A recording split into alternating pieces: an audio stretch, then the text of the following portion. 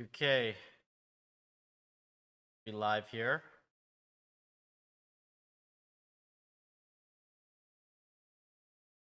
There we go. Hi.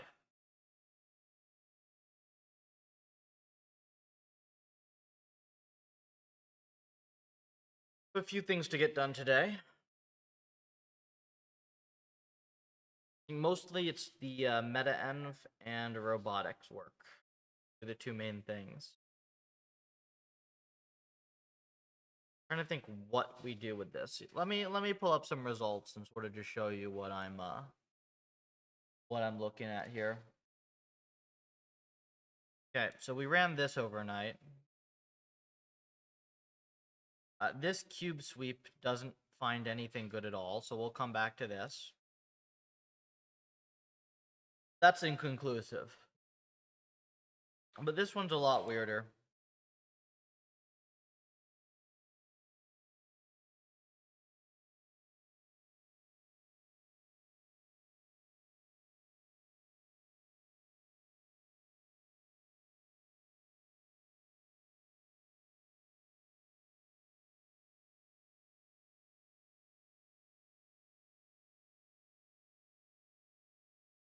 You see, this gets up to 3.5-ish. 200 experiments worth of data.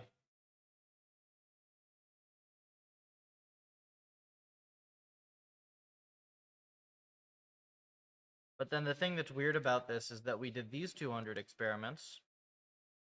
We did quite a bit better.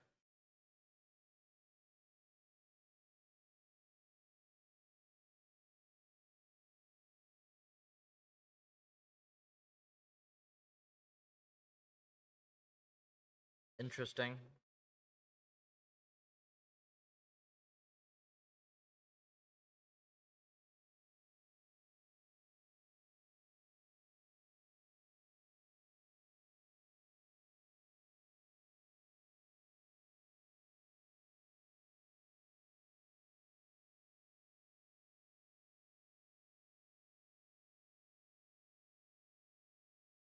Yeah, I ran the 5-1 for longer, and it does actually reproduce. But then it oscillates between 4 and 5 unstably.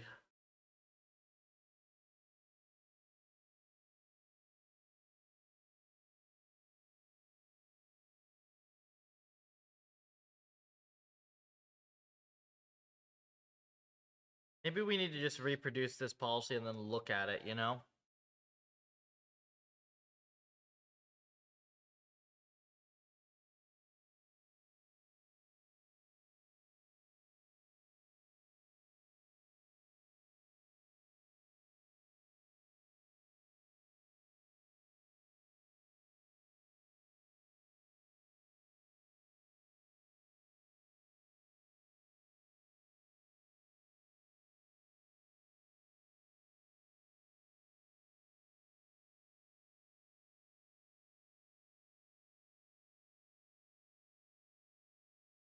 Man.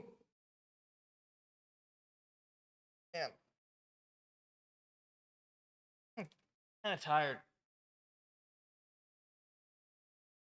Could have gotten enough sleep, but I've been studying quantum mechanics and like just this mind-boggling topic. Um, Even the basic stuff is very mind-boggling. It's just very unintuitive. So I think I fell asleep thinking about wave functions.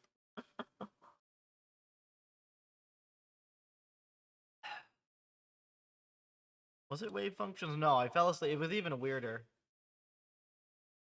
I um I fell asleep thinking about the nature of fields in general and whether fields can be described by particles. Um, whether it's a model or whether it's an actual phenomena, I don't know.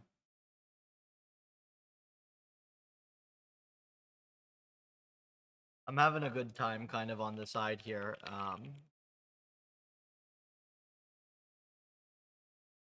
I'm having a good time on the side here, just kind of like going through different areas, hard science, like chemistry, physics, trying to get like a low level understanding of different areas of science. Mainly I'm looking to like figure out enough of the fundamentals here to figure out like at what level of simulation, what levels of simulation are feasible.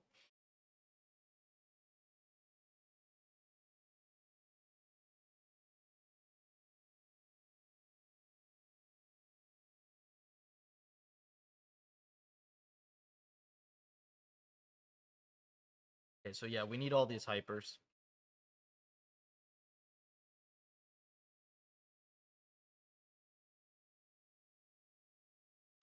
And this should actually give us a pretty cool to look at policy within a few minutes of training it.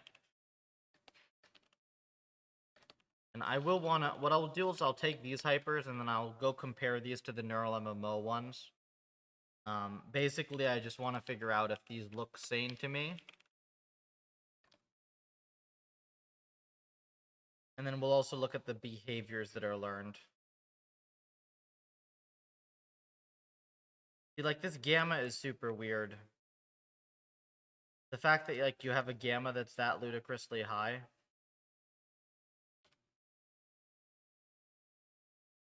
Like, that doesn't sit right with me. Like, lambda's reasonable, but gamma's way higher than I would expect for this problem.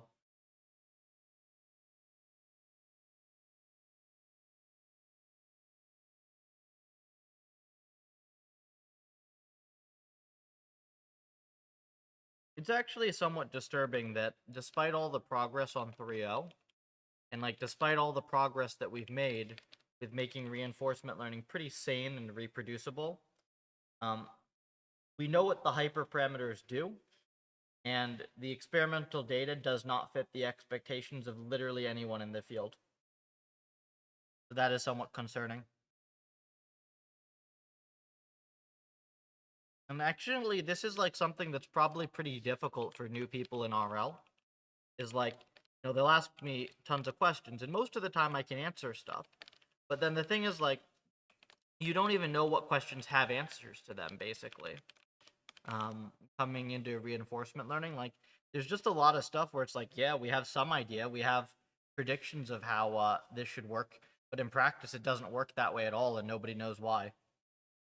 And there are just tons and tons and tons of things like that in RL. And you hit it very quickly as well. Like, if you're studying physics or you're studying chemistry, sometimes it can take you a while to like come up with questions that like nobody knows the answer to, or like is not related to some other field of study. In reinforcement learning, you can very, very quickly run into questions where it's like, yeah, nobody knows. And just nobody knows at all. Good luck.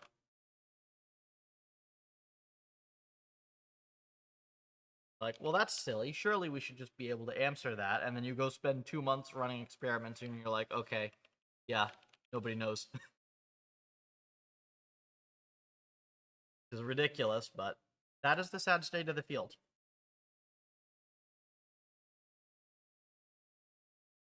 Of course, we've made some major improvements to that. Now we're at like, all right, we know it works. We don't know exactly precisely why or how, but at least it does work. Whereas before it was like, sometimes it works, maybe.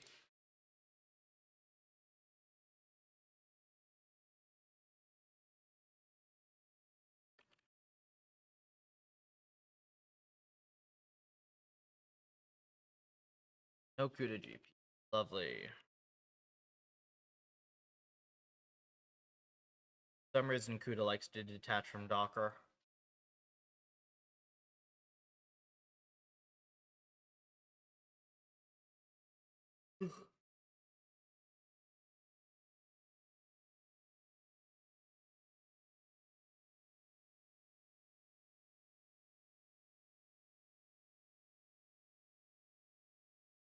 Alright, so that's like a 3-minute experiment tops. We'll see if this repros as it should. But if this does repro, then we actually should be able to look at the policy, which I don't think I did before. I don't know why I didn't bother doing that, but that's like the super obvious thing, right?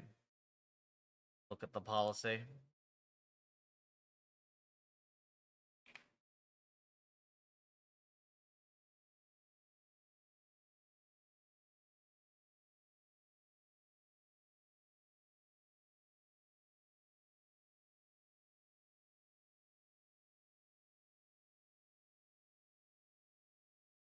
the heck?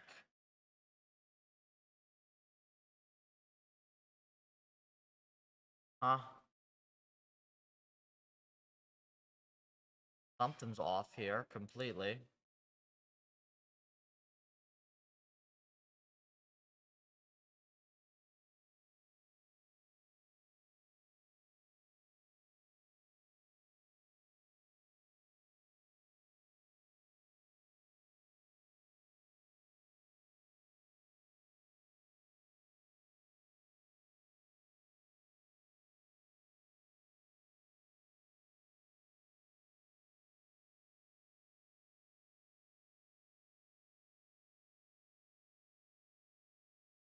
This does not work, period.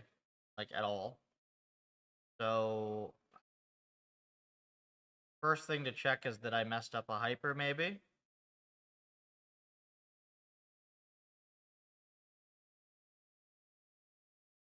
Very likely I mess up a hyper. I really should not be copying these things manually. Kind of bad practice, and I should probably just have a way to do it automatically. This is 108 mil.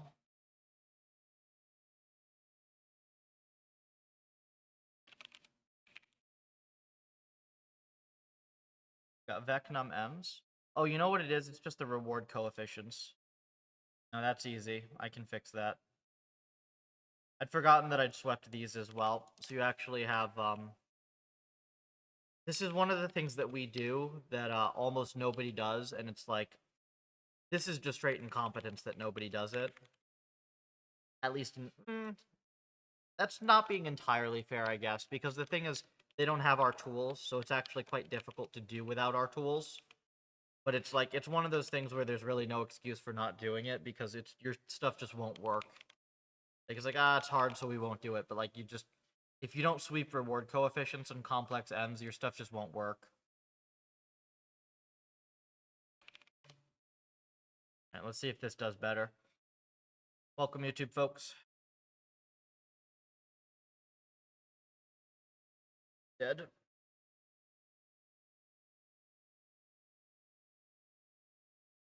Plan for today is going to be meta policies. We figure out, we're going to pull these up once I actually get this to repro.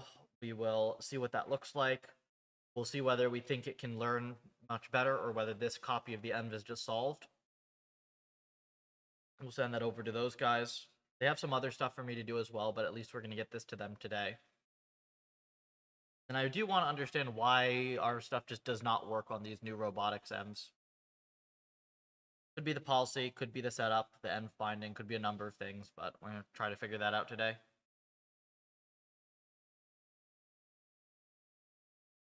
Welcome, boxing. Finally have something that somehow trains. Does it solve, like, the commons problem? Like, you actually have something that solves the commons problem?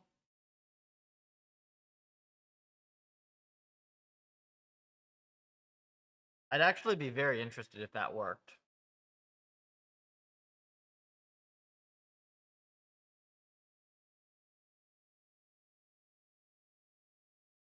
Because, like, humans usually fail that one.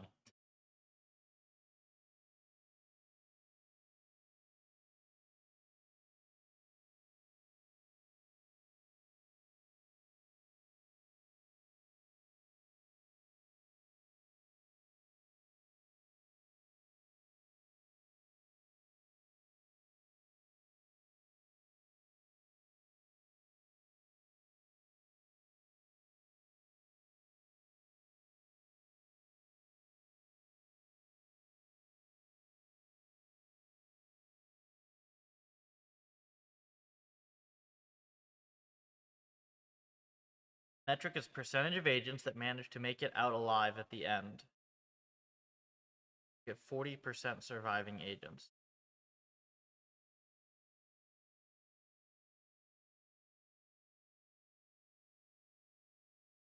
Have you actually watched what the policy does?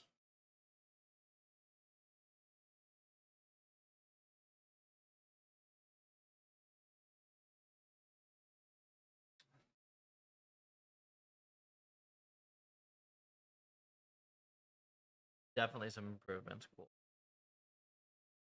Oh, we're at. This is a pretty different learning curve than I was getting before, no?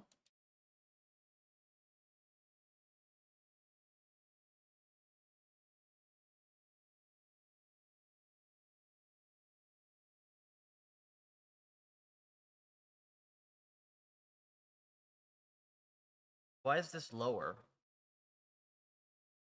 Did I miss something again, or is it lucky? You stopped rushing the food and somehow wait before collecting. Also use the new buffers and stars. That is called pandering, and it does work.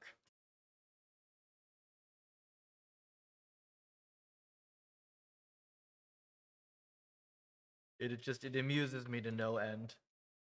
We have the M's, they're just all the puffers. So funny. Yeah, so this only gets like 3.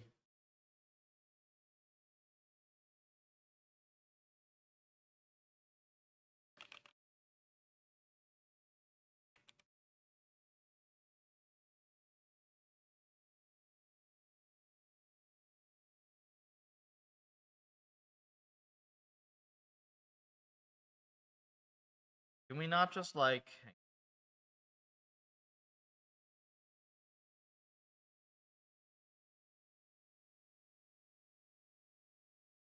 just compare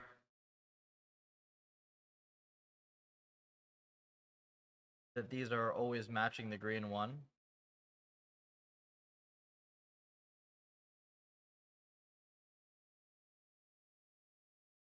Yeah, these all match. Unless I miss something else.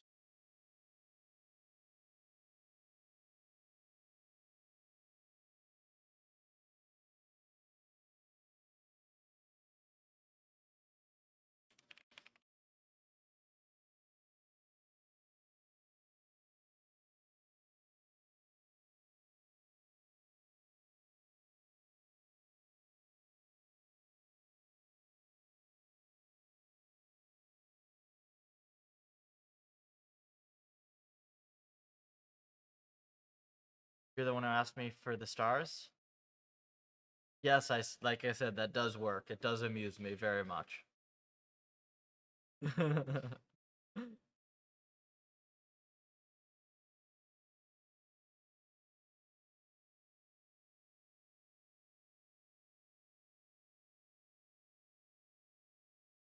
Better logs is what. Yeah, it's always, man. It's always a data problem of some type. Almost always, and you need good logs. And good logs is not the same as log everything, right? Like this project I'm working on here, they've got hundreds of logs, and it's too much. You just need to be tracking like key metrics that actually matter, and you just need to think about them a little bit. If you do that, you'll pretty much always be in a good spot.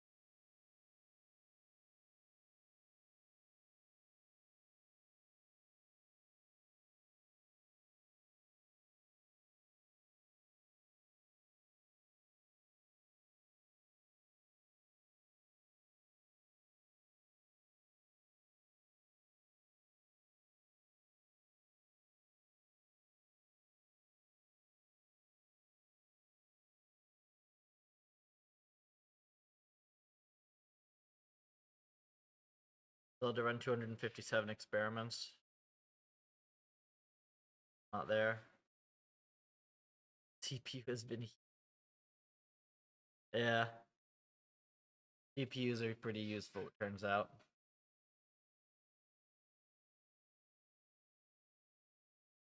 Yeah, that's just straight up not gonna be it, man. If you find yourself deving a new environment and then trying to do new algorithm research at the same time because it doesn't work, you're almost always wrong. Almost always wrong. In fact, there is actually, it was Wooden added a research M specifically for testing Diam. You want to mess with that. It's like a very simple environment where we should be able to test with and without and like actually get some results. I think it's convert circle. Isn't it the grid? No, grid is the maze env. It's similar. Well, it's similar to convert. So basically I got him to make like this env, except the targets are in a circle. So it's like the idea is that I don't know, where did he put it somewhere? Maybe he put it somewhere. Oh. Not telling me I'm forgetting meeting.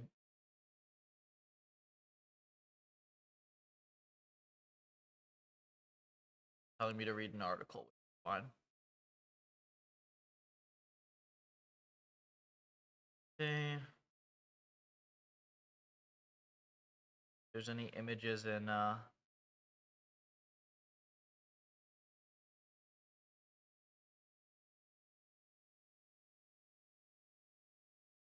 Oh yeah, so here. For some reason this is not expanding correctly, but you can kind of see the stars are in a circle. So the goal is going to be we spawn all the puffers at the center, and they're going to have to go to a star. And we'll basically just see if they always go to the same one or not.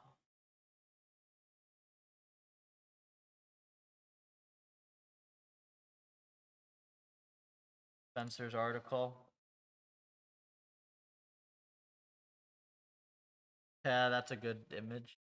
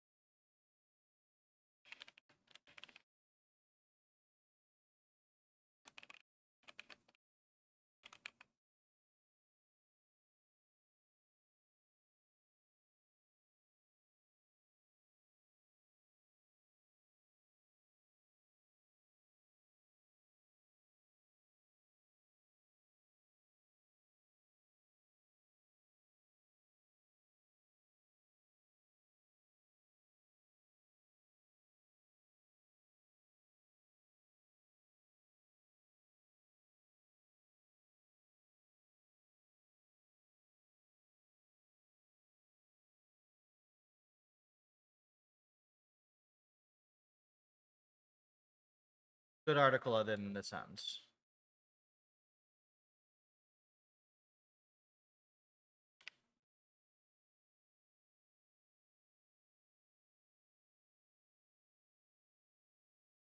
Oh. Okay. Yeah. I don't know what was happening before, but yeah, guys, I think we got it to work. Yeah, okay. I love it when that happens.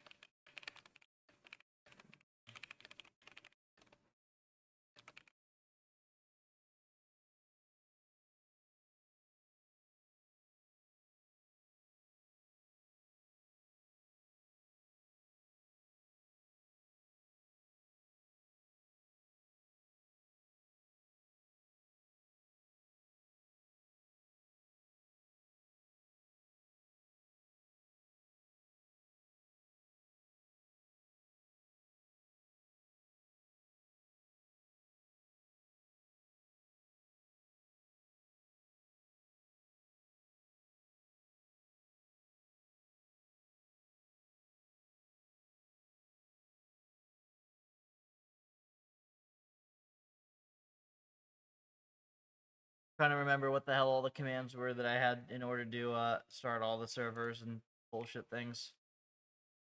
Hang on.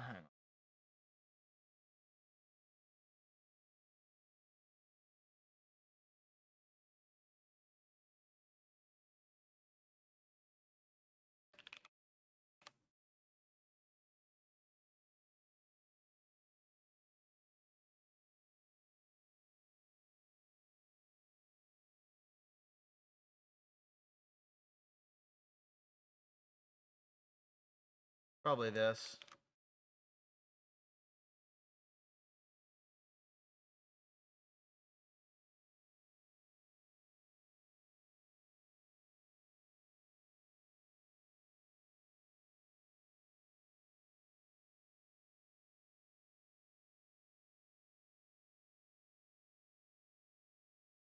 Okay. We have to do eval with this, and then we have to turn on the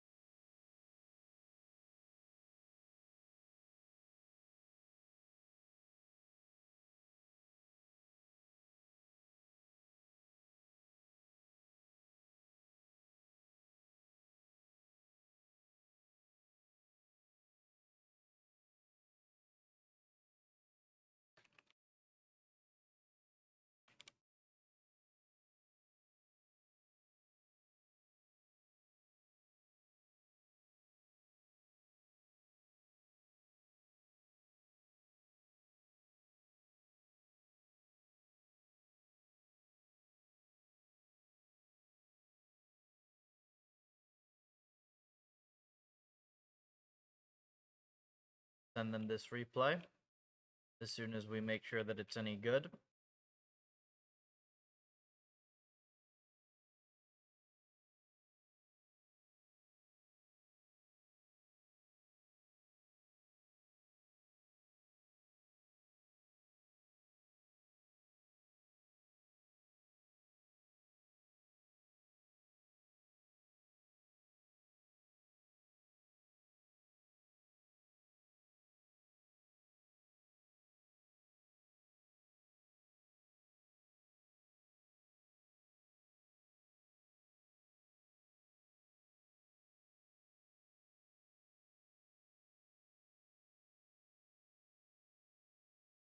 I gotta love how the play button doesn't work, but the scroll button does.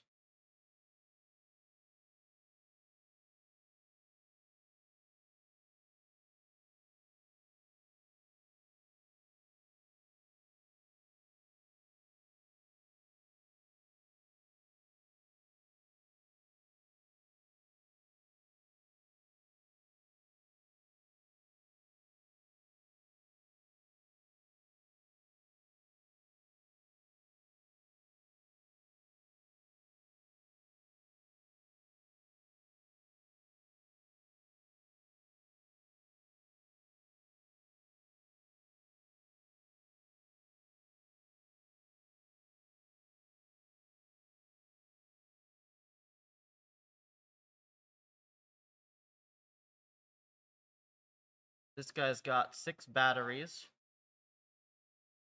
and 2 ore, so he's gonna make 2 hearts out of this, right?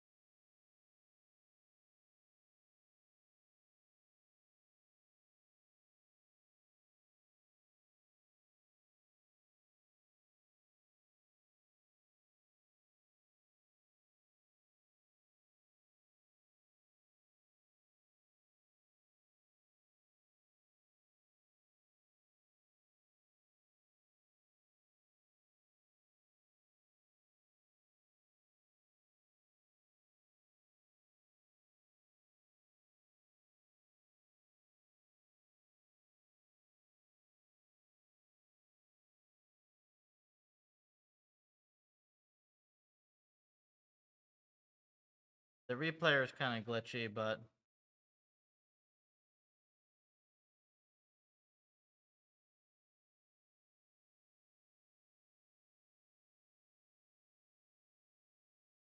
so much better just as the Ray viewer.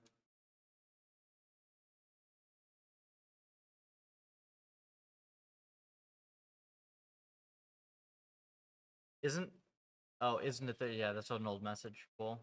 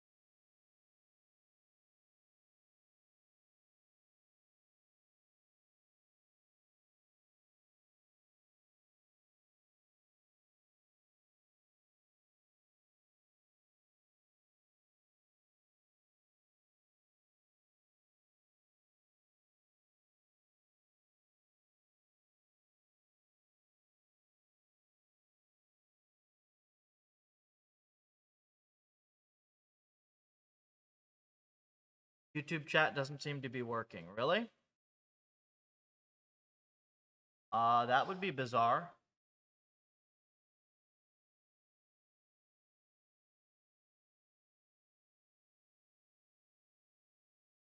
Oh. Hi, Brad. Yeah, Sakana's cool. I don't know why my Restream chat is not broadcasting that. That is weird. Hang on, did I pop out the wrong chat or something? No, I've had this exact same chat. Oh. Hi, Brad. Yeah, Sakana's cool.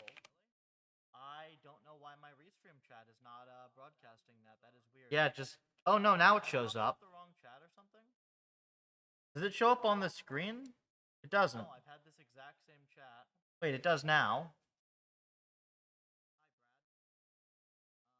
I didn't even do anything, and it shows up on both windows. Can one of you write something? See if it works for non-admins? Oh, that's probably horrendous with the double audio. My bad.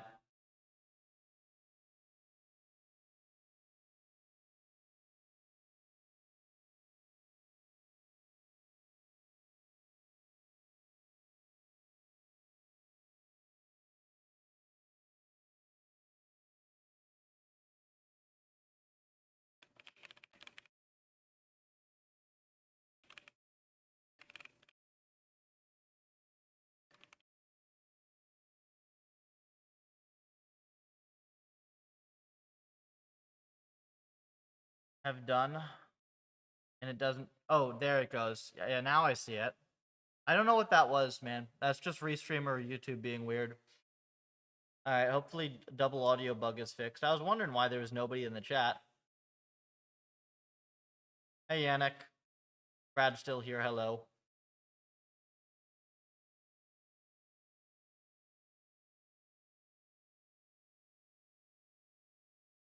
Yeah, so Sakana's cool. Sakana's David Haas thing. I have a colleague that does... Well, that did some work with them. I've interacted with David Ha a few times. I saw him at NeurIPS last year as well. They do cool stuff. David Ha's always kind of been like one of the cool, like, has crazy out there ideas guys. He's actually, I think, among the like crazy ideas people, he's been one of the ones who's actually like gotten them to work a bit more consistently. So,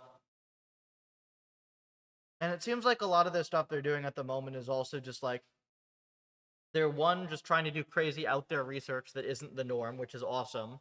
And then B is just like, you know, they're also applying, it doesn't have to be super state of the art, but pretty good modern AI stuff just to all of the crap in Japanese government. So they're trying to just help streamline stuff. It's like a national lab,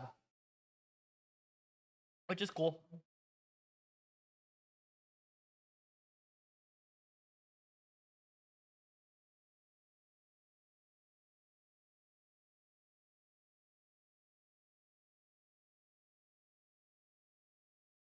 All right, so this is going to run for quite a while here. Let me just send these meta guys this replay.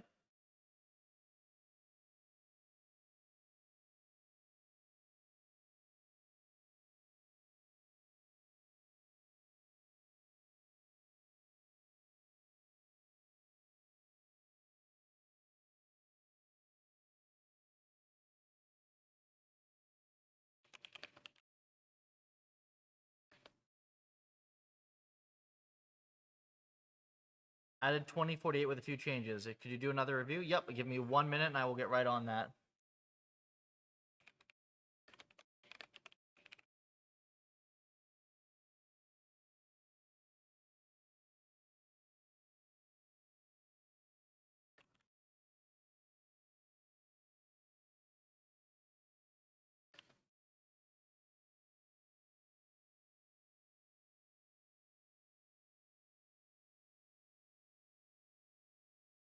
Actually gotten it to solve 2048. So I didn't manage out of the box with any other RL repo. We do try to make good stuff here, man. I think there's a lot of improvements to be made, but pretty exciting. Yeah, that's cool. Let me see if we can even do better. We'll take a quick look. Let me use the restroom real quick. Grab another cup of coffee so I'm fresh, and then we'll get on that. I just figured out the meta stuff. I think that's pretty solid. To give you an idea, they have a big team working on this thing, and we just set Soda with like a model we trained in 10 minutes. So, heck yeah. Be right back, Yannick, and then you'll get your review.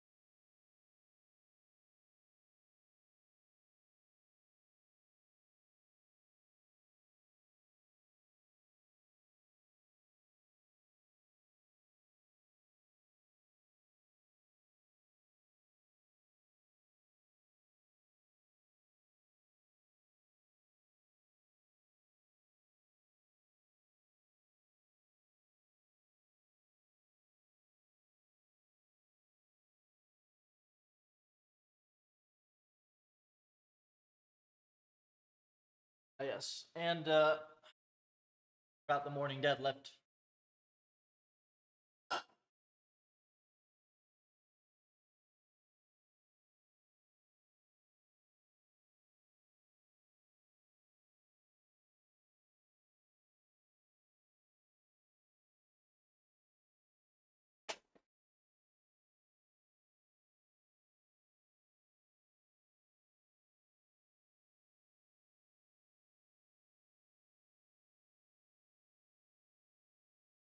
Okay, let's get to 2048.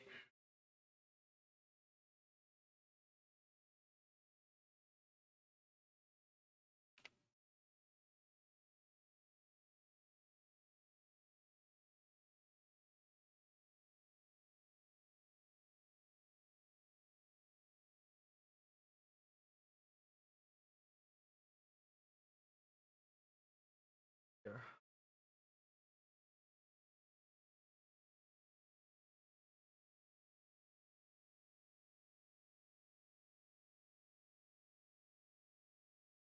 Oh, and let me reply to Kyle real quick. Do that.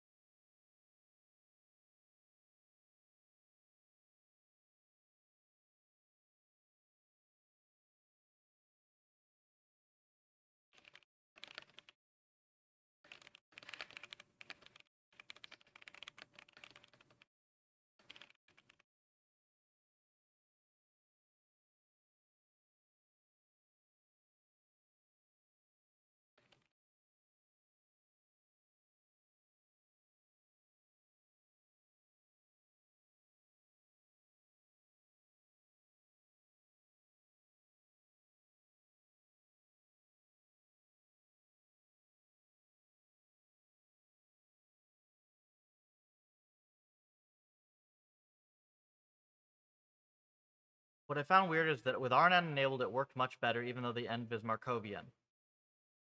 Maybe the normal policy has too few parameters. It adds some parameters and it adds like a reasonable layer structure. We just throw it on by default because like our RNN implementation is fast, so like we don't really care. We just use it by default. Plus, it can let the agent, like, it gives the agent working memory in case it wants to use it for anything. Like, most people, the reason that most people don't throw LSTMs on everything is because their implementations are bad. That's it. That's the only reason. Like, if you actually look at the flops, it's like a perfectly reasonable thing to just chuck in as a layer. LSTMs are incredibly fast. Like, you can train a 1024 DIM LSTM at 1,000,000 steps per second. Like, they're really, really fast. But the thing is, in most implementations, they're very, very slow, and it's purely because people suck at coding. That's it. There's no fundamental problem with them. Okay. Where's 2048 here? Added 2048 Ocean Env.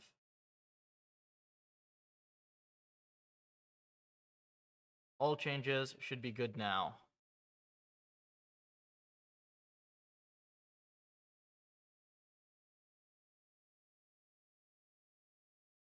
Got some hypers here. Is this meant to be 2 billion? 2 billion. Huh. That's a surprisingly large number of steps to have to train 2048. Did you get these from a hyperparam sweep? Like a full sweep?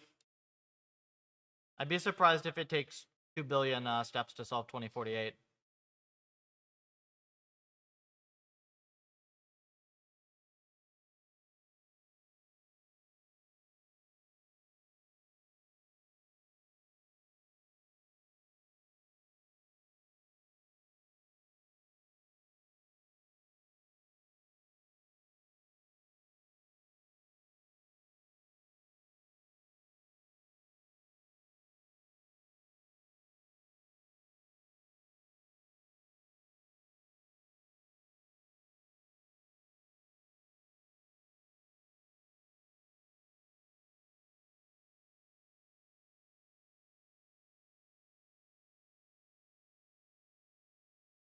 Values for any are just my working stuff.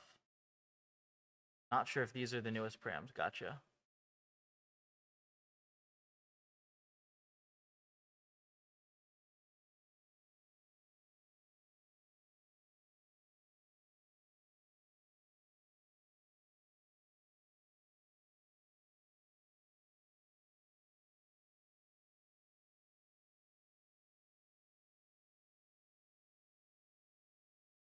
Copied them from another end. Yeah, so you don't want to do that. You want to run a sweep. I'll help you though. I'll help you do that. Do you have a GPU to run stuff on or no? Because if not, I can just set something up for you.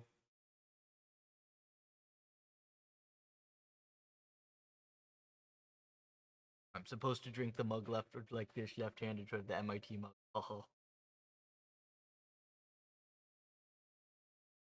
Everyone always comments on the dumb mugs. The thing is, when you're a researcher, you get a lot of mugs. Like all the conferences give mugs out. Universities give mugs out. Like they always just give mugs. They know that all you do is drink coffee. Right, code. Uh,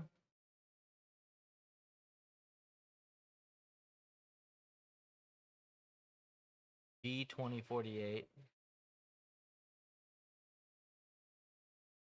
works, so I run it over the weekend.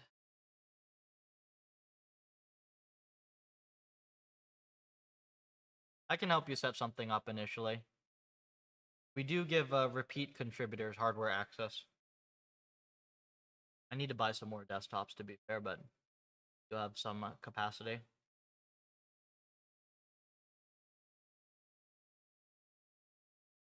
Is this thing superhuman on Tetris? I think it's a little better than I am, but I don't think it's superhuman. I mean, to be fair, we haven't really tried very hard on any of the individual arcade ends. Like, you could run it for longer, and it would keep getting better, most likely, you know? Or you could train a bigger policy, and it would keep getting better. It's pretty cool to watch, though, right? It's like a pretty mesmerizing demo to watch. I really like this environment. It came out very, very well. Right? This is just fun to watch. It's definitely a heck of a lot faster than most humans are. I think maybe like the top players are a bit faster than this, but like it's pretty cool.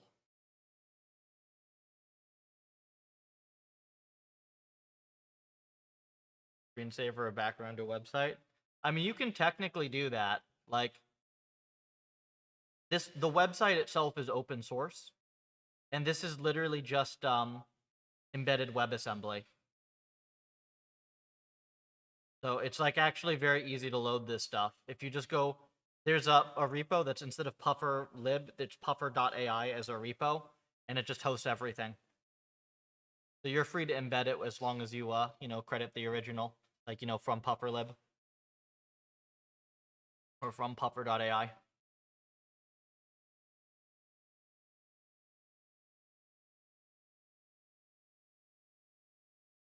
I believe that was Adrian's, one of Adrian's ends as well. Adrian should be credited somewhere there. Yeah, by Adrian.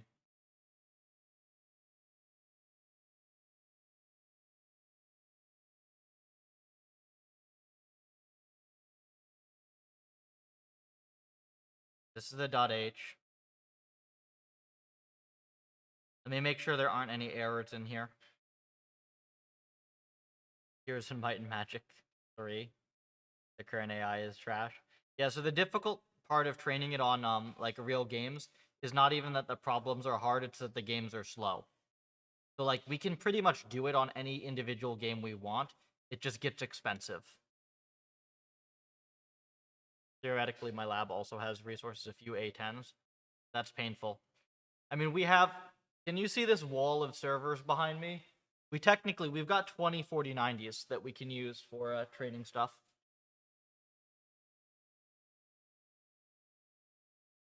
This is one of the nice things that we're finally in a pretty good spot with. See, it's a little buggy. Not too concerned about that. I'm just concerned about making sure there's no major errors in here. H unsigned char int float r uh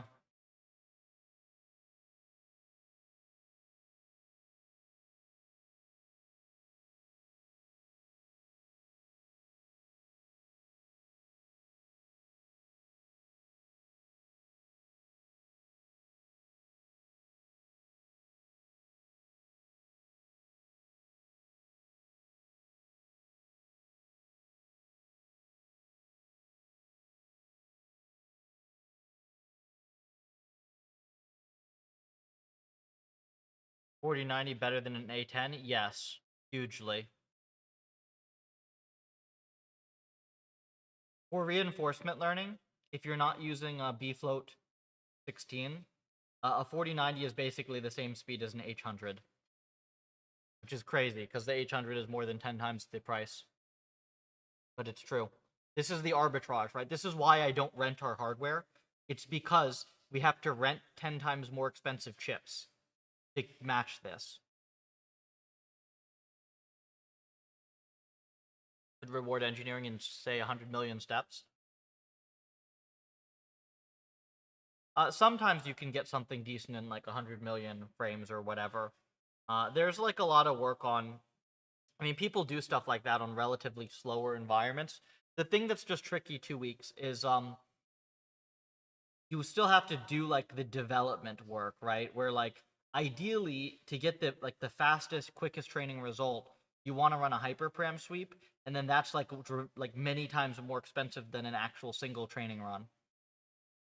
And then also there's the thing where usually you get CPU bound, not GPU bound. Like even though you have your nice fancy GPU, you're actually spending like 99% time on the CPU. So it's like, it's not that there are any fundamental barriers, right? We are solving harder problems in many cases than real games. It's just that the games are slow. So you can think of it as like a cost and an infrastructure premium more than anything. Only because you don't need the memory? Yep, don't need the memory. We literally keep our entire data back on the GPU, and we're still not even close to running out of memory. Even with the bigger models. Transformers are just, like, obnoxiously memory inefficient. Why everyone needs that much memory. Hyperprims, we forgot. Yeah. You can technically run default hypers, but the thing is, like, it's not great. Like, we're getting better at it. We're, like, now more of our hypers work, like, at least kind of okay out of the box on most problems. It's not ideal, though, right? Which is why we do all this research on really fast environments, right? Like, the more we can advance research while going really fast, right, the fewer experiments and fiddly bits have to be involved when we actually want to take it and throw it on any fixed problem where stuff is slower. Which is why all this research is really useful. And, yeah, if you want to contribute to it, we're right here.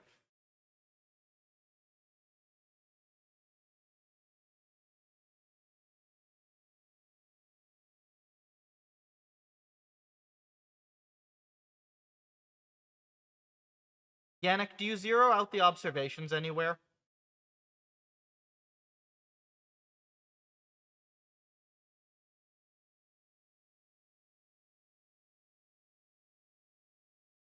Wait, one hot encoded. This is in China that can send you. Yeah, that is a thing.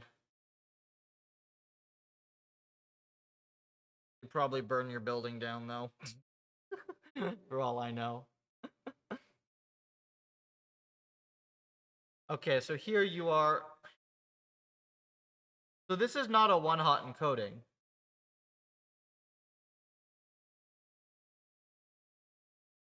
In the reset. So Yannick, this is not a one-hot encoding, right?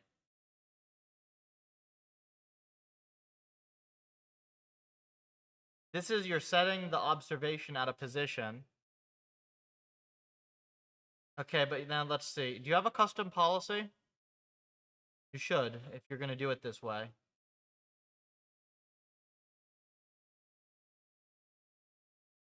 Not log 2. Yeah, okay.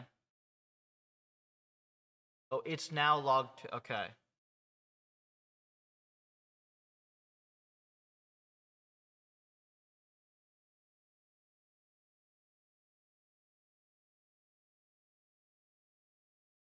Yes, memcopy would be faster in many cases. I'm trying to make sure he has the ends right.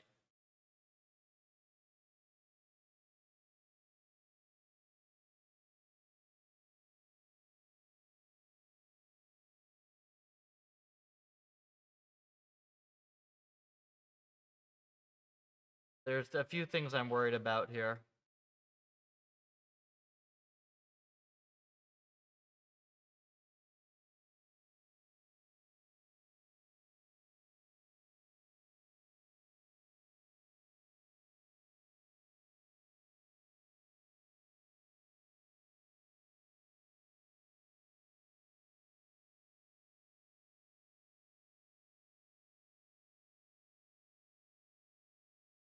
Okay, so you do have a custom... No, you don't have a... Wait. It's just binding. Okay, you do not have a custom policy.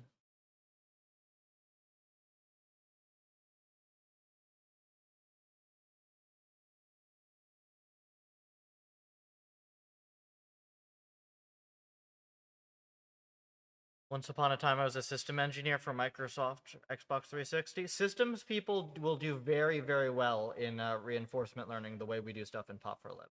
So, I'd definitely encourage you to come try some stuff out with us here. Like, we basically just write really, really basic C in a way that makes stuff good for reinforcement learning. Like, everything's written into shared memory, like, no dynamic allocations and stuff like that.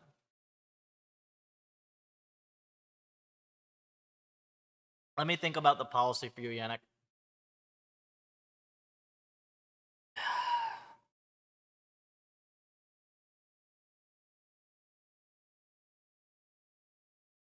We probably need to make you a conv architecture.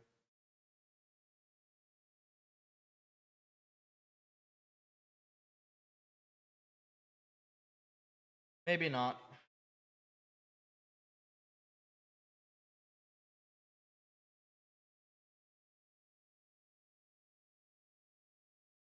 There's no vibe coding in Puffer.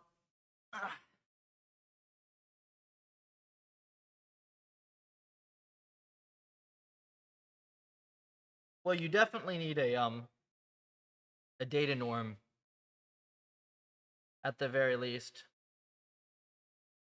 What's the biggest number in observation? Wait, required flattened is... This is not updated. 16 tiles.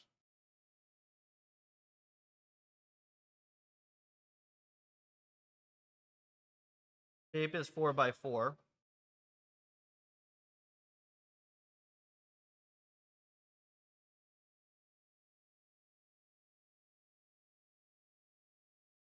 Eight. 11 for 2048. Okay.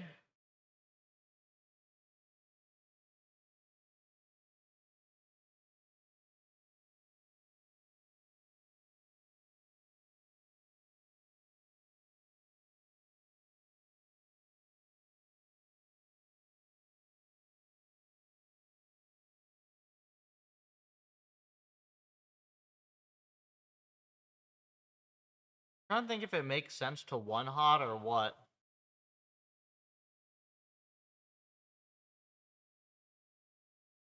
$20.48 solidly.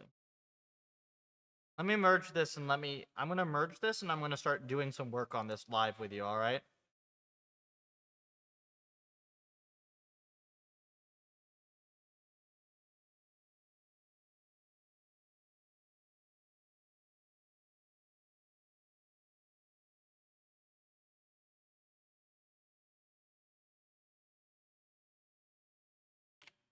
Thinking how we want to do this.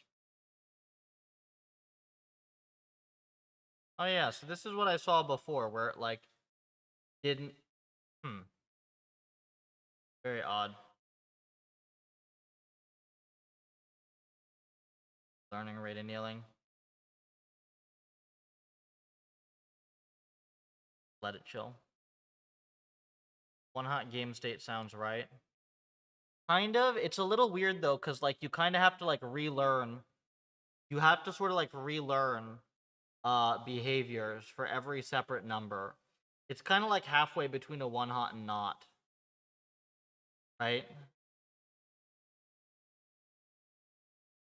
Well, you don't want to do transformer. They're just slow. They're kind of just slow. I mean, I at least know that I want to normalize your observations, right?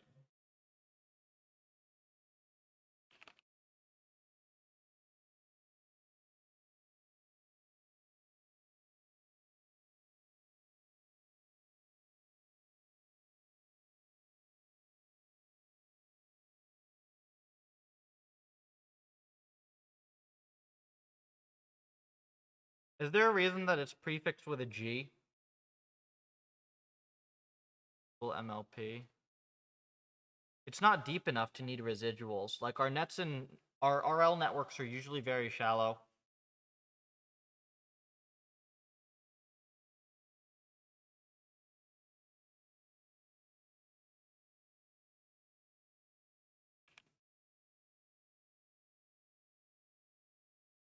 I think your classes are not allowed to be called 20, like the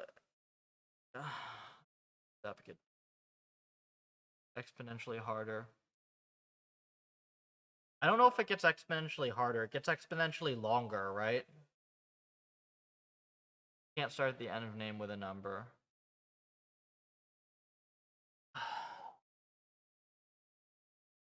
Could do puff 2048, I don't know.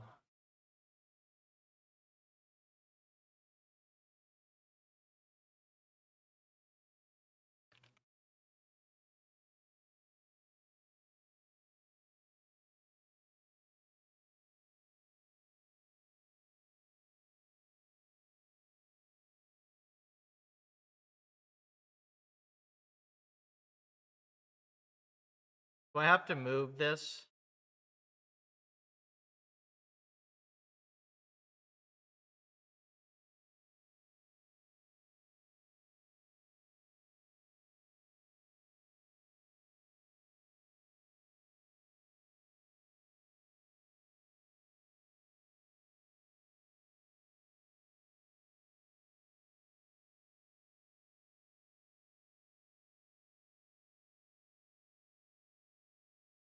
Okay, so something's screwy here.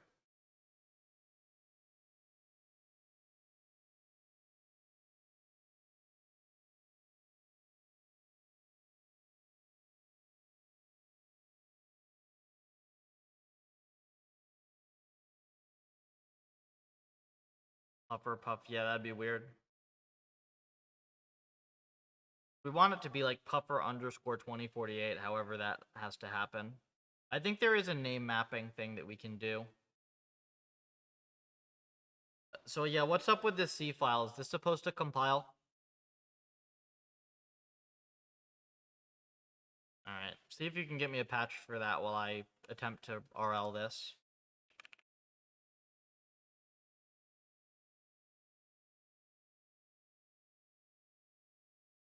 Oh, I think you said you're at work, so no big deal. Do it later.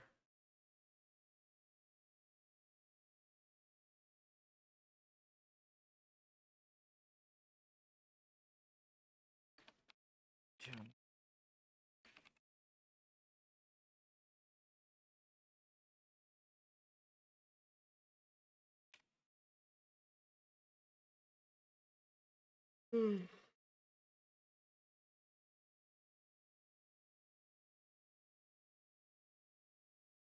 Over weekend is good.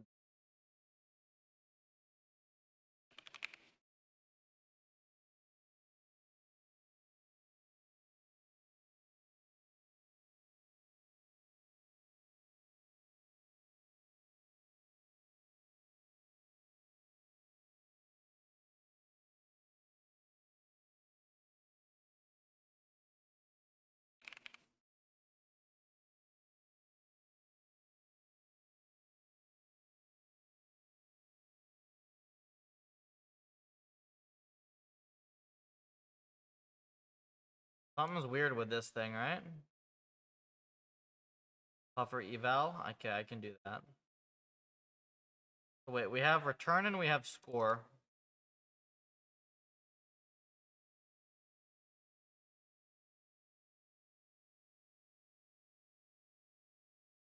Neither of these are good.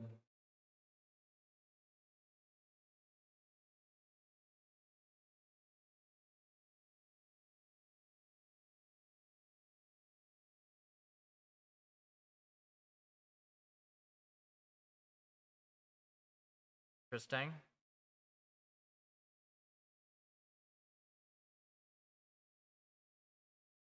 Recommend Neptune over Wannabe. So at the moment, yes, Neptune is better than Wannabe. However, I've been told that they're attempting to kamikaze their product later this year. I don't know what the hell they're doing, but for now it's better.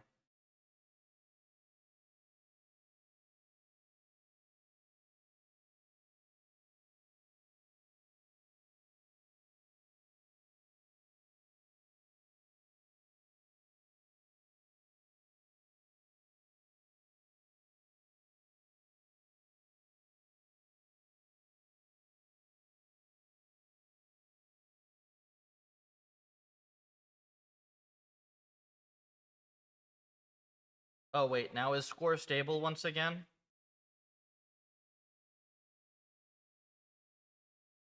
Yeah, it looks like it is.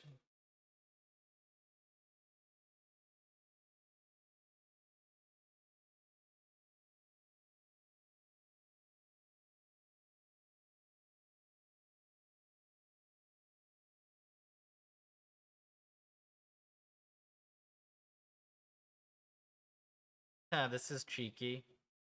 8-minute experiment for 2 billion steps. So sometimes ran into NANs when training. It was just probably, it can be a number of things. NANs are numerical issues mostly. Do you know what score is solved? What problem are you trying to solve? This is 2048.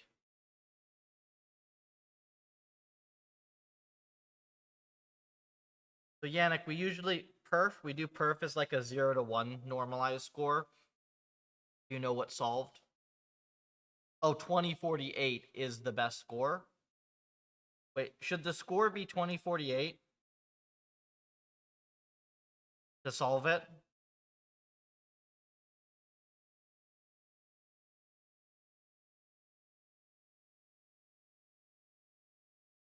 Is that how it works? Greater than or equal to 2048. Okay. So yeah, it looks like you just have some unstable learning dynamics. Take a look.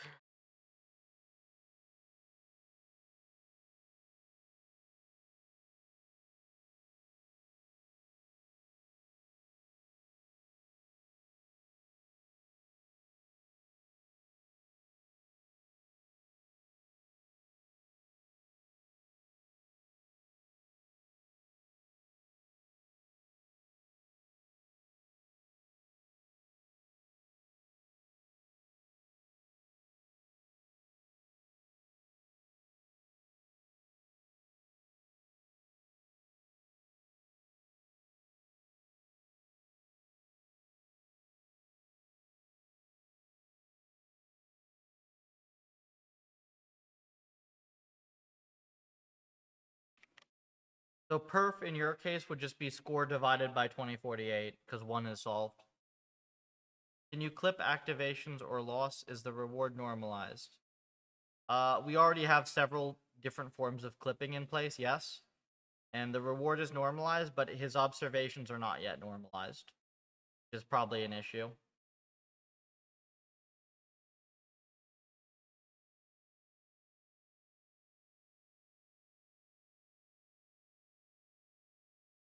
Okay, so that's immediately better.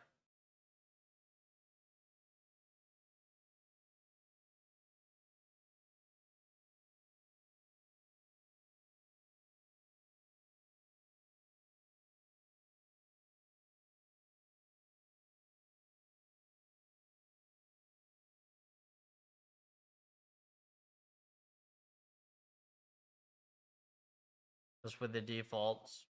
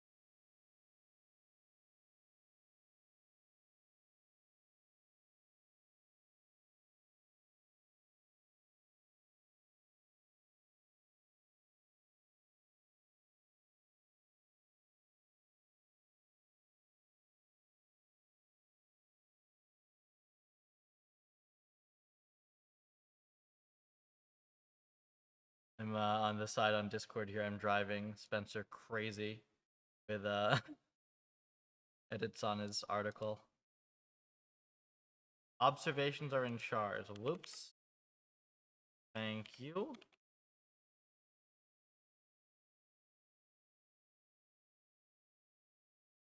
Let's yep.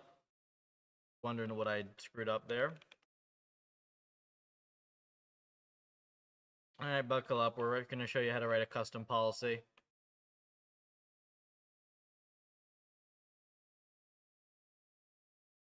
Good.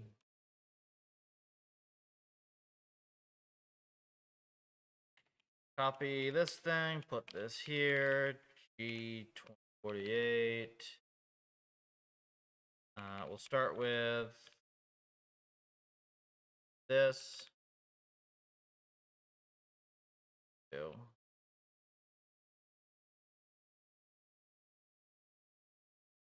Encoder is going to be 11 times this. We'll start with just like this. This is a fairly vanilla network here.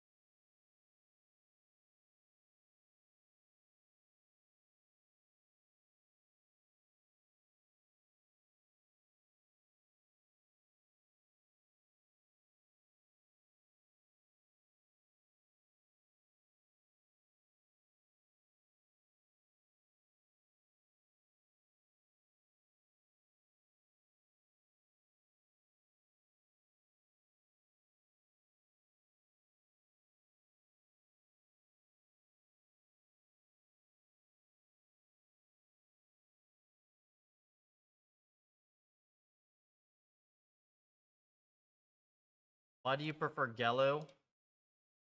Uh, mild empirical benefit. I don't have tremendous confidence in it, but in like I did some experiment and it seemed to be a little bit better a while ago. It's been fine.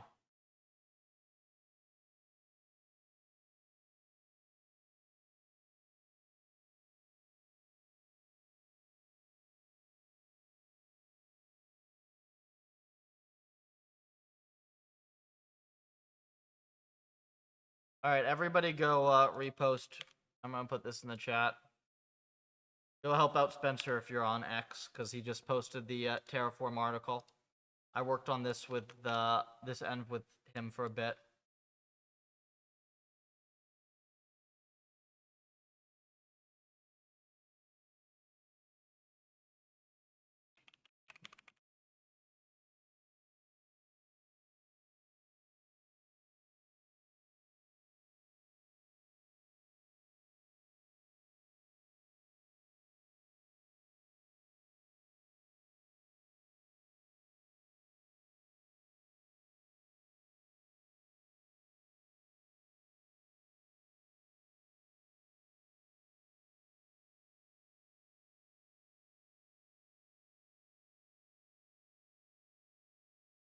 It was Relu before, yes.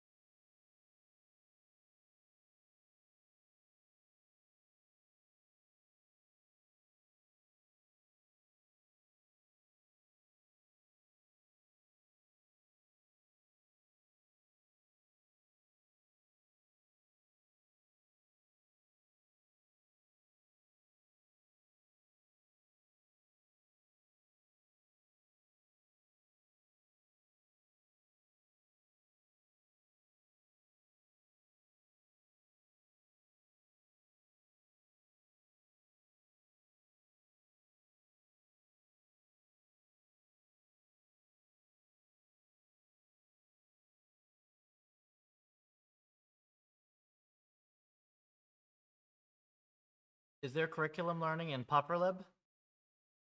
Yes, technically. We have some research we've done, Aaron specifically, and we have a version. It's not like very well integrated, but it is there and it's quite simple. And then we also have several environments where we've like manually done some form specific to that one problem. Generally, we have a fair few curriculum learning people around here, though.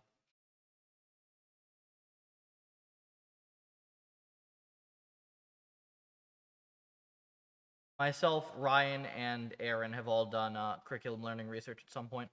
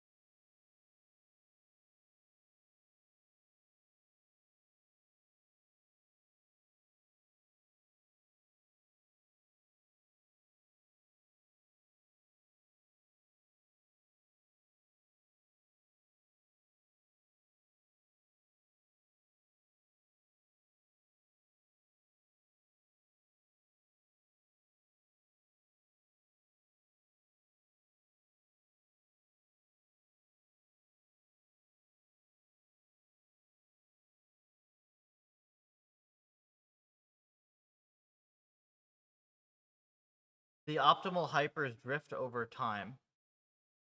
Uh, you can't resweep every 100 billion like that with how expensive stuff is.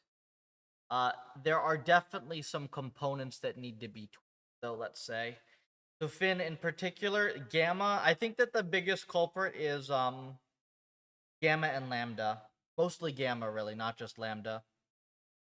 Because Gamma... Here, hang on. Let me finish this.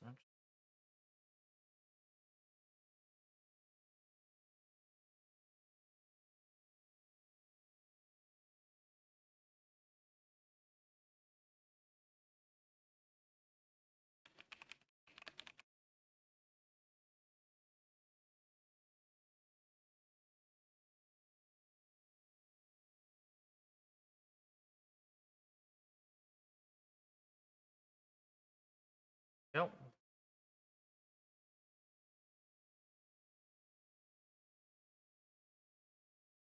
Good article. So, yeah, Finn, I... The thing is that Gamma tells you this is how much you care about $1 today versus $1 tomorrow. And, like, credit assignment doesn't work on a fixed temporal hierarchy like that. And Gamma tends to be, like, the really weird and sensitive and janky hyperparameter that tends to vary a lot and sometimes needs to be annealed in other things. So yes, like that specific param. But the thing is, like that's kind of a band-aid patch. Is just like, what if you resweep it? Because you have to like do so many more experiments. Ideally, we should just come up with something that doesn't have that problem at an algorithmic level.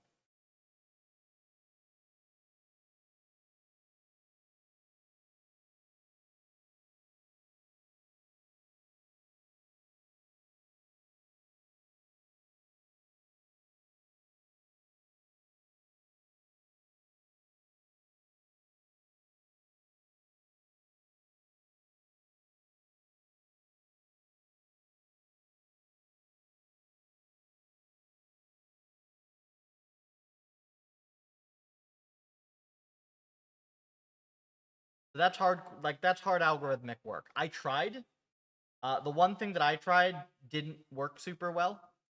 This was my work on P3O. I don't think you guys were watching the stream then, but I spent a couple weeks on like some pretty hardcore algorithm dev around that. And basically like there's definitely stuff we can do, but it's going to require like at least my full attention and probably help from a couple other people for like at least several weeks to even have a good chance of figuring that type of stuff out. So tricky.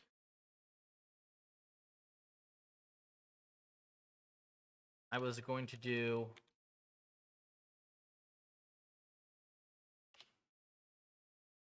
All right, my bad, Yannick. I keep getting distracted here. I know I've been trying to get this thing for you. My brain is also all super fuzzy. Like, always happens like in between chunks of work. Takes me a while to like get back to 100% after doing a whole bunch of work on like release for several months. Let me get rid of this bot. Get out of here, bot. We train bot. We train bots. You do not come here. We train you.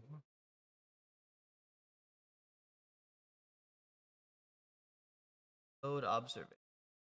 Probably something like this.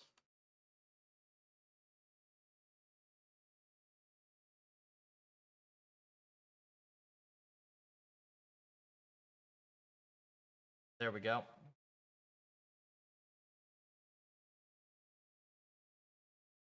Okay, so this is a custom policy that literally just does the exact same thing, but with normalized observations. I don't have any great confidence that this will do anything, but it's at least going to be less prone to horrendous failure that makes no sense. And it is actually a little tiny bit better early on already. Normalize your observations, folks. Between roughly -1 to 1. It doesn't have to be precise, but don't have values that are like 5. We have 10 people on YouTube for once. Hi. It's all open source research. Come contribute to this and get involved with pushing the cutting edge of reinforcement learning right now at puffer.ai. start the repo to help me out for free as well. The rest of it's all on Discord. Back to work here. Okay, so marginal benefit from this. Now let me show you how to one-hot a policy. Now it's all positive. It was always all positive. You had a char. You had an unsigned char. I just divided by 11.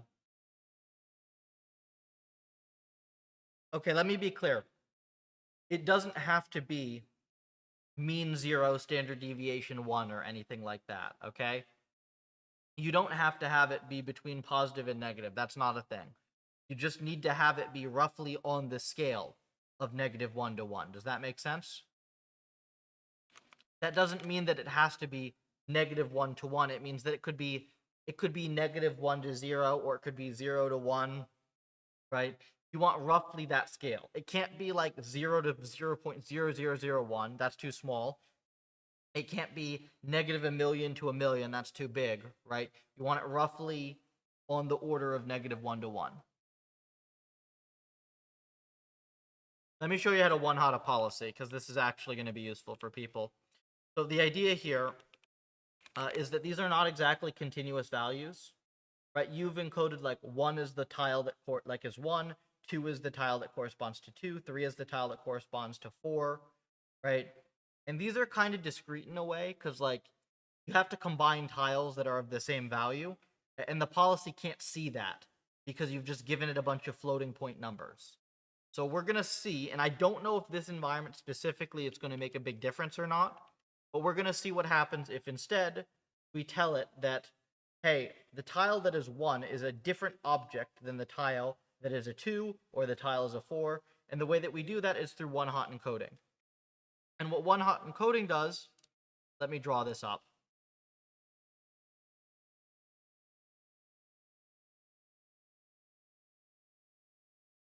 Let me do this properly, because this is an important topic for people.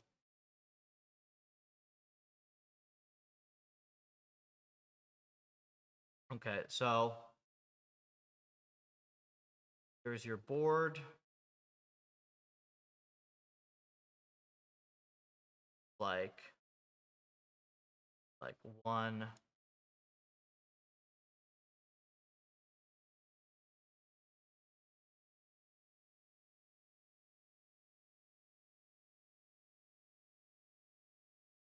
This one goes to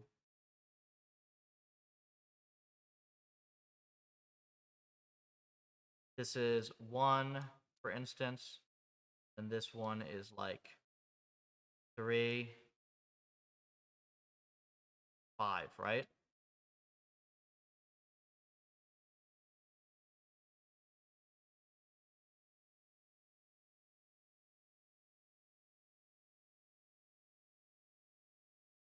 So one-hot encoding here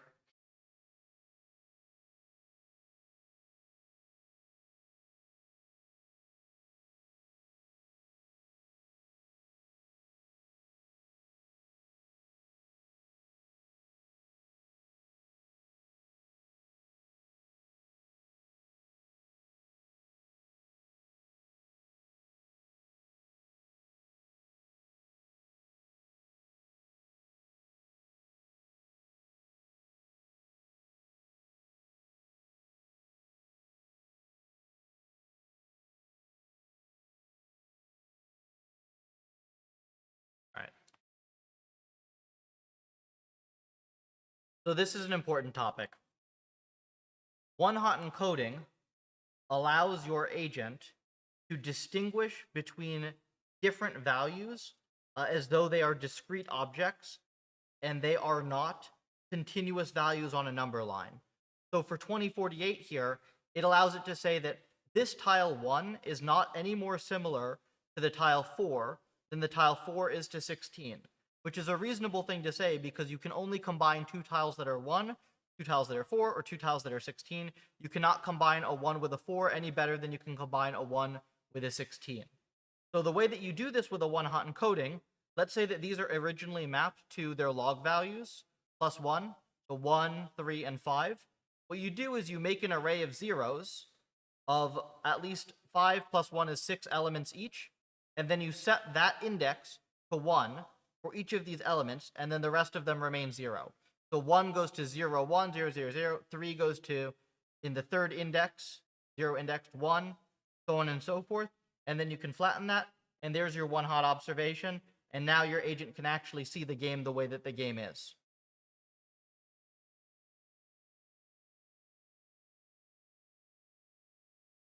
There you go.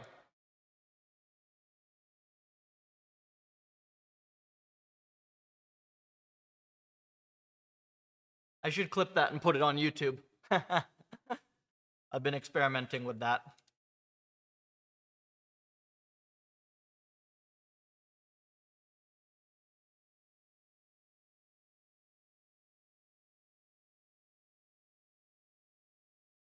So the way that we do this in practice, right, there are 11 different values, did we say?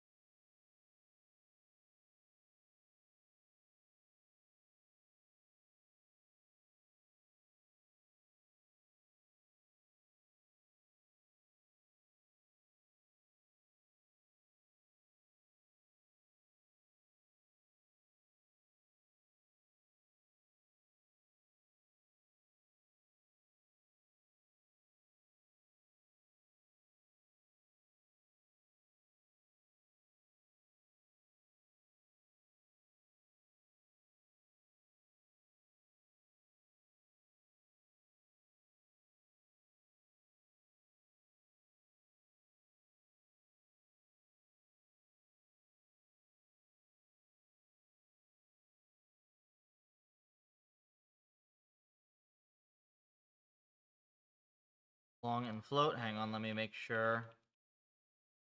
Float.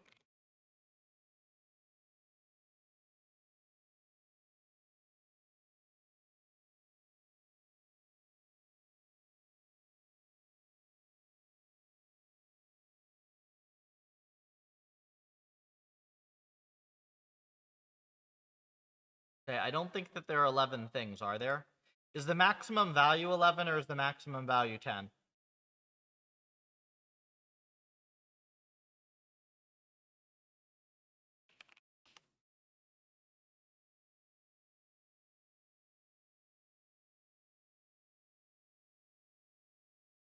Okay, the maximum value is 11. That means that there are actually 12 elements.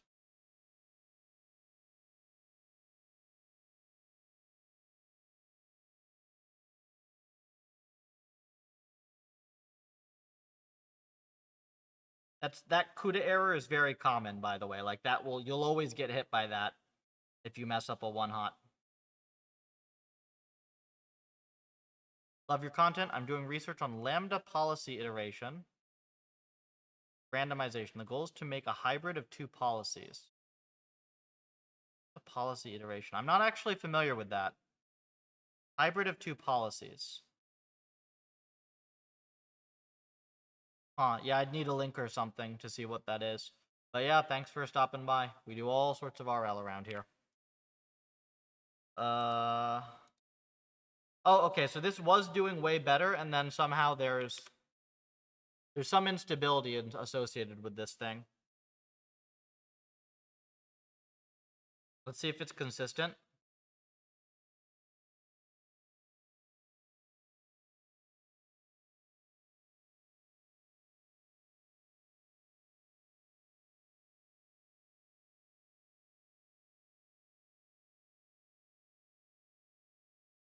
Value loss is blowing up.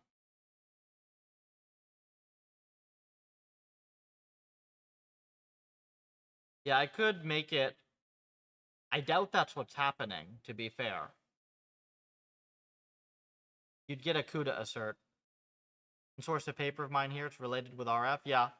If YouTube doesn't let you post the link, stick it in Discord. I don't have any settings on, but sometimes YouTube's obnoxious about that. Discord.gg/puffer if you're not already there. If you insist on not doing one hot, I am doing one hot. 2 weeks, I literally just added that right here. See?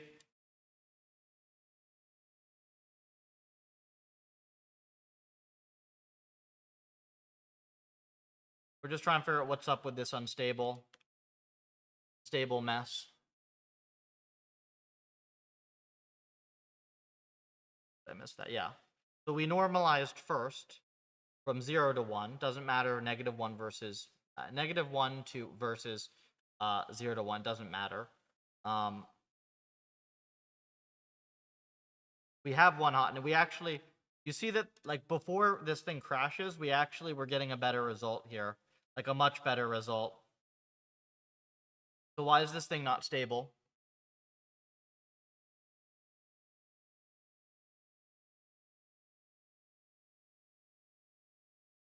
Usually a data bug.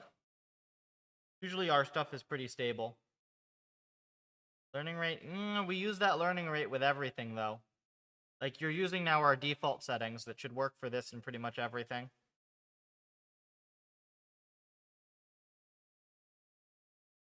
Especially for a network of this size.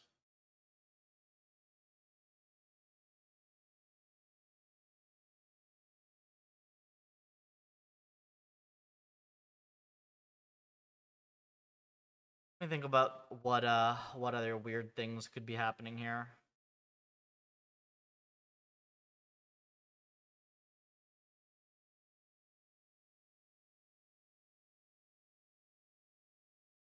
We have not looked at your reward structure at all.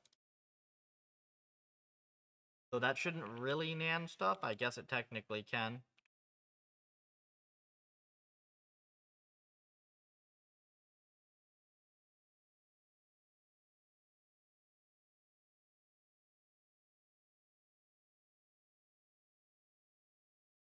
Okay, so we have your actions, unsigned char observation. Make sure that this is done correctly.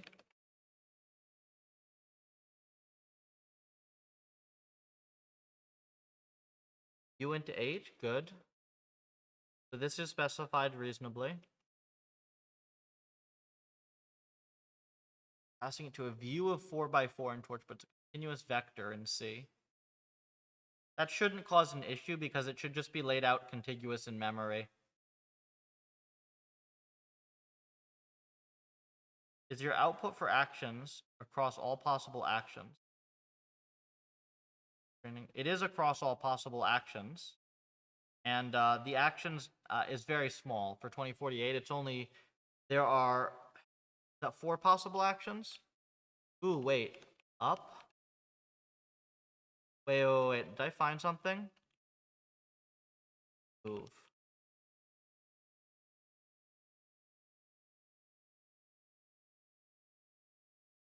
Okay, no, you do add +1.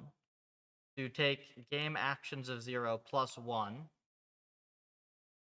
You don't need to mask actions. That's not a thing.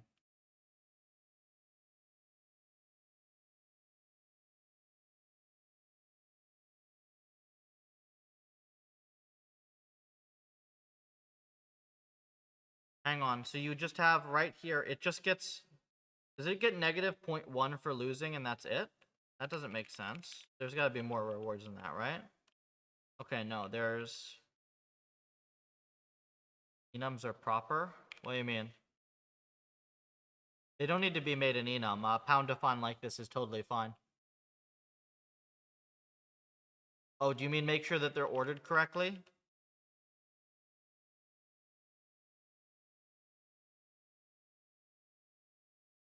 As long as he is checking them by name here instead of by value, that should be fine. Because it doesn't matter what order you list the actions in for the agent.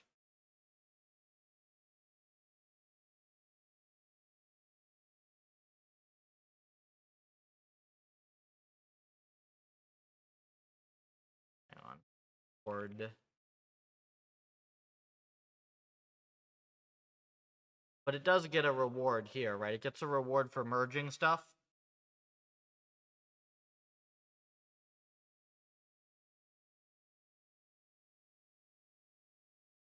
Row of I divided by 11F.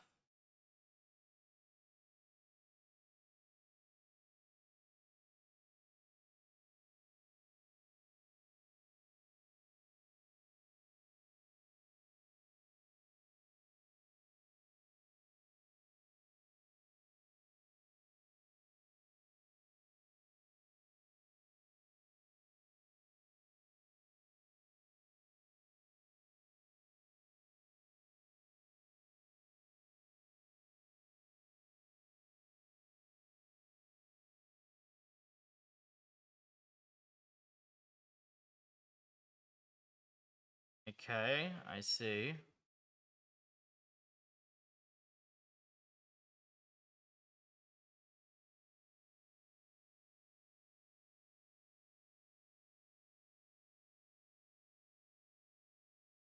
You probably do need that reward. I'm gonna try it without this for a second though. Wait, let me open this in the other tab. This way.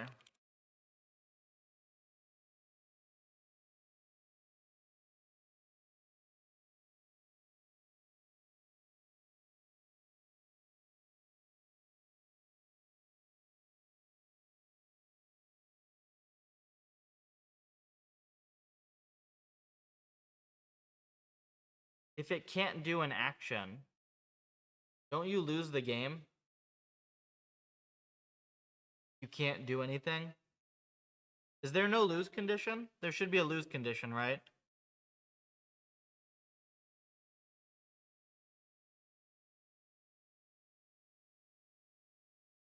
Small negative reward should be fine.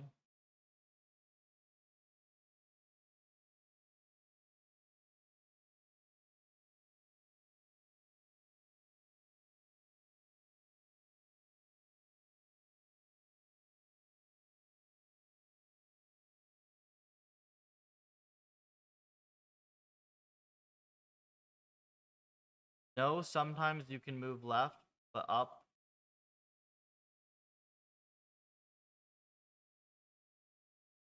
It should reset when it can't move in any direction, right? That's the lose condition, isn't it?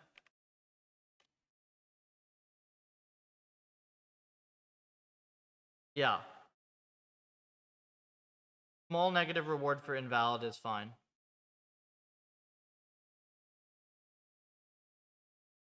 Oh. Huh.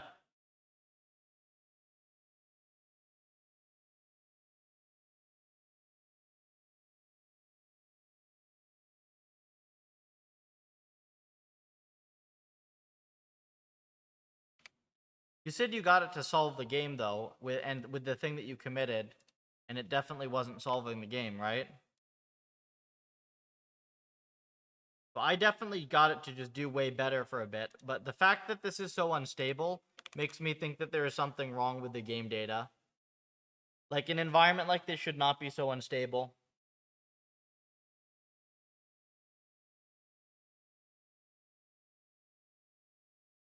Like, I would suspect some sort of bug.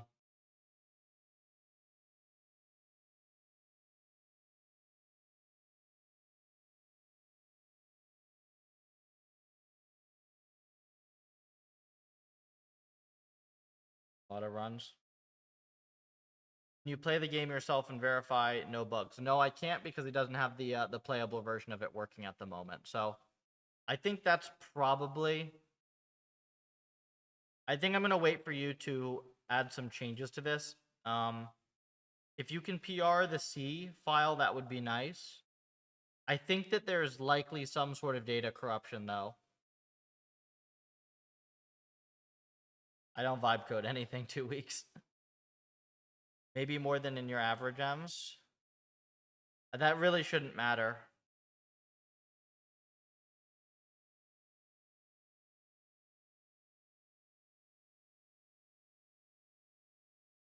For something like with a discrete action space, it really shouldn't blow up like this.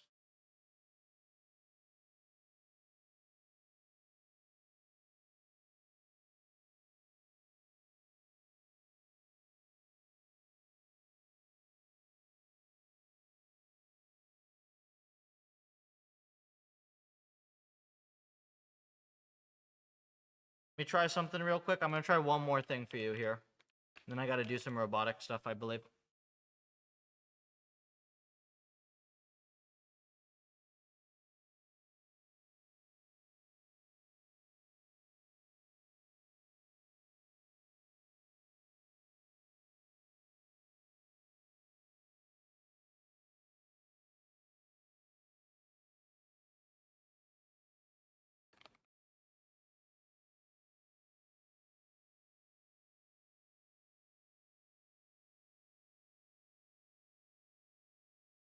I just want to see if this works. Be a fair bit slower, probably. Hmm.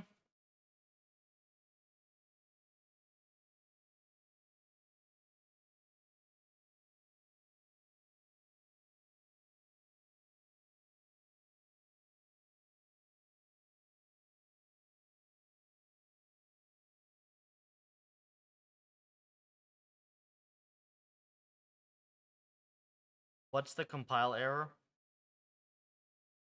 Some missing packages. Hang on. You know, this is like a slow crash, not a fast crash. This could just be hypers. Yeah, this could just be hypers. I'm not confident it's a data bug.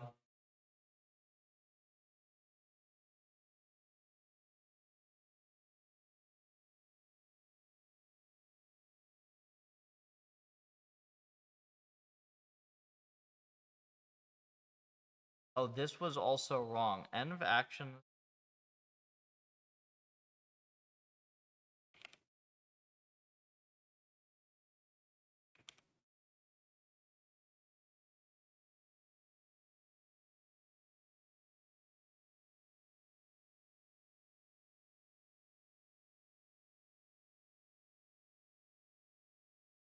Where's the -1?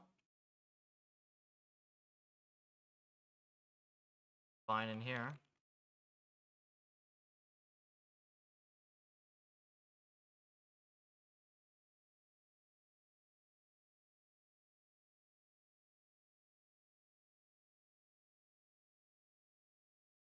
Is this like a weird double include?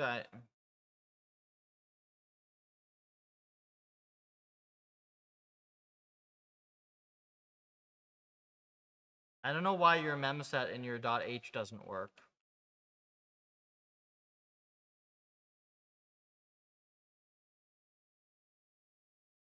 Oh, there should be a -1.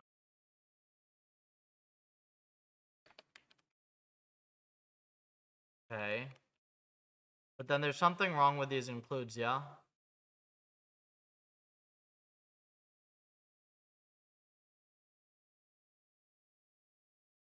Double included?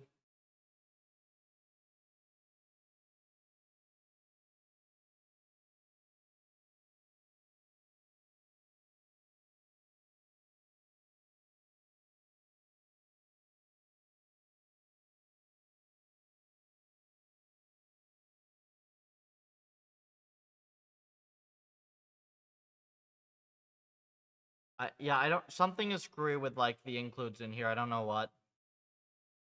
Uh.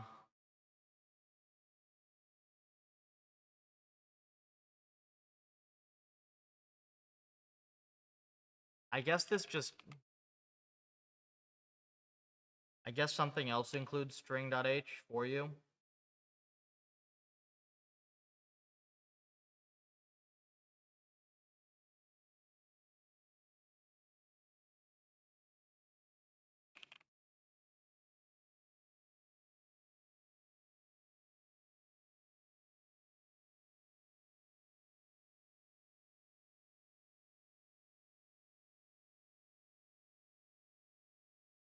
It's. Where's this supposed to be from?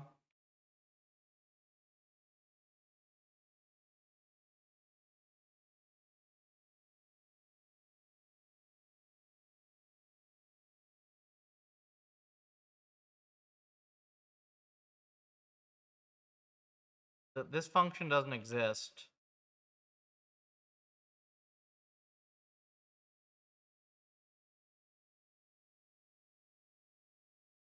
And it's not in here, so I think there's some stuff missing, man. And you shouldn't even need that anyways, like it should be... You should just do that with Raylib.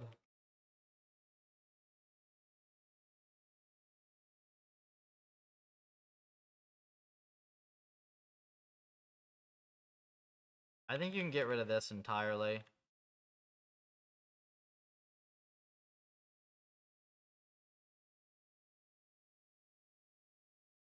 Alright, there you go.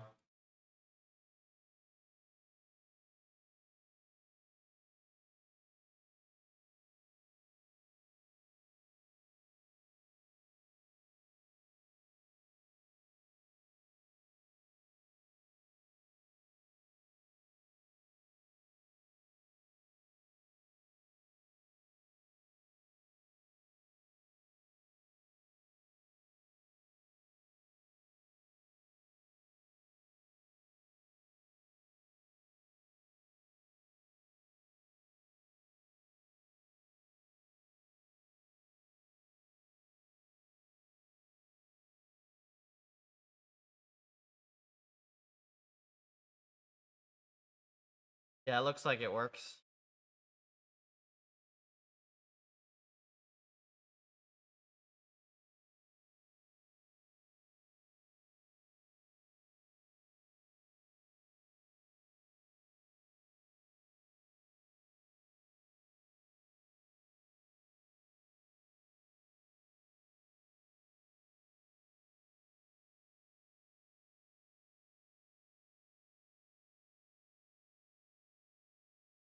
Okay, there's 256. Cool. So, I mean, the game seems to work the way I would expect it to, right?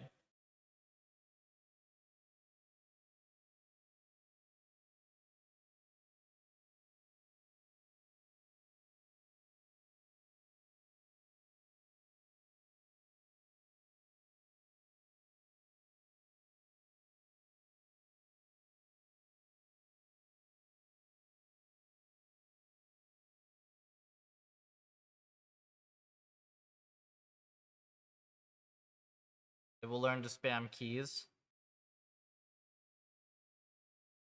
Yeah, it's a little tricky with this because the signal's pretty delayed if you reward it every merge, right? Which is why I was trying to not do that. I was basically just telling it to not lose. Our RL should be good enough that it should be able to learn from just like don't lose. Like just don't like there's no don't lose and not win in this game, right? Like if you don't lose for long enough, you win because you have to merge stuff to get it out of the way. So I think that that's probably going to be like just not even shaping the reward at all will probably be better for this specific environment.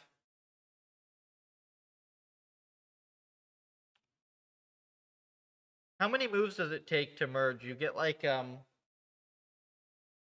a few additional units every single step, so it's probably like somewhere between 512 and 1024-ish or whatever. I would imagine.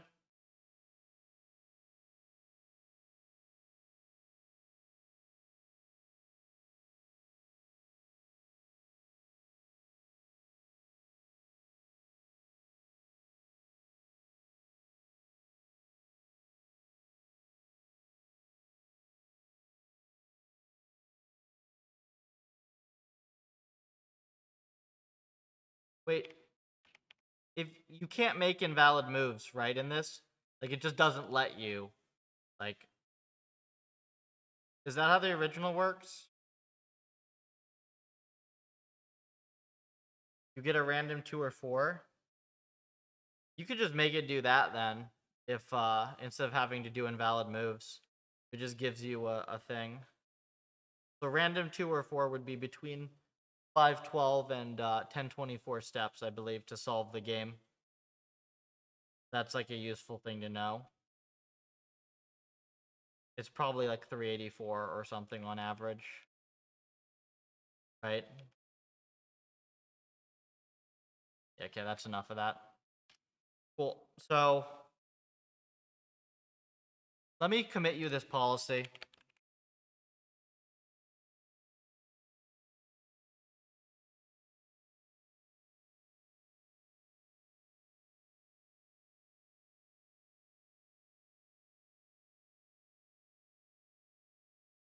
I think once we have this thing working, it'll be a very cool thing to watch. Like, it'll be pretty similar to Tetris. Nothing happens. Okay, so then you've done it correctly.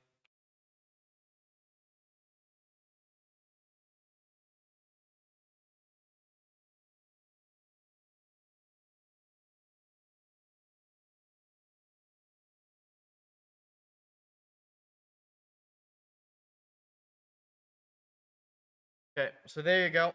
I will leave it up to you to like get something a bit more stable. If you have a sweep set up and you want me to just like run something a little longer, you let me know and I can make that happen for you. Thank you for the env. Let's get it finished, and I think this will look pretty cool. Okay, next thing. Let me make sure I have not missed anything.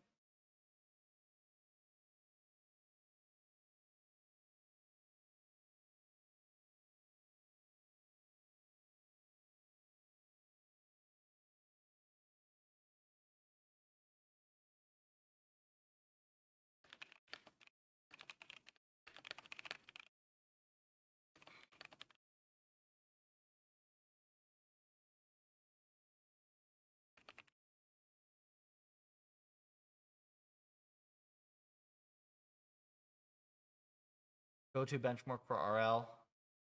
Surprisingly hard to solve. I think you'll be surprised. I think once you actually have this thing set up correctly, you'll solve it very, very quickly. Just purely based on like the action space and the episode length and the verifiability. Like, I think you'll solve it quite quickly.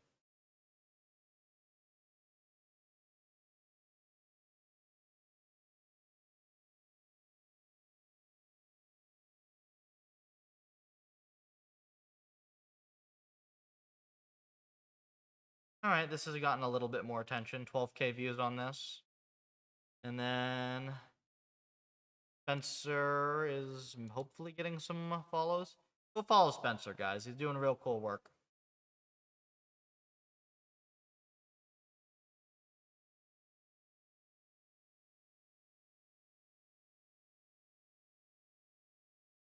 Okay, so next we're going to do some robotics. That might seem like a hard pivot, but basically all of these ends look the same. From the perspective of Pufferlib, like a robotics M doesn't look all that different from 2048. Like, kind of all the problems just look the same.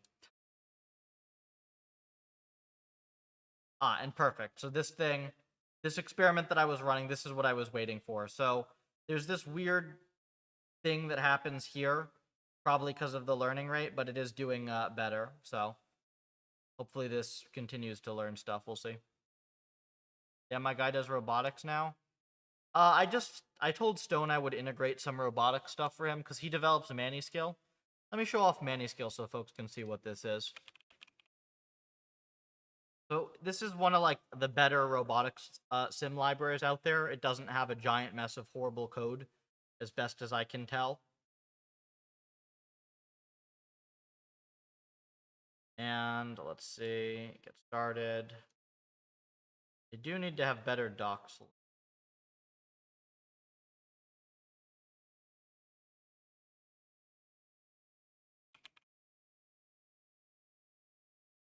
Okay, so here are docs. You can see all these different tasks. They have state-based tasks, they have RGB, like rendered tasks. Got all sorts of stuff. And we did get it running with Puffer in not very long at all. But it doesn't train very well. So I gotta figure out why that is. I'm gonna try their policy, I'm gonna try some other stuff. And yeah, we're gonna see if we can figure out what is going on with this.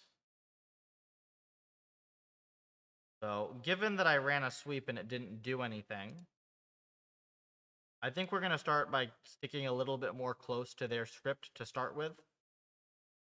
And we'll go from there.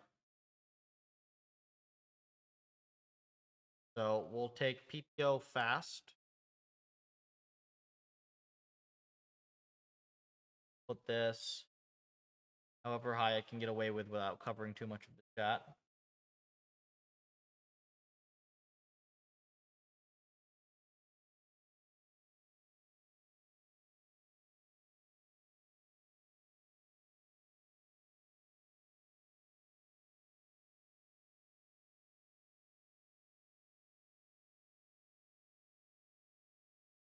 Okay,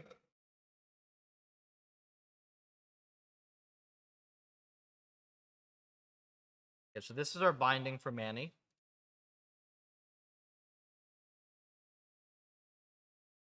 I don't know. So many people have asked me to do robotics, and I kind of just haven't until now.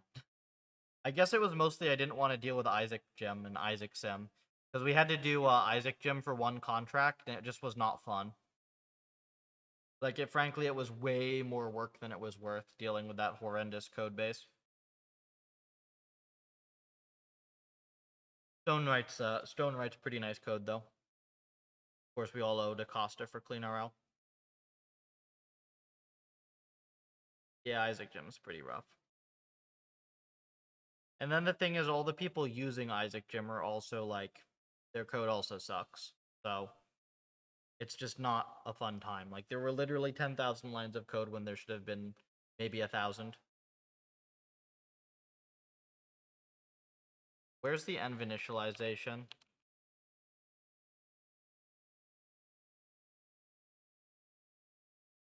Yeah, Isaac's under dev. Support it all. Manny looks nice. I would have to talk to more robotics people to see like what they think of Manny. But it looks nice from an outside perspective here. Of course, everything in robotics needs to just be 10 times faster. But yeah, I'm not getting into hardcore sim dev until you have something major for that.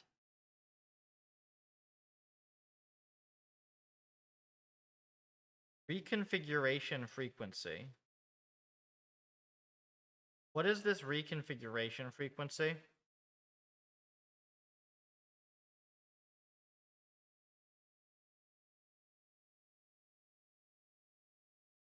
This seems weird to me. Like, there's some parameter. None. Okay, so it's an optional thing, so that's not it. You have gym.make here. They flatten some spaces. And then their M's are argsnum M's. Ignore terminations equals not args.partial reset.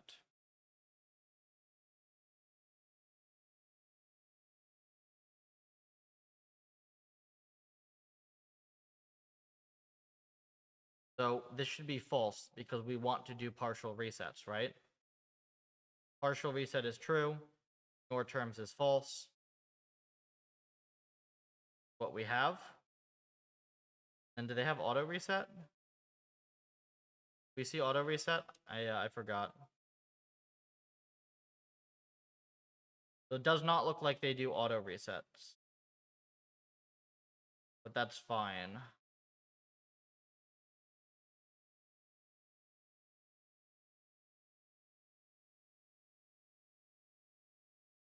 Okay, so then they have this policy.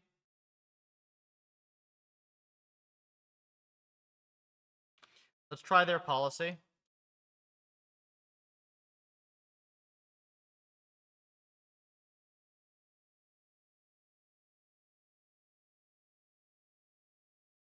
We'll just graft this onto our default. So we have a default policy that can handle discrete spaces, continuous spaces, whatever, and it's really easy to use with an LSTM. So what we're going to do here, we're just going to make their policy on our architecture.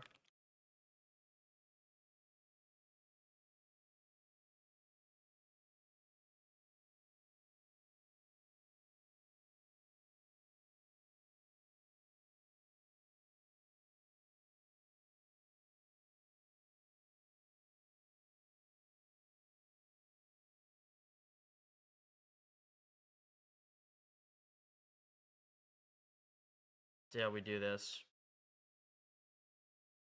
So this is the actor, and then we have the critic.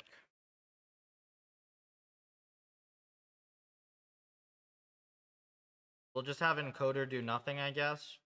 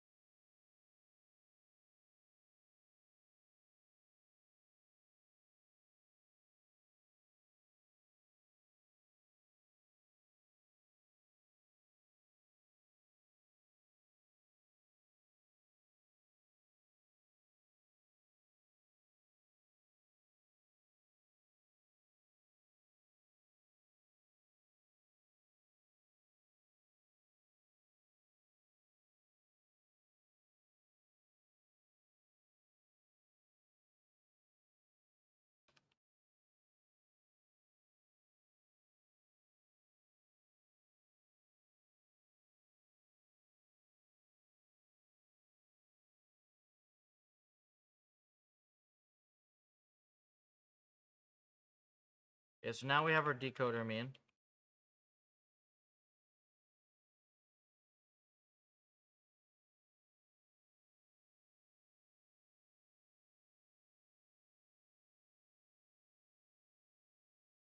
Value will be similar.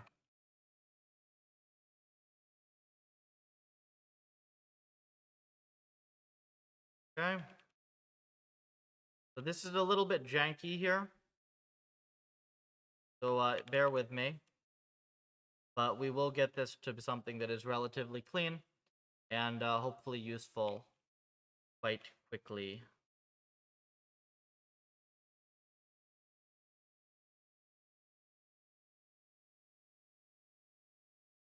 This.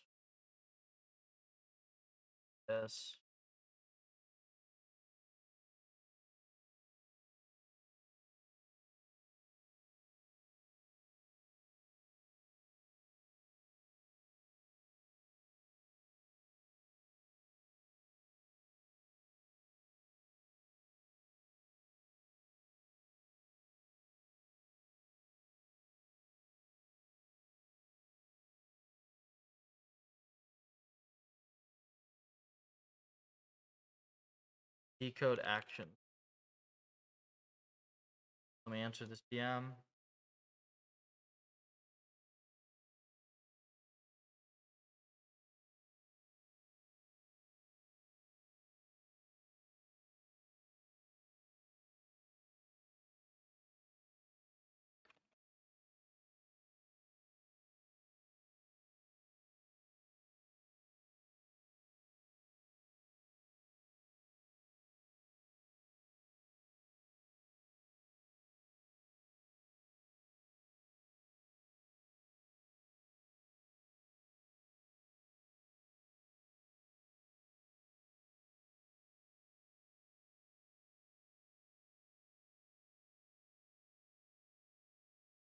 Okay, so let me make sure this is the same.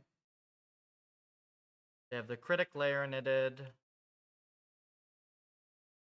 I believe I messed up one of these. Hang on.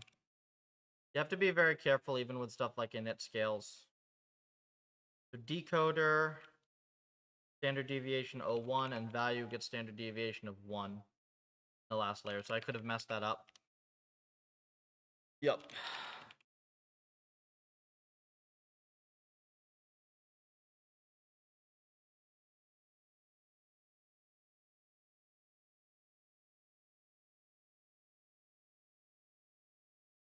Alright, so let's see if this runs.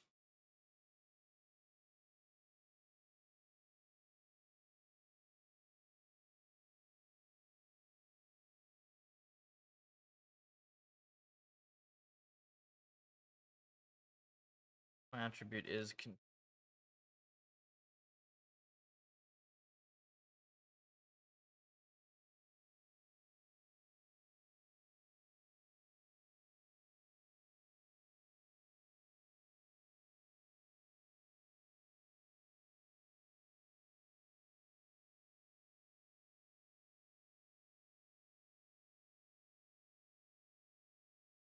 some sort of matmul issue.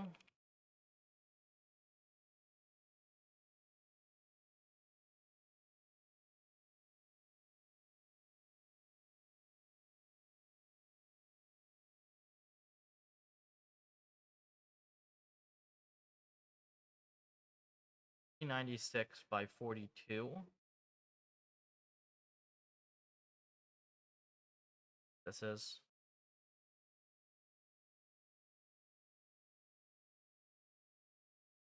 Yeah, okay, so this fails in decoder mean.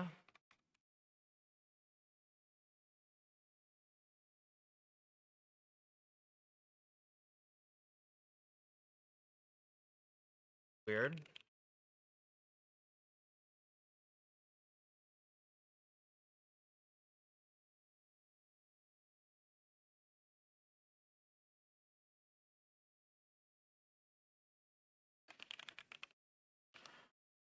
Hidden dot shape. Decoder mean 8 in features. That's wrong. The N obs.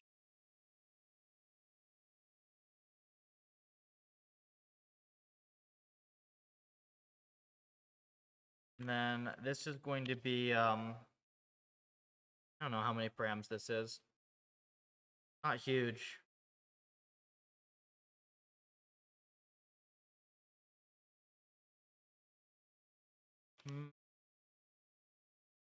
Thought I had fixed that.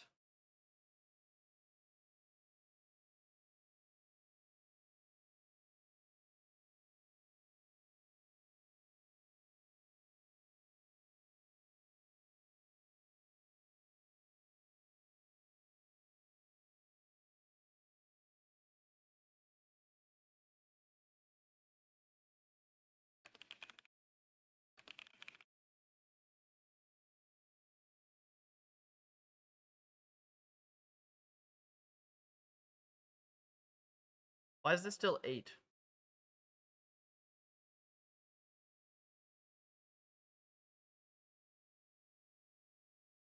What's wrong with this thing?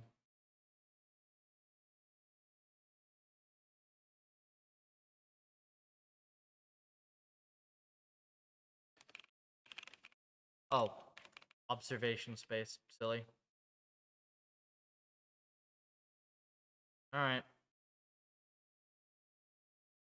Clearly I need more coffee. Get this training first.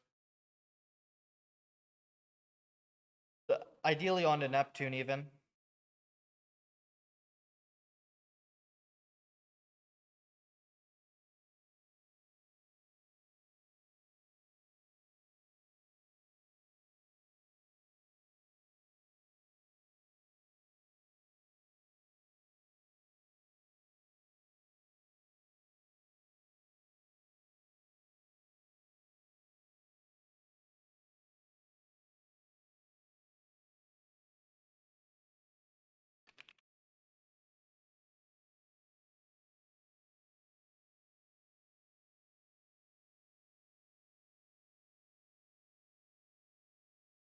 Well, this looks fine.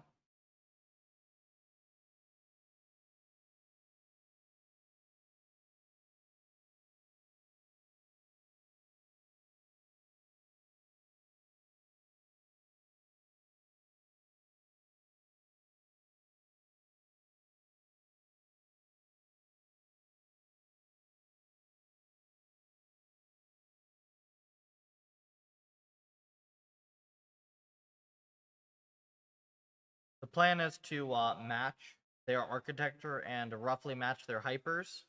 See if that magically fixes it, and then if not, we assume it's a data issue. We figure out what's different with our config.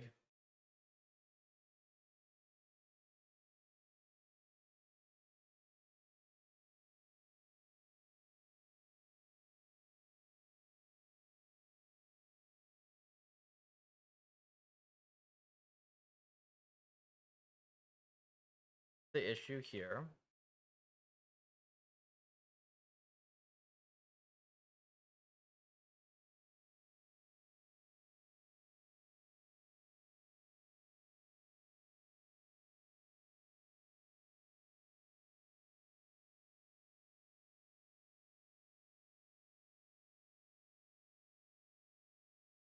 Banded size.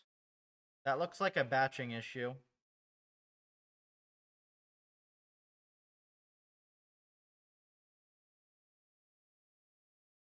Why would that be a batching issue?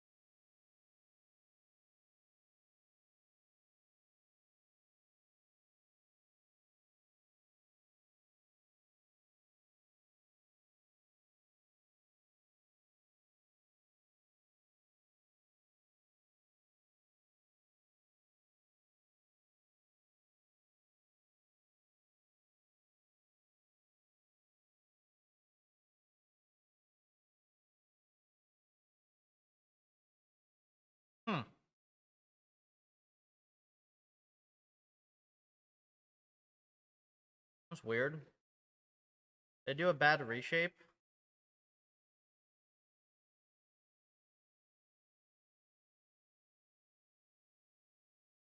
Wait. No, I just messed up.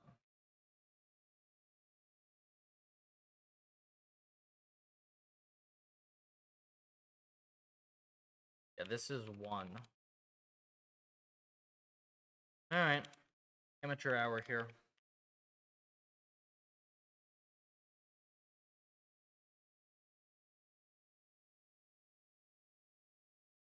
Abracadabra.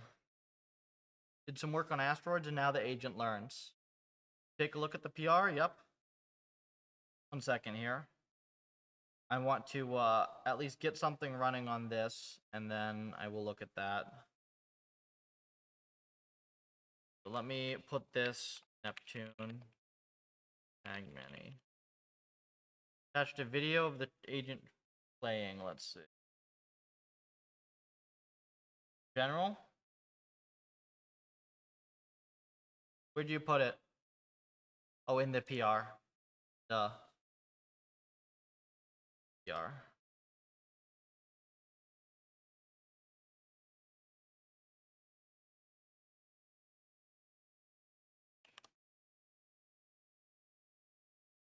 Folks, do star the puffer.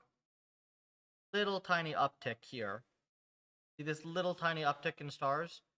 This represents a generational leap in reinforcement learning capabilities from 2.0 to 3.0. So this should be like 10x based on the quality of the RL in there.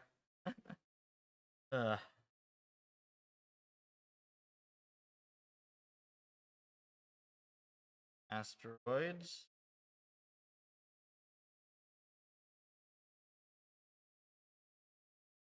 Oh, that dodges. Kinda dodges. That's you playing, okay. I was gonna say, that agent needs to be a little smarter.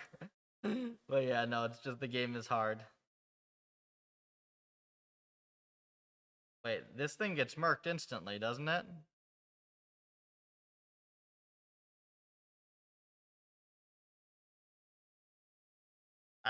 Kinda plays. Alright, let's see what you've got. So...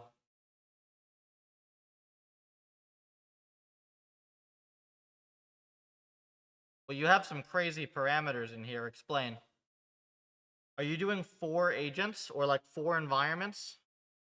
What's this mini batch? You shouldn't be able to train anything on this. Local testing. Do you have the hypers for training? Like, do you have like hypers that give you a stable curve? Commented. 8, okay. Still 20 million steps.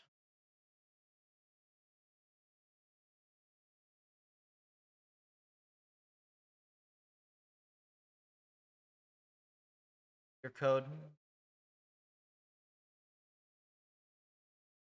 Ob shape, and I'd already looked through the code of this, so I assume that you sorted the obs like I asked, or did you not do that yet?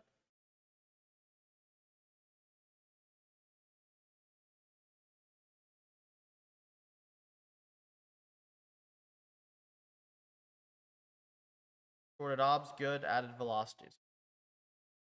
And those are all normalized, right? Positions, like it's all normalized, yeah?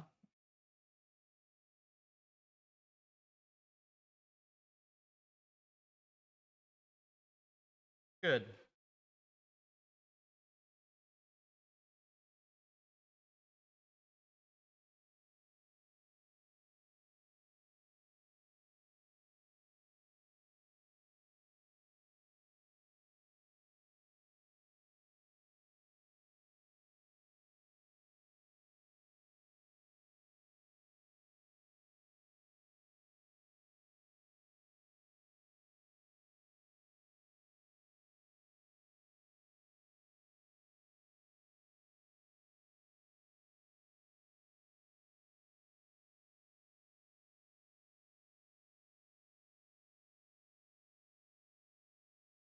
Okay, so I had previously reviewed this, so I think the most useful thing for me to do now to actually play with it. See if I can get you anything out of that. Pull this.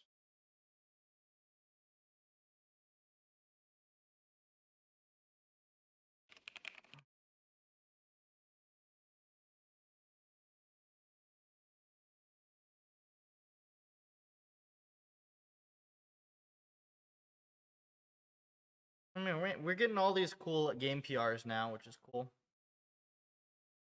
Oh, you'll be able to solve asteroids within a few minutes once you have it correct.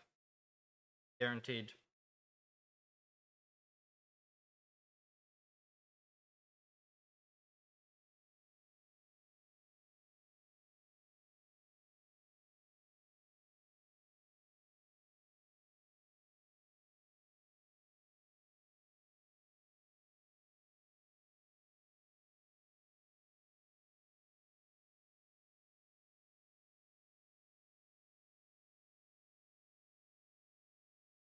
Okay, let me try one more time.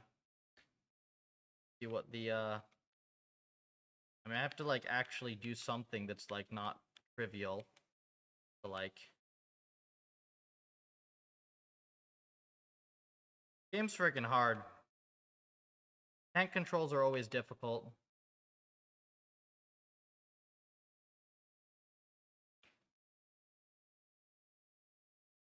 I don't know why it's like it shouldn't be that hard. I don't know. Probably just takes like a fair bit of practice.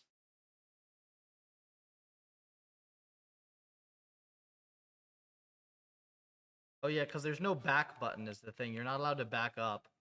You have to like tank control everything.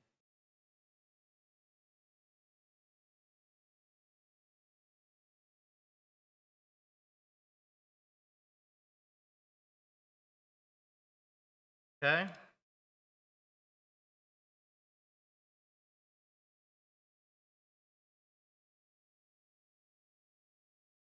Yeah.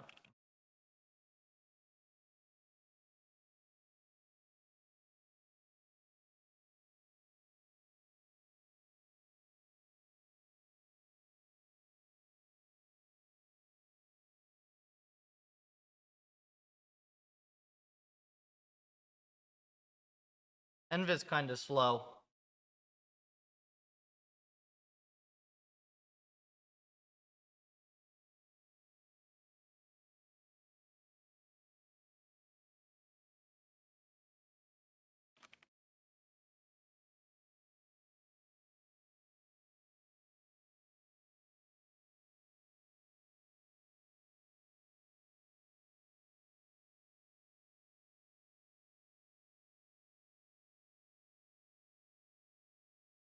Vecnum M's.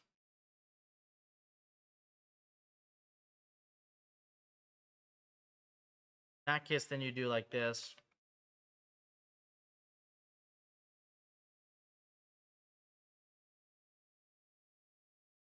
Okay, it's still a little slow, but it's alright.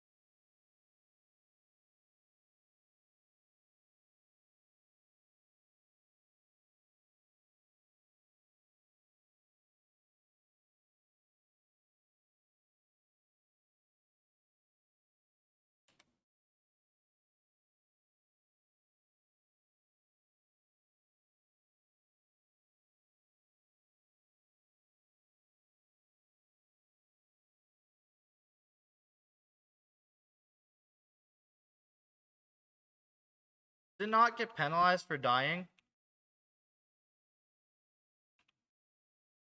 Hey, where's the death penalty here?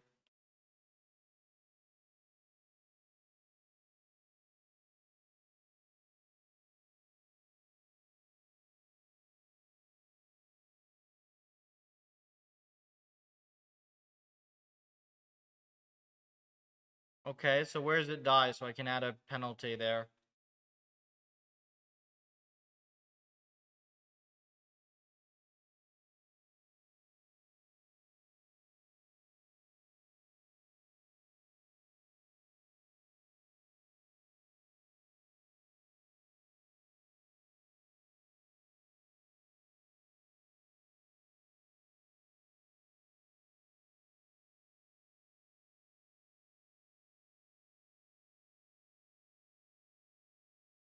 Okay.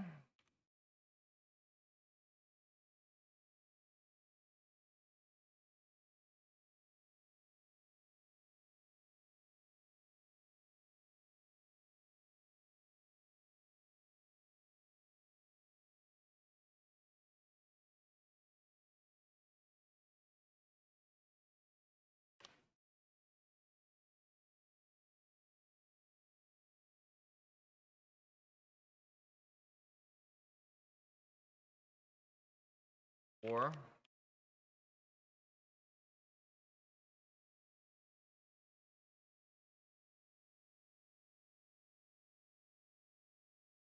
The score is not correct.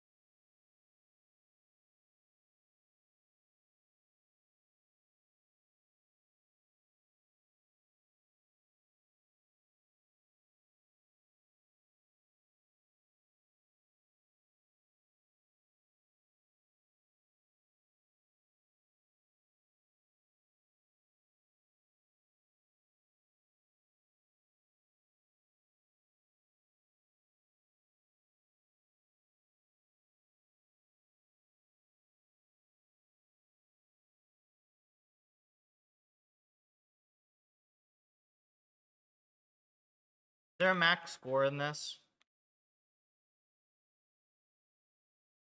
A max score. Type.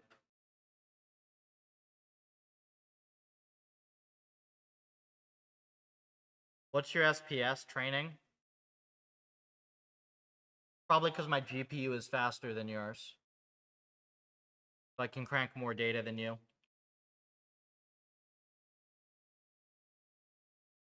Weird. 4090 is a bit faster than an 800. Up to 2x, I think.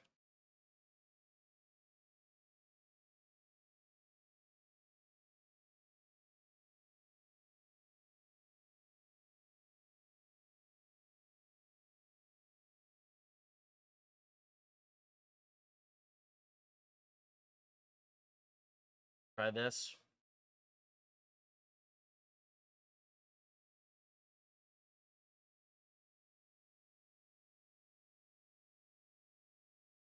Takes too long to train, so we're going to do something slightly shorter.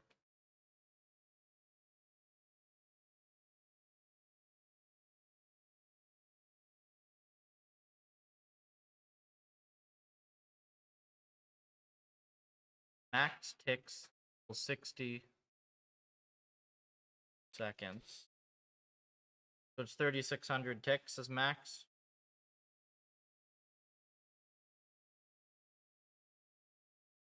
Fine.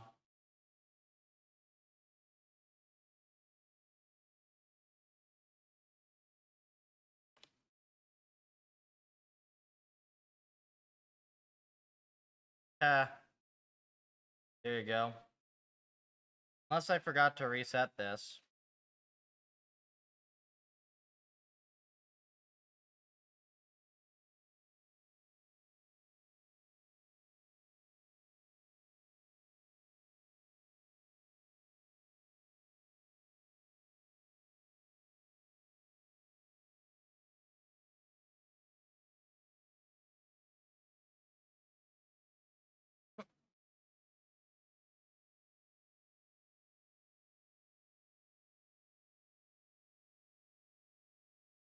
It's gonna be pretty funny if I just did that and now it works.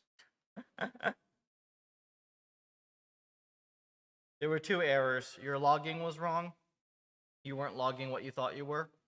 And there was not a death penalty.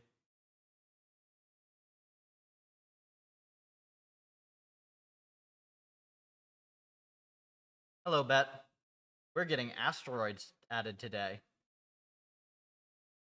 And doing robotics and other things. And Bet is currently suffering because I gave him a project that was too hard once again.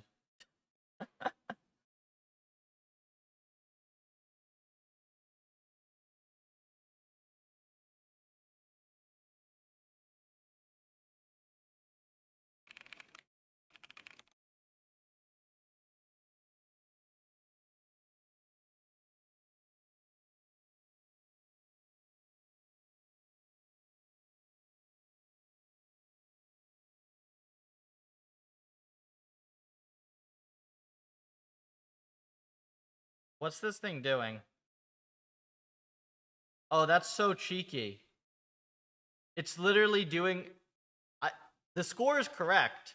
This thing is doing way better than I have just by doing this. You see it?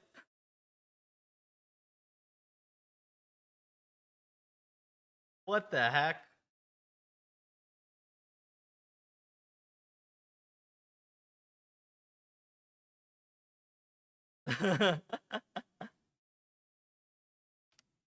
That's crazy.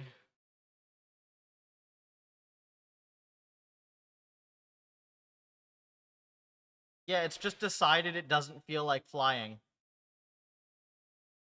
It totally can. Okay. We're gonna do, just real quick here. Where is it? And I'm gonna give you this so that you can run a proper sweep. I'll give you the honors of doing that. But I am going to get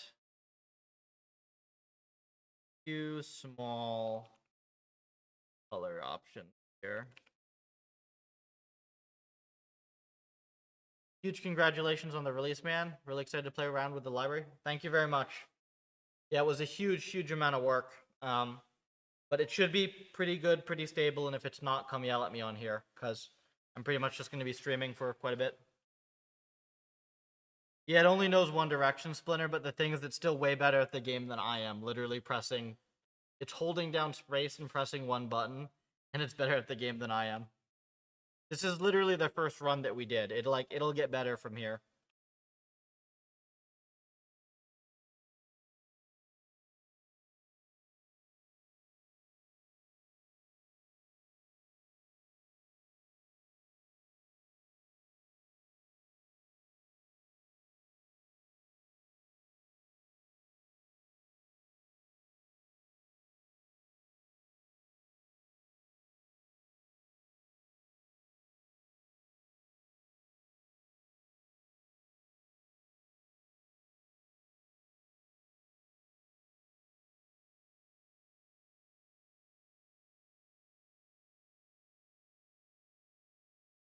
I want to use different colors.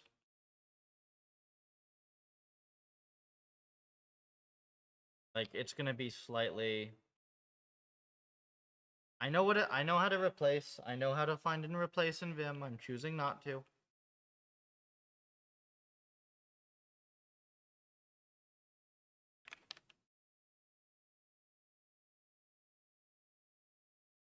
All chill.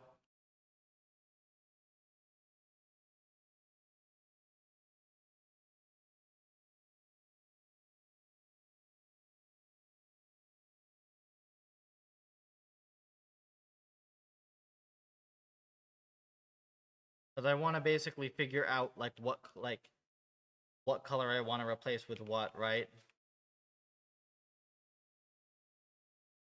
And like if I want to do different pieces, do puff white.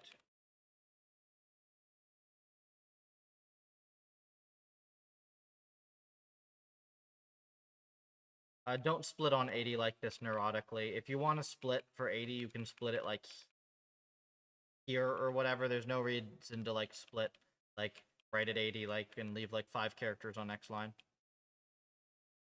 Of white, I just copy it over from Go. It's Clang format. Clang format is not a requirement for Puffer.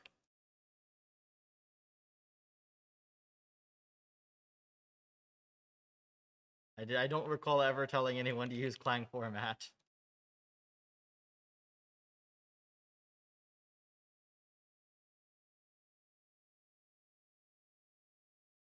Comes with Clang, LSP, and NeoVim. Well, I don't have an LSP. So I guess I wouldn't know.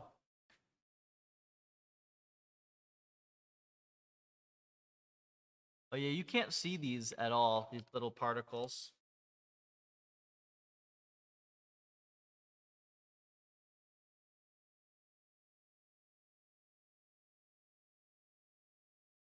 I'll fix it, don't worry.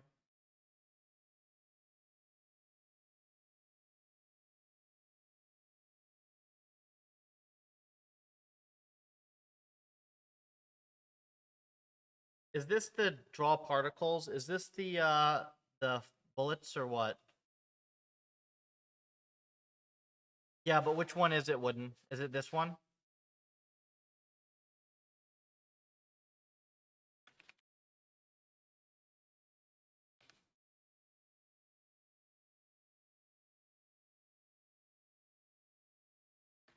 There we go. That looks pretty good.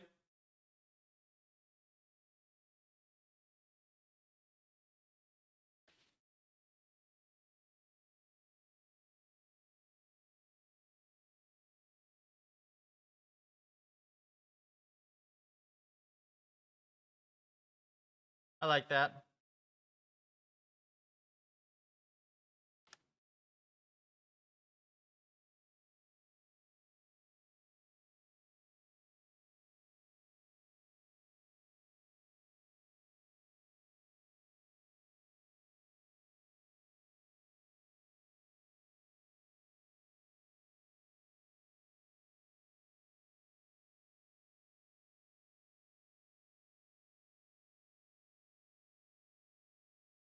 Okay, Wooden, that's up to you to sweep and get a good policy now. Once you get a good policy that like actually looks interesting and hopefully doesn't just go in a straight line, we can put it on the website. It'll be official. Should be a lot easier now. It like just trains super fast. 100 to 200 million step sweep, and you should be able to be pretty well set up there.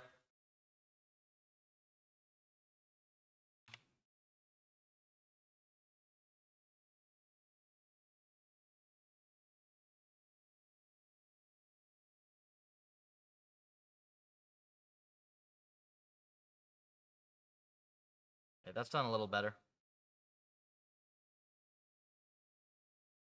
I'm happy with 13K on an article that technical. It was like at 2K before, and I was like, come on, you gotta be kidding me.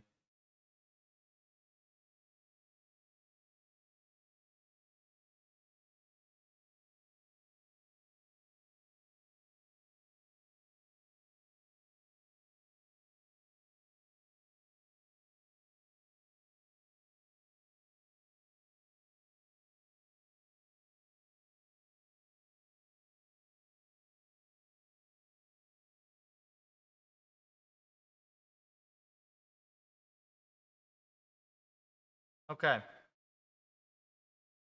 I will be, I'm gonna use the restroom, I'll be right back, and then we will figure out how to get Manny skill, how to get the robot to pick up a cube or whatever. And hopefully that doesn't take too long, we shall see. I'll be right back.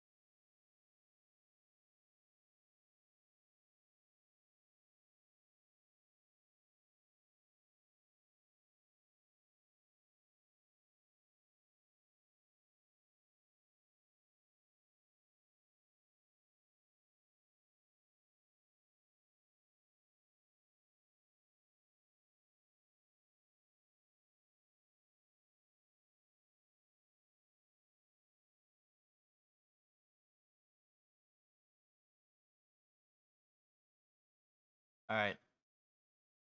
So, interestingly, we got roughly the same result out of this.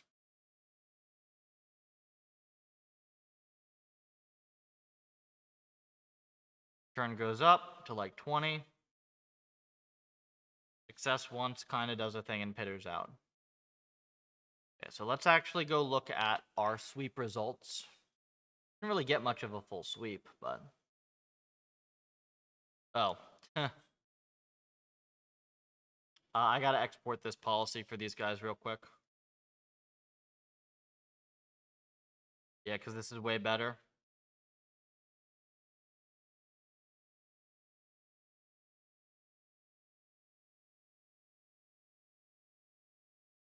.85.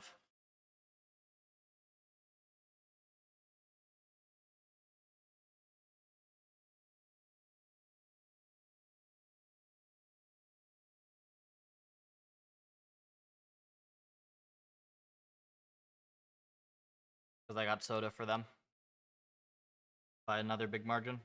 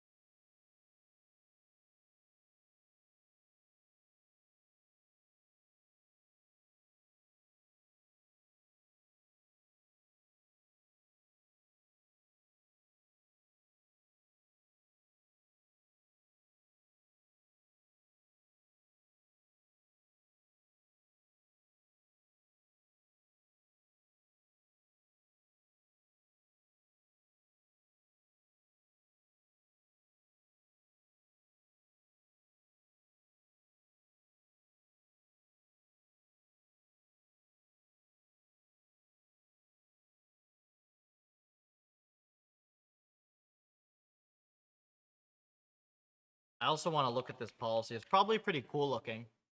Whatever this soda thing is.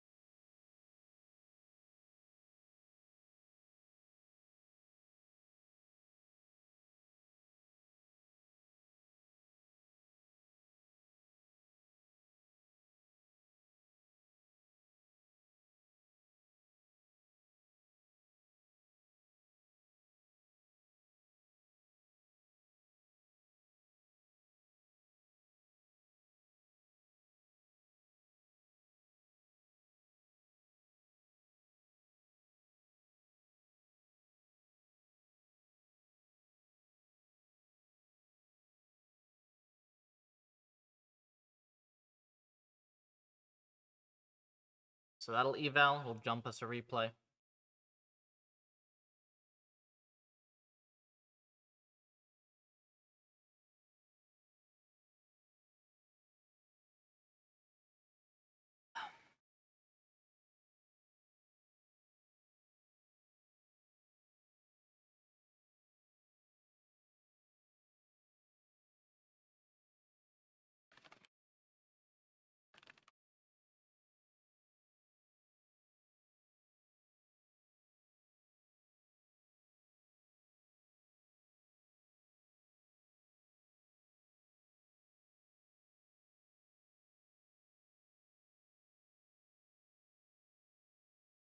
Been a minute to generate us a replay.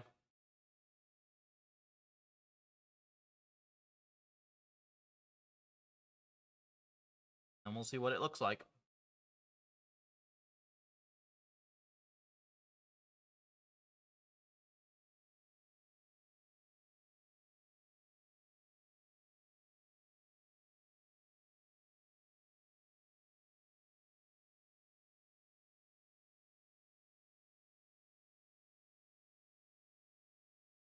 Why is this not dumping replays?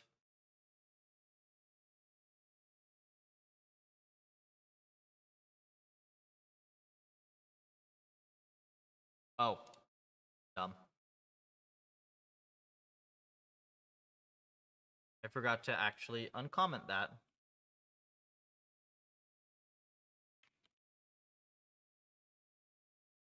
Alright, give this a minute.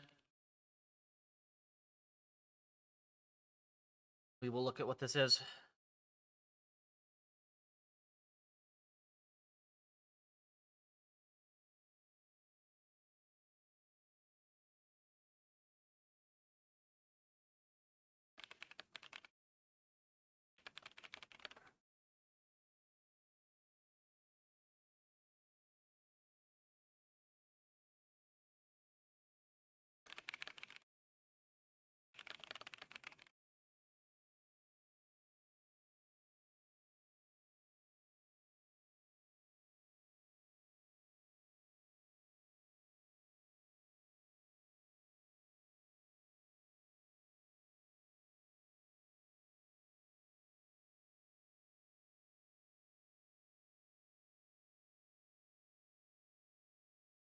Okay.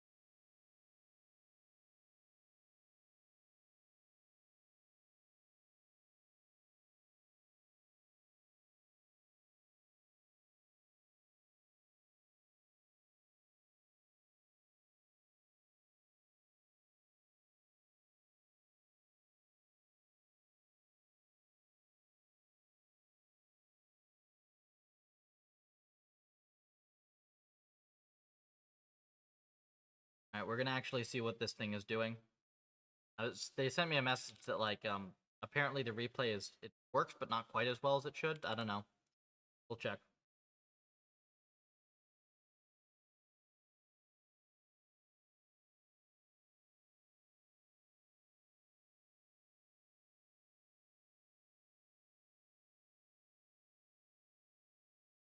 File viewer.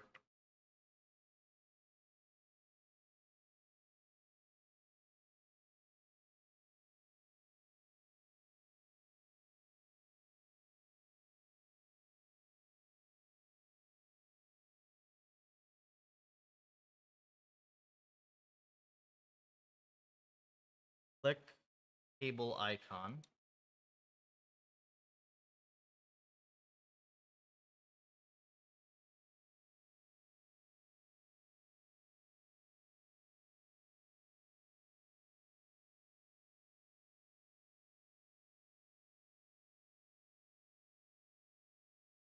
Okay.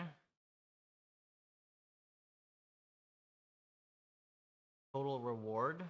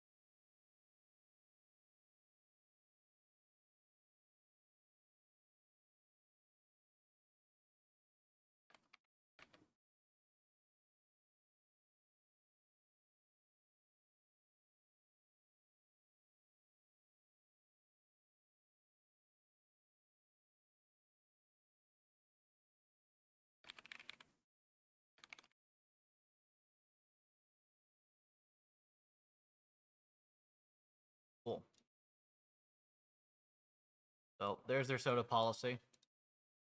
Send them the.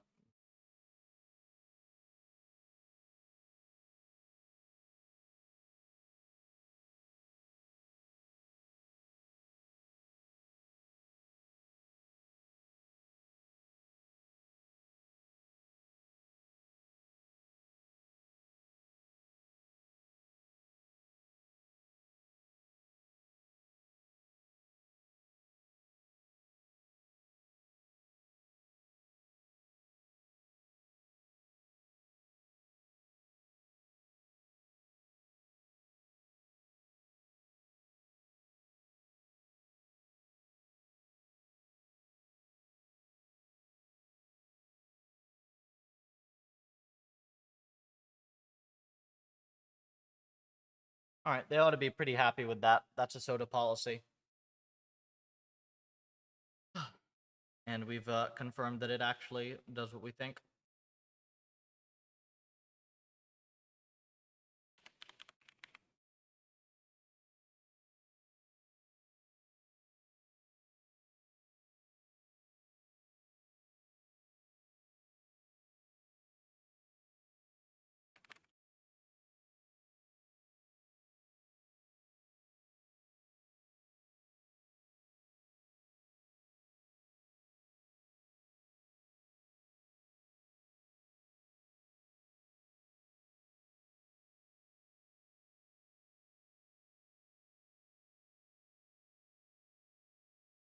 All right, let's go back to robotics. I've done enough stuff on this for the time being. Give them a little bit of time to look at the policies and tell me what they think. So we did have some sweeps on robotics M's.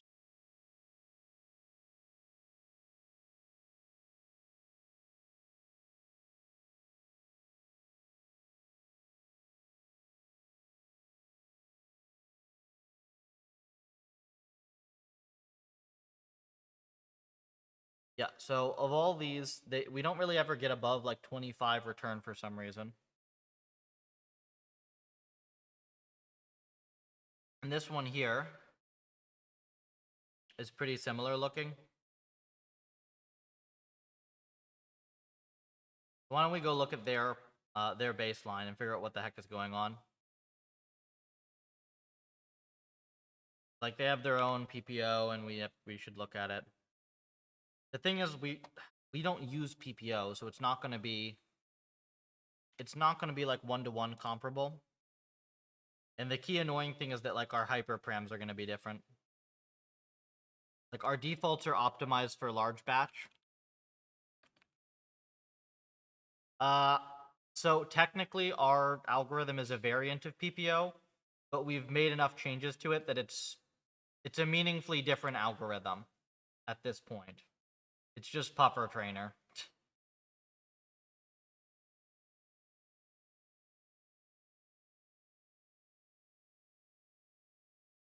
Yeah, but like the thing is, it depends if you want to categorize stuff by the way they behave or by a bunch of math that doesn't mean anything. If you want to write down the math, they look pretty similar. But if you want to actually look at like how this behaves versus the original, it's completely different. So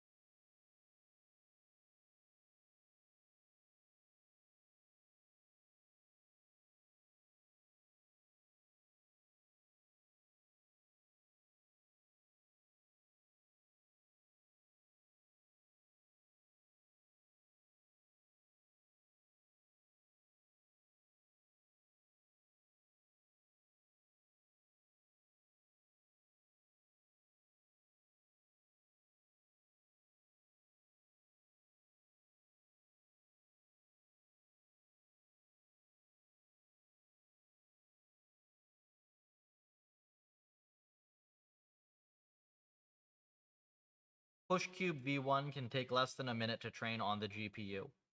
Let's try push cube v1.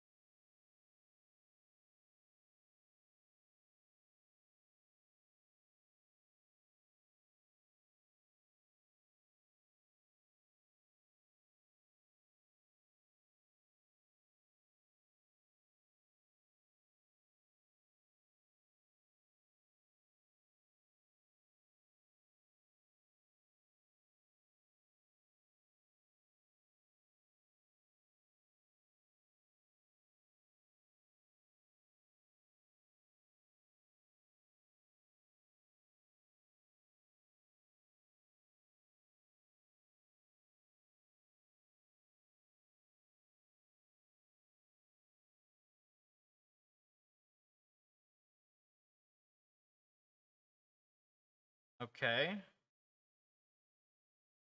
This is still not really training, yeah?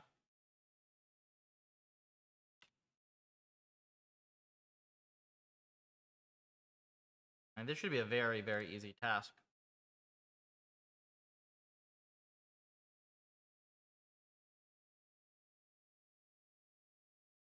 Yeah.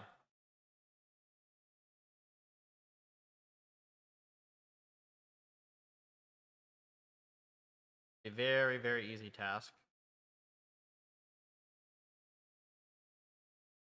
See if reward is stable, at least.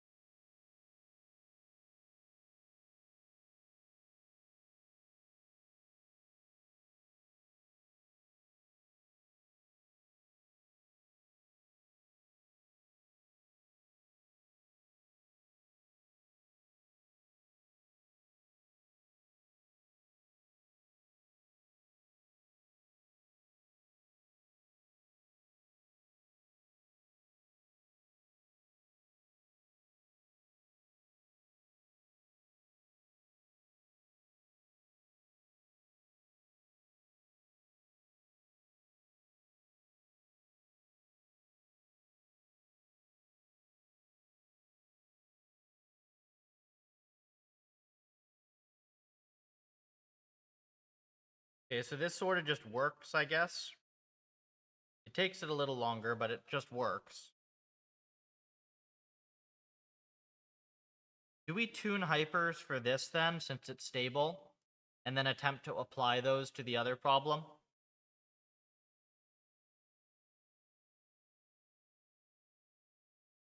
That would make sense to me, right? What architecture do we want to use, though? I kind of want to compare this to our other architecture.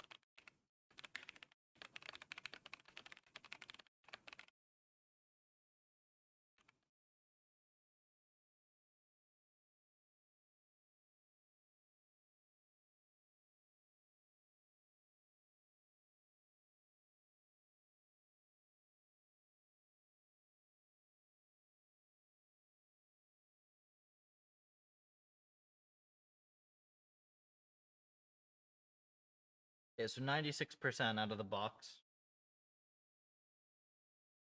4 minutes, but again, we're fully env bound here. And what we're going to do is we are going to do an RNN.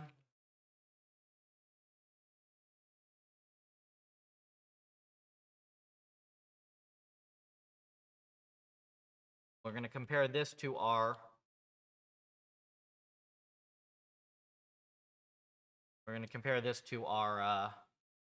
original defaults. I don't know why this is taking so long to eval as well. I guess it's just the env being slow.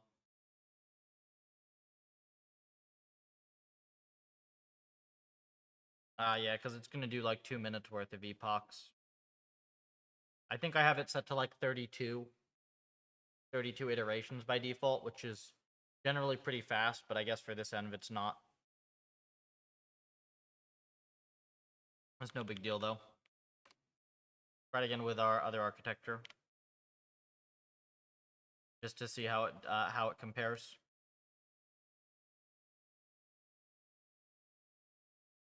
And the goal of this is to tell us if there's something magical to these TNHs that everybody in robotics seems to use for some reason.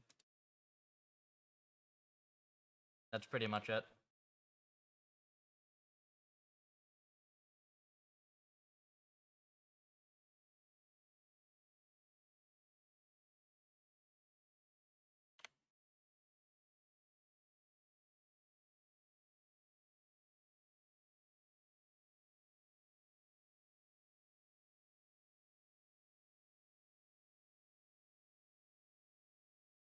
Bad.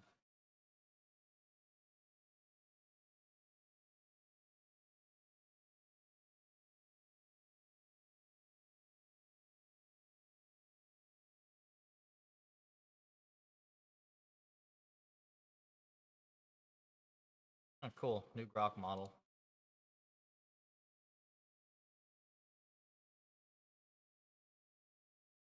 Compare curves.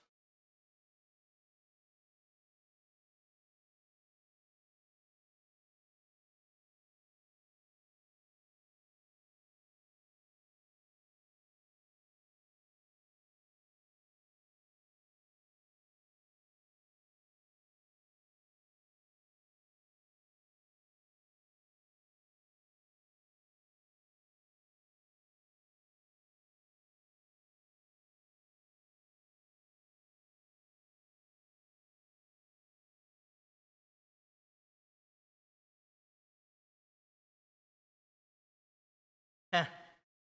That's amusing. But it looks like our smaller default policy is better than their larger tuned policy. Just out of the box.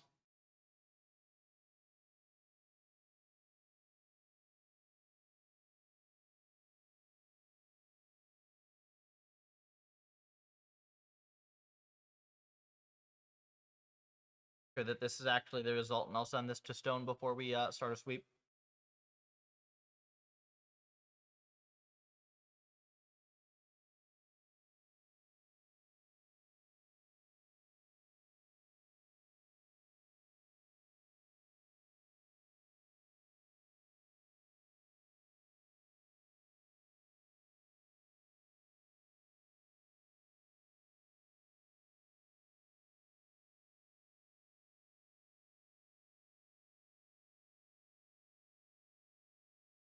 See if it's stable.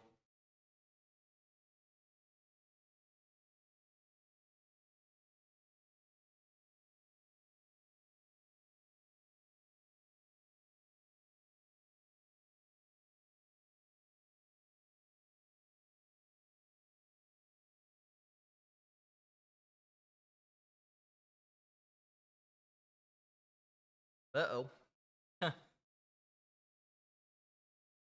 Weird, the reward keeps going up, though, even though the success is down.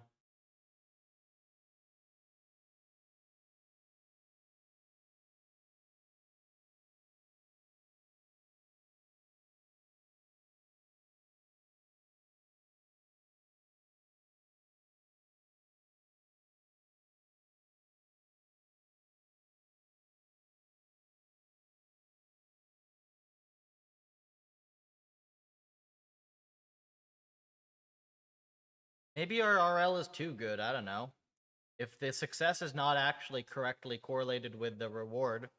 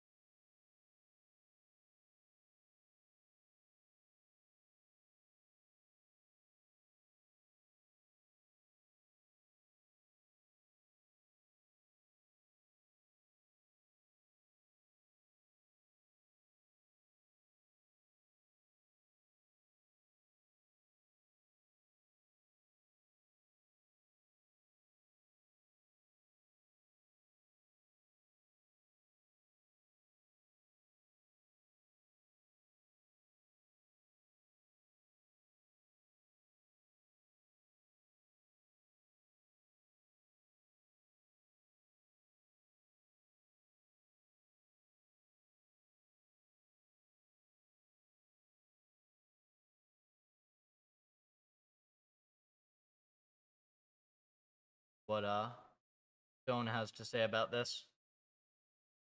New chess and SPS in first run, 40k. Is that against like some meaningful opponent or something, bet?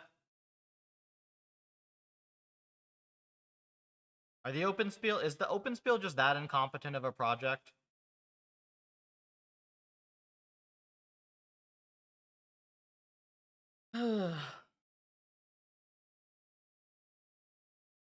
Right, but is it running against is it running against an AI opponent?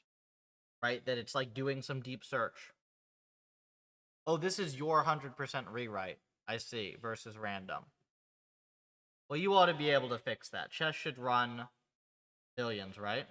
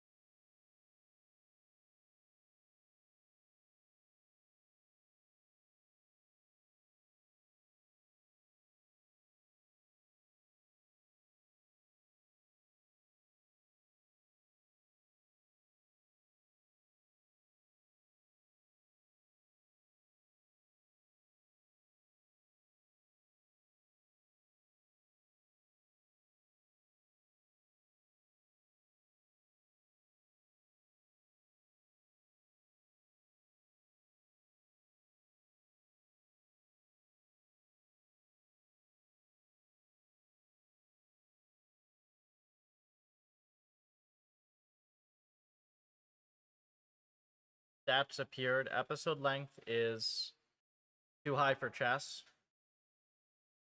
Just taking all invalid moves. Yes, that's expected. So you're gonna have to do some some actual research on that type of a thing, Bet, to figure out how to fix that.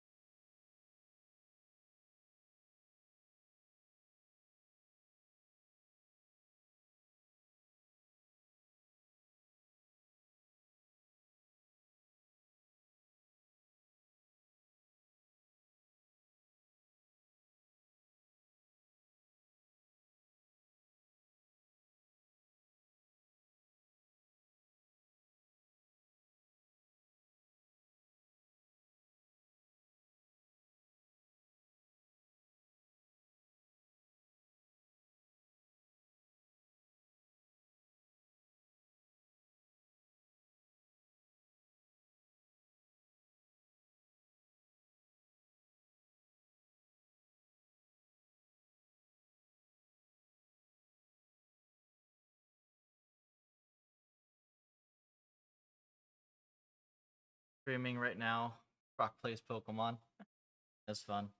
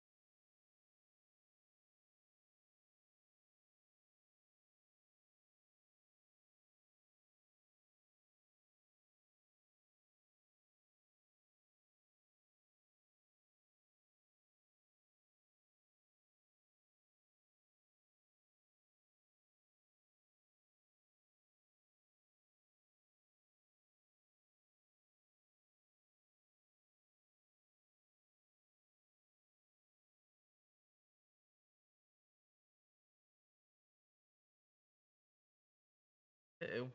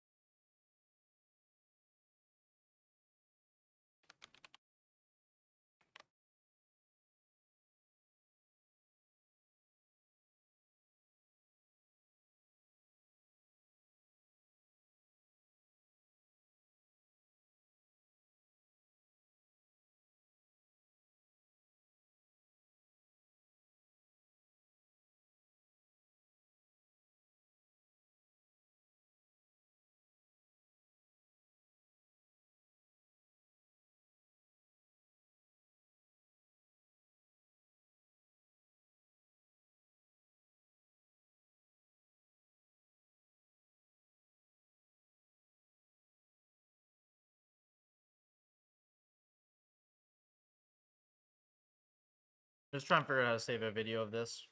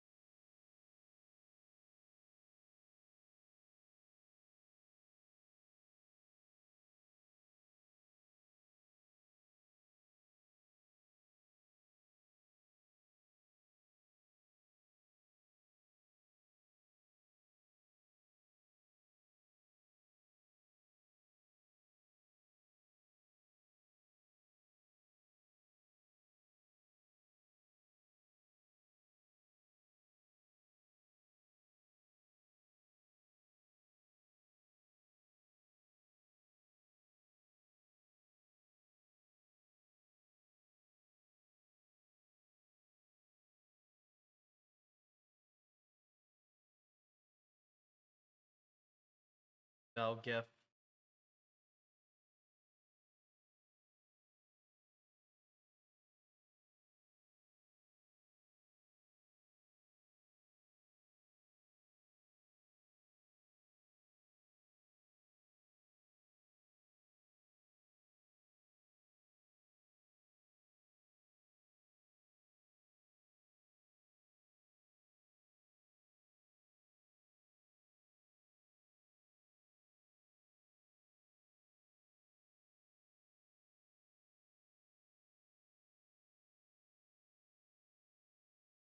Interesting.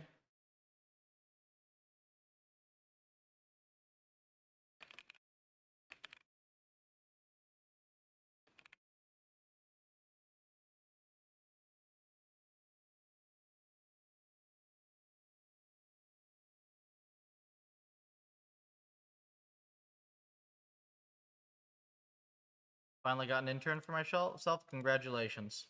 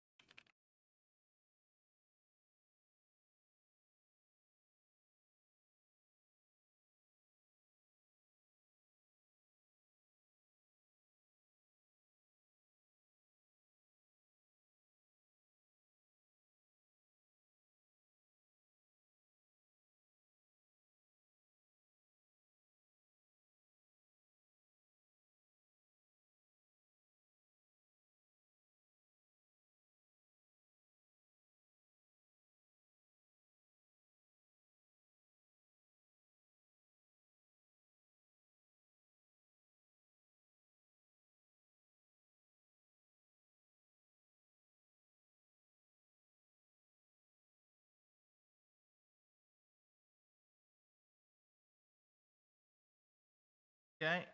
Stone has linked me the reward function.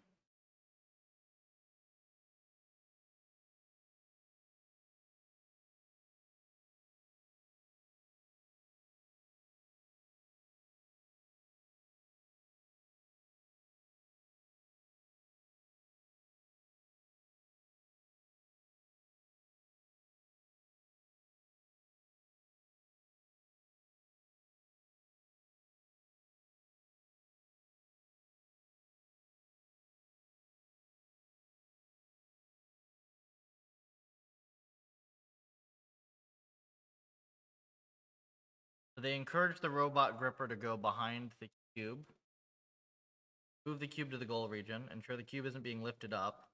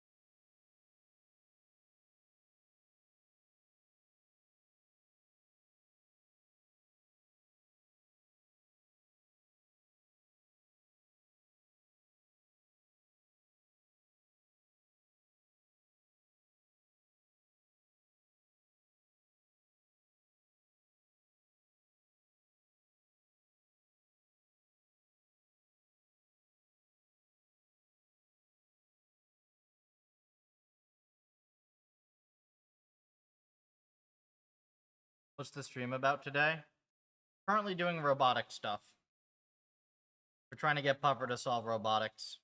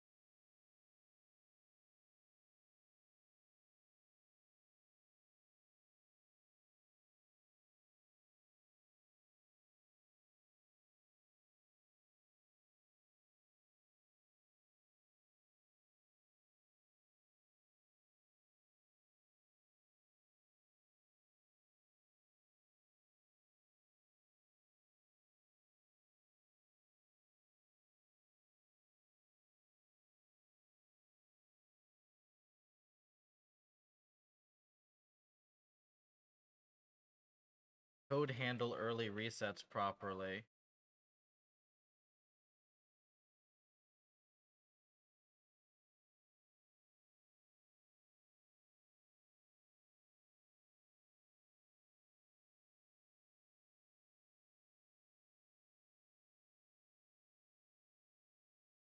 Terminated.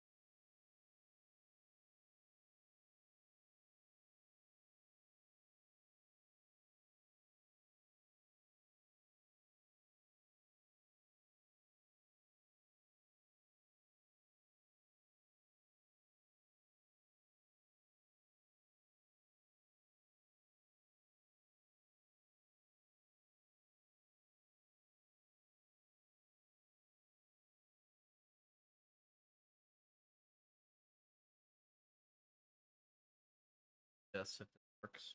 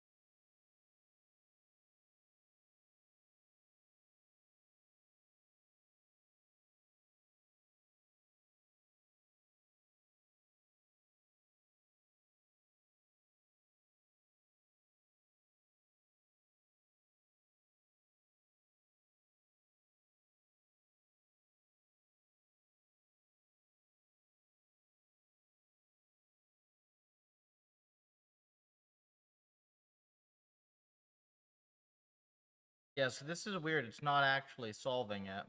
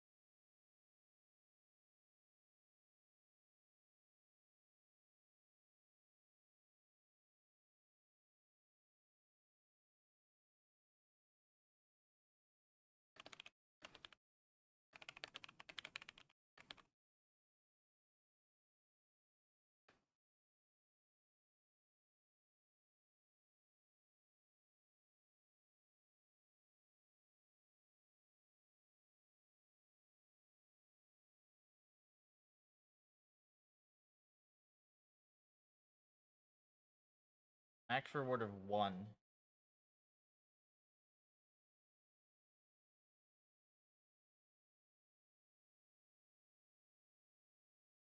Yeah, I'm using the right checkpoint.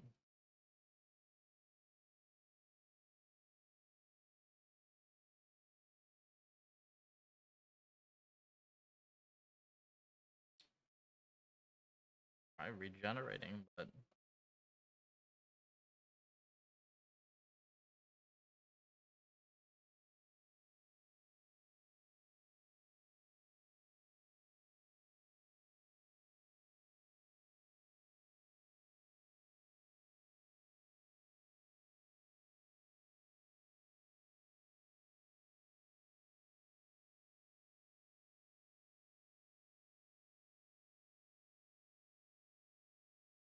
I'm evaling wrong.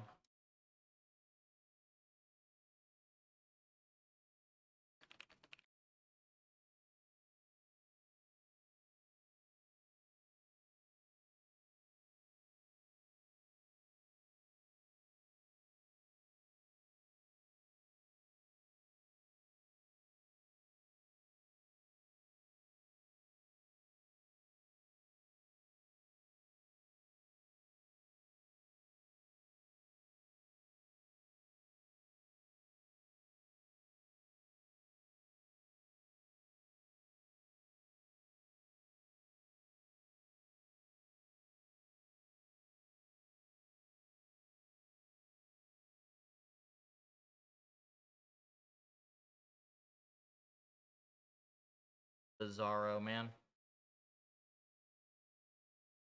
What's going on?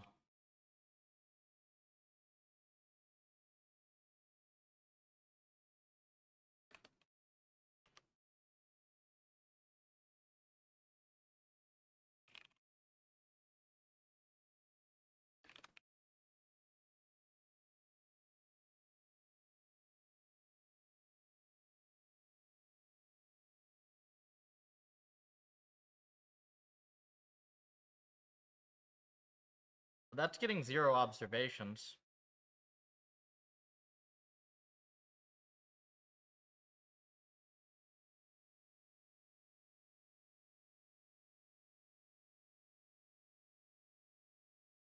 Weird.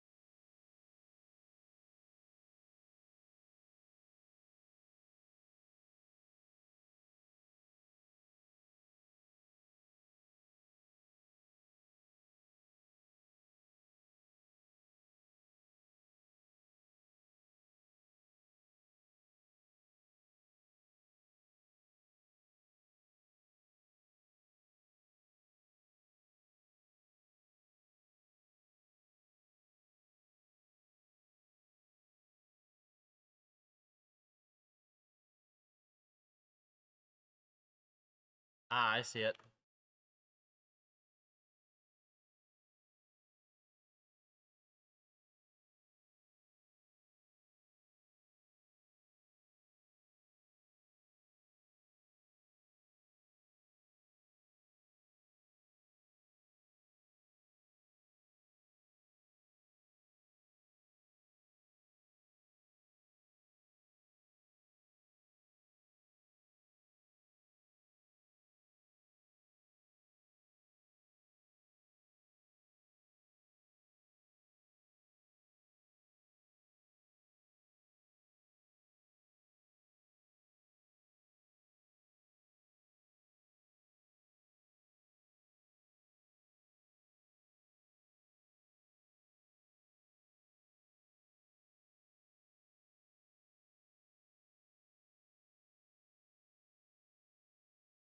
$77K.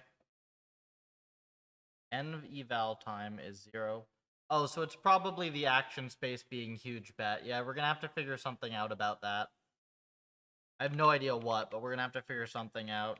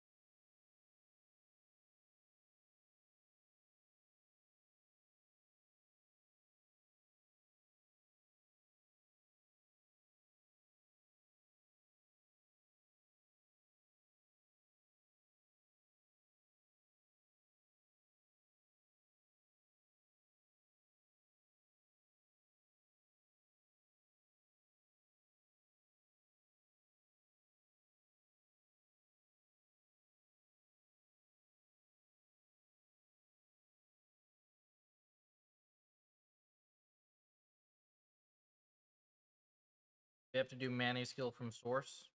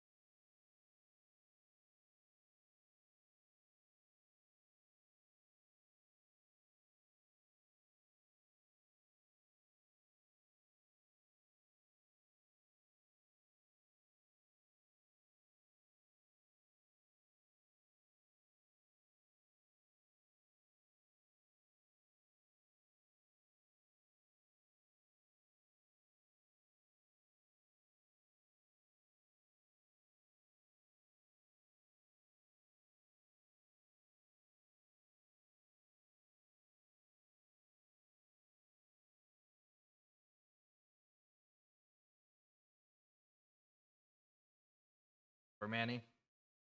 Now let's soda their stuff first.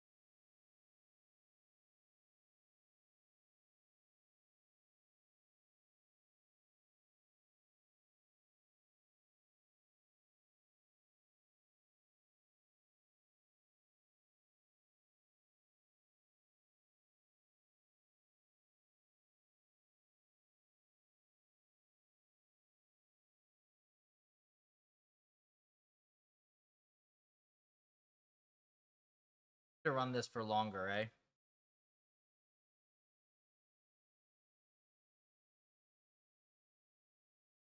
This gives you a new metric that wasn't here before.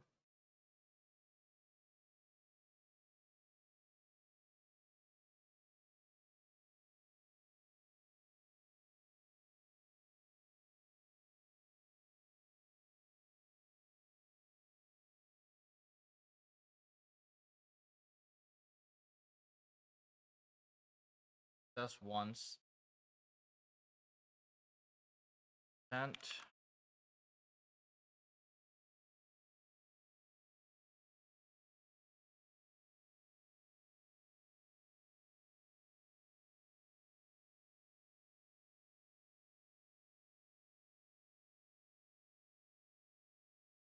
See if it's more stable at least.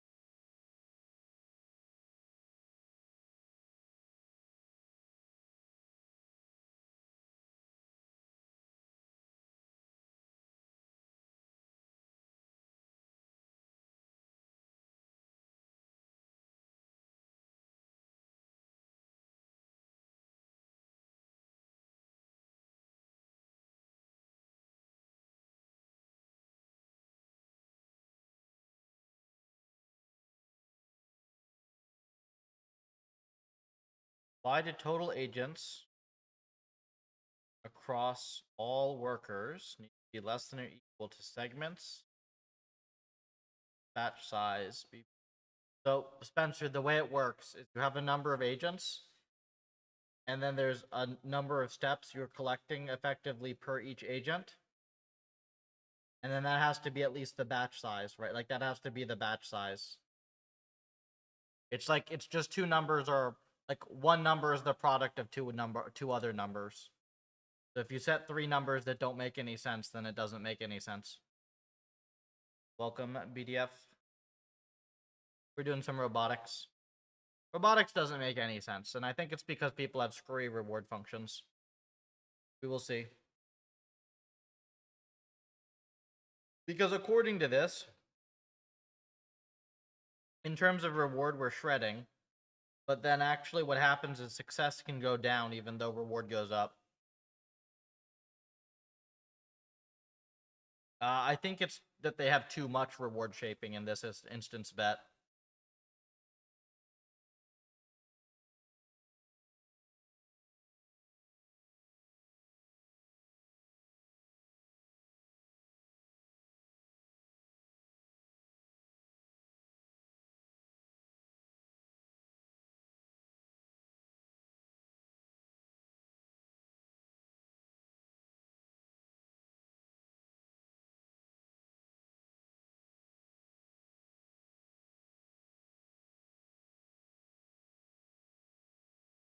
$130K using a max CPU.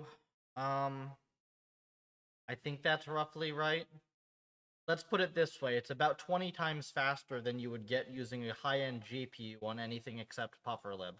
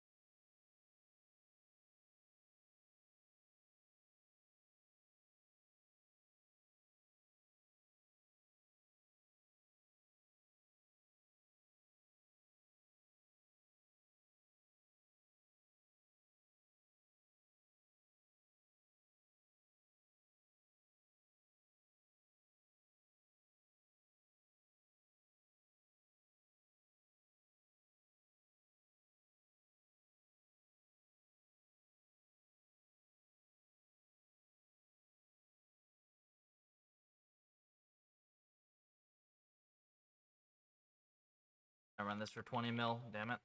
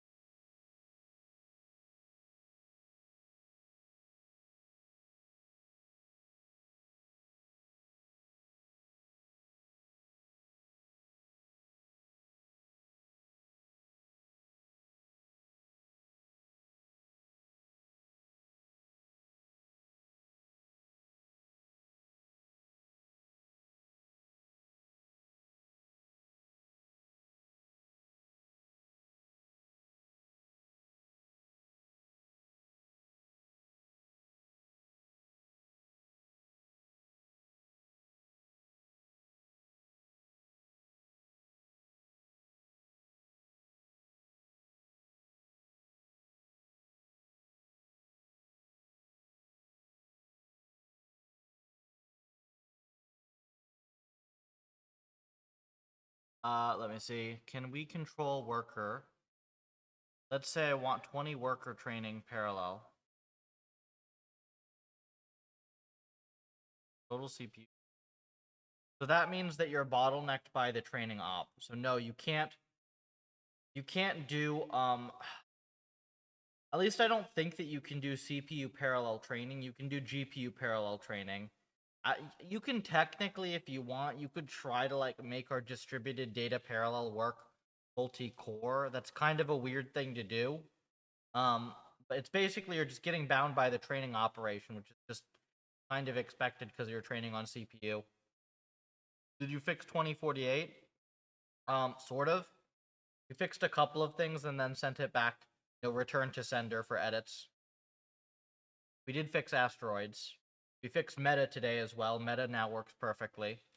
And we're working on robotic stuff.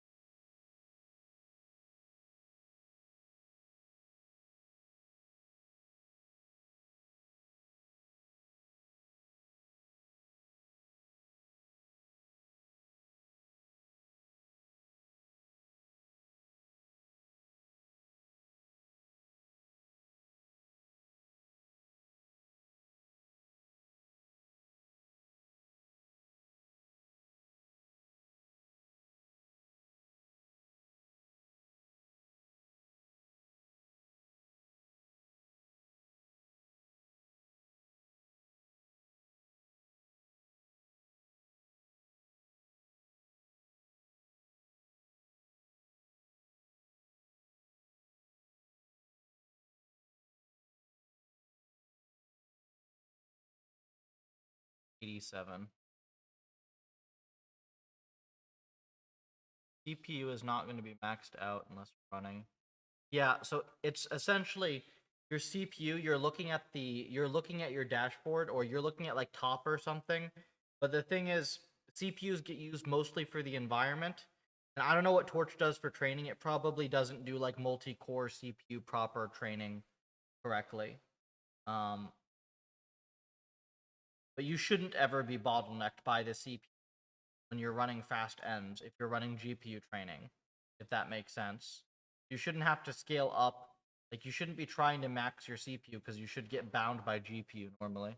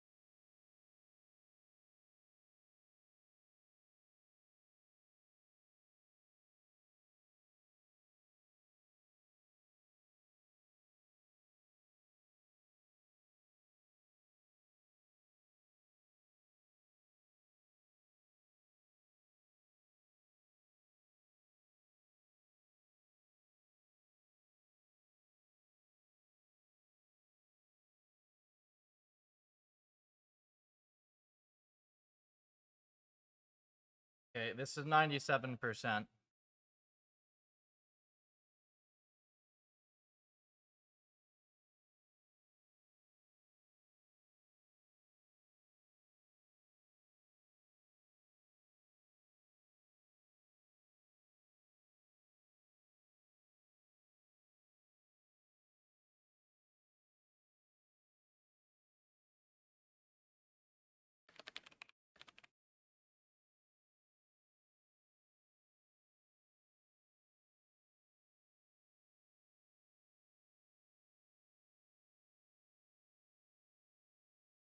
I have 256 gigs of RAM and VRAM. Yeah, that just doesn't matter in RL is the thing. You need just pure compute. Like, it's not a language model where you're like RAM bound. You're always gonna be, you're always like, you're always compute bound, not memory bound.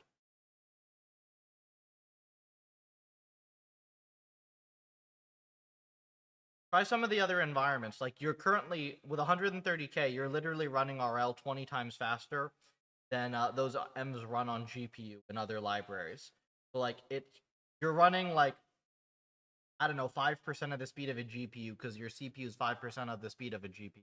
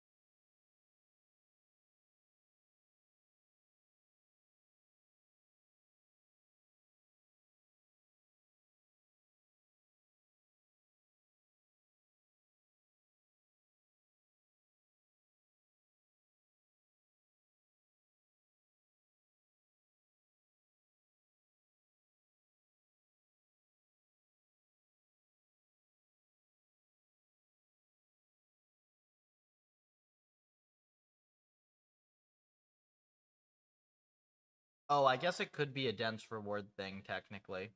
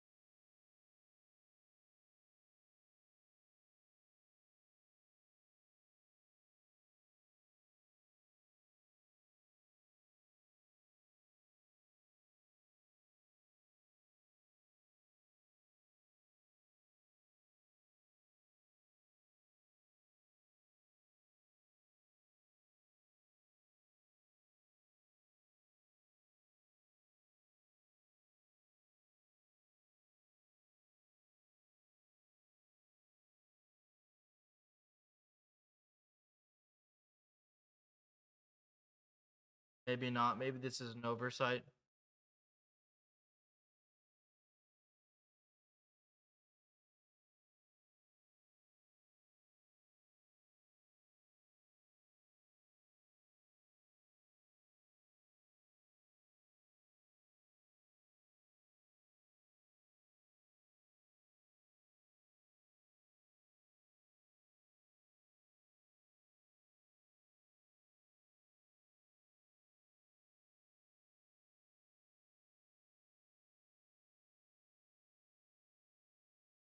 me check their implementation.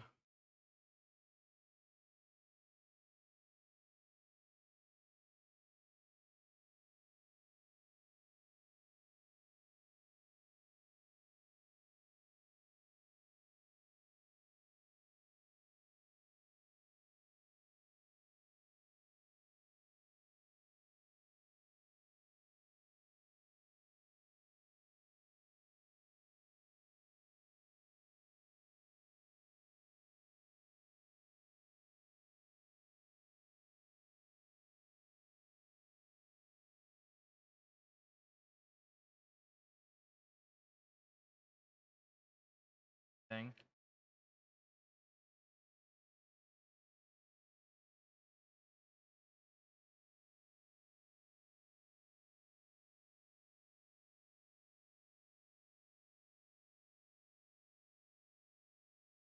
Next value.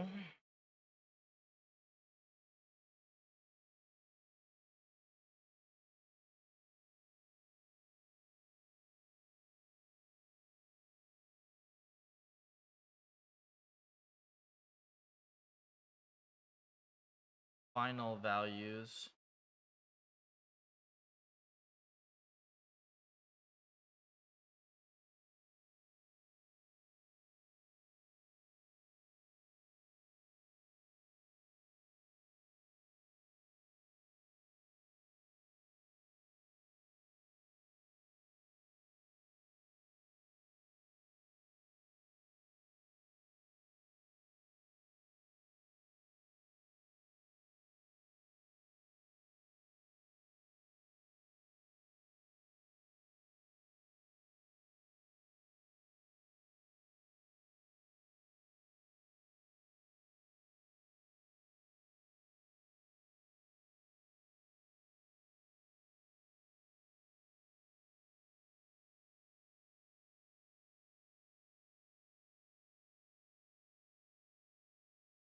Next values is, what is this?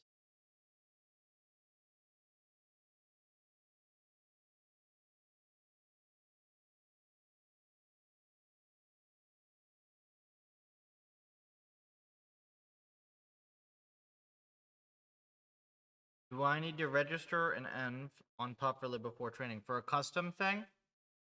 So for a custom thing, follow the tutorial. Like, if you want to use our just our out of the box trainer, then yeah, the M's have to be in there. If you want to like hack it up and use like the trainer as an API thing, then no. It's not like a gym.register though. It's just like the ocean environment's just inside of environment. Just add one line. That's in the docs, right? I don't think I forgot that. Let's see if I forgot that.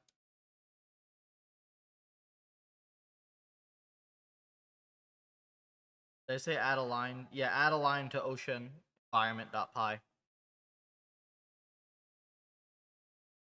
Just at the bottom of there.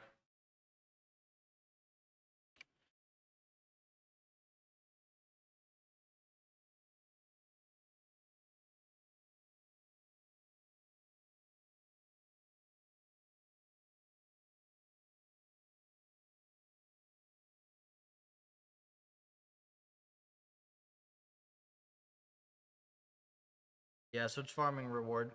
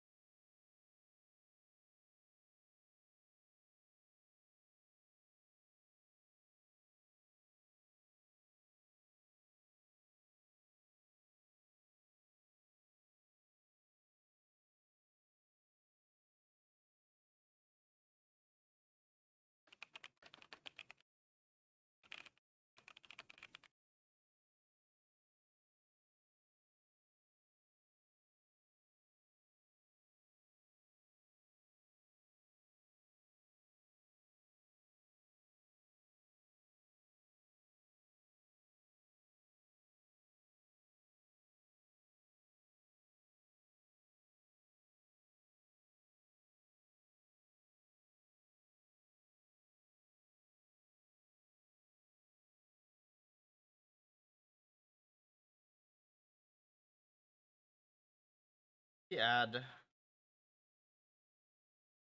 final values.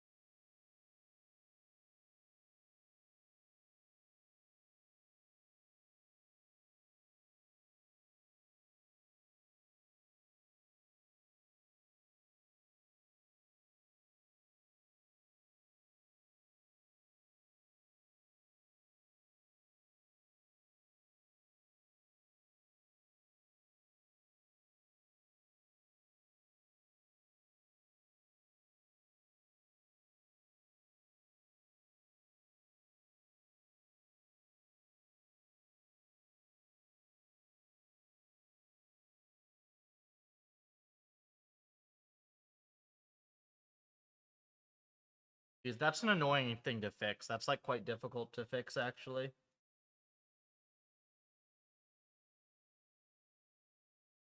Not easy at all.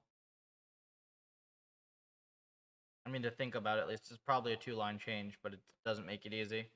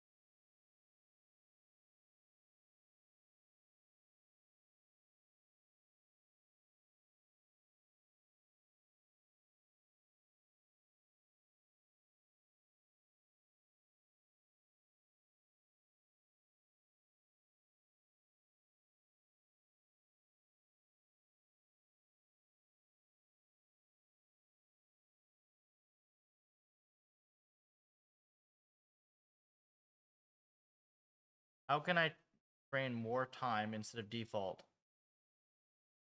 Train until it reaches a certain min reward for each that, as you stated, it doesn't make sense. You can increase the number of training steps, though. You can essentially just increase the number of training steps in any of the configs or from command line.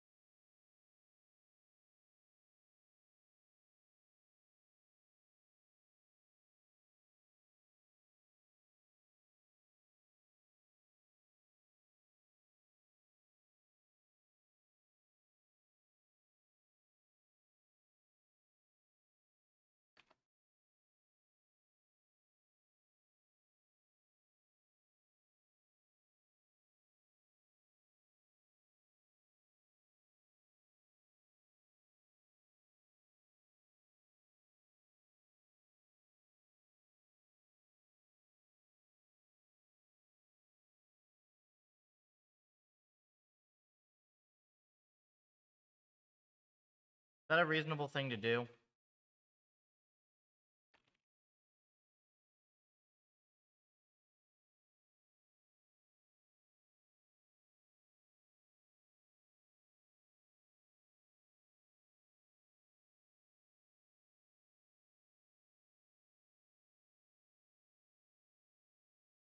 I gotta look at Cleaner Isles original.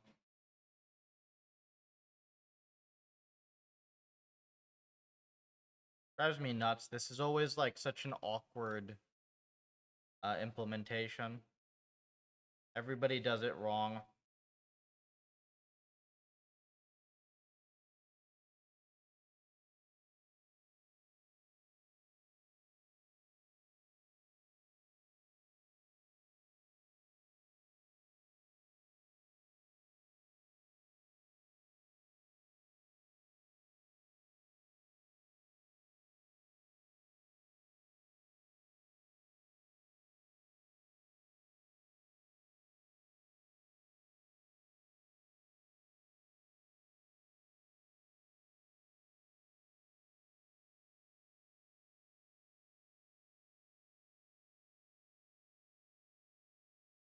Should be built in.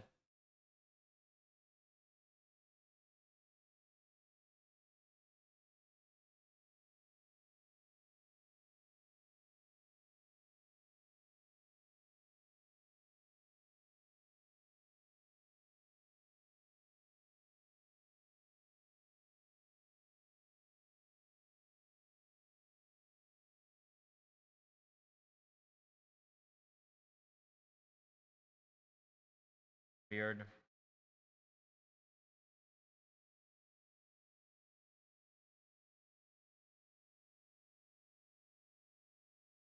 Docs does not have how to set the number of steps for training using args.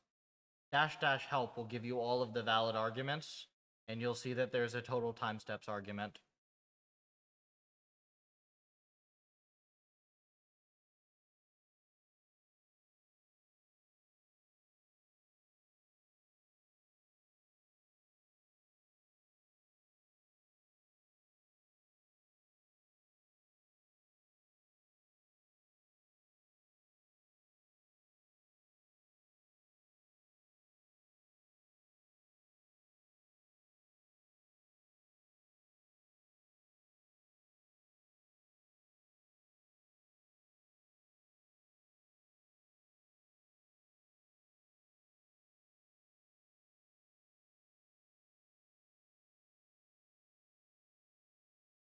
See if what I did makes any sense.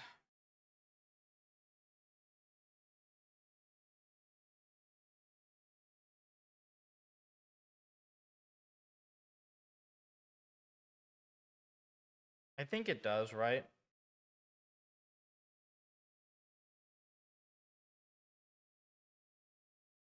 We'll see if it breaks other ends.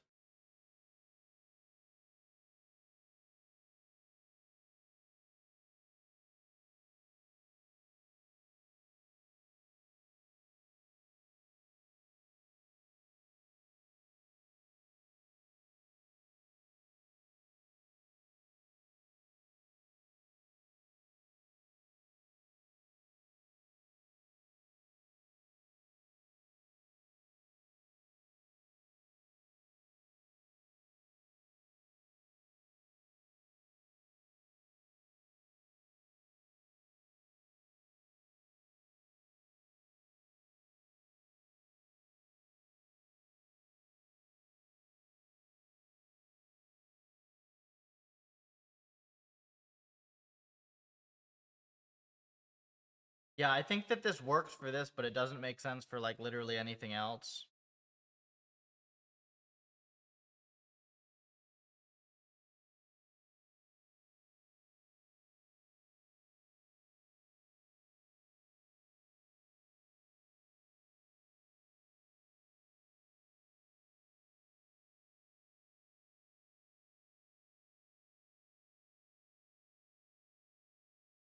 Oh, do we still break?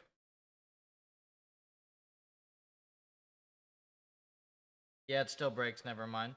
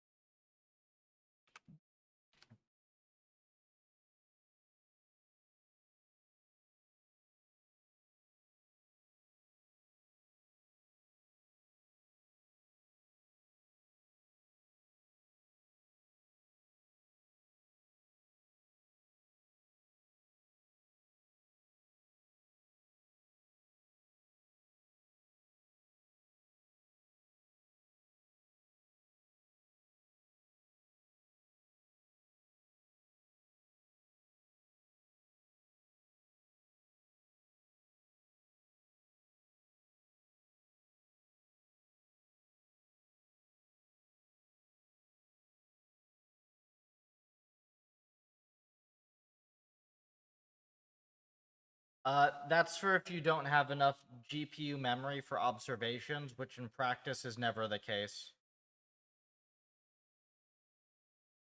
If I just do n rewards equals reward, not breaking, that will set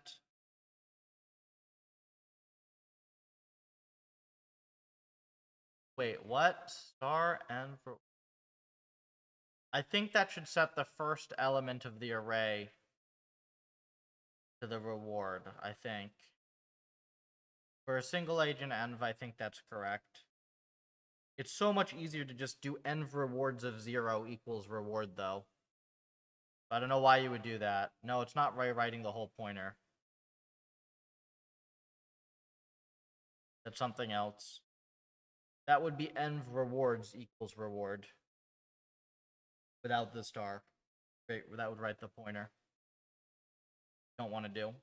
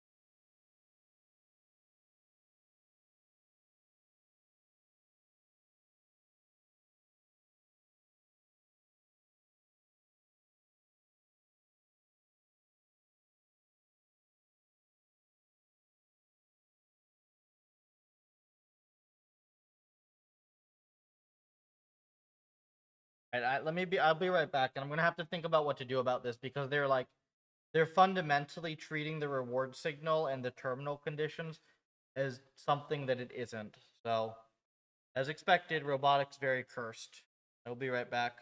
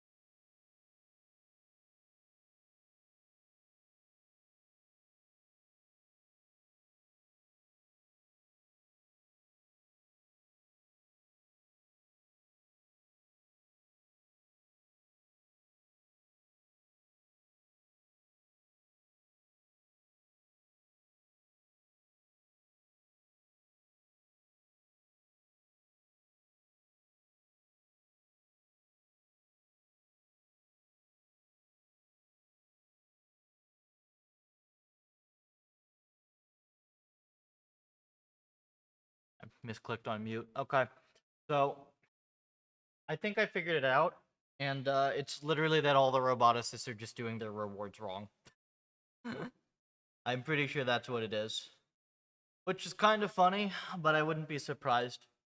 And like the thing is they're not aware of it because they also have their bootstrapping function wrong and the errors cancel out, but it makes it so that you literally can't use their implementations on anything else or other implementations on their problems, which would give you the effect of making the problems look very hard when they're not.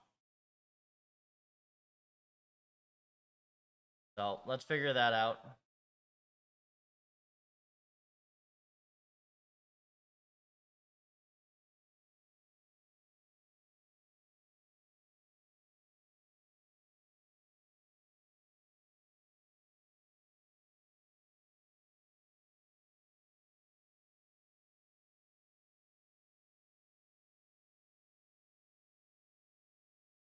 The reward is that he sent me.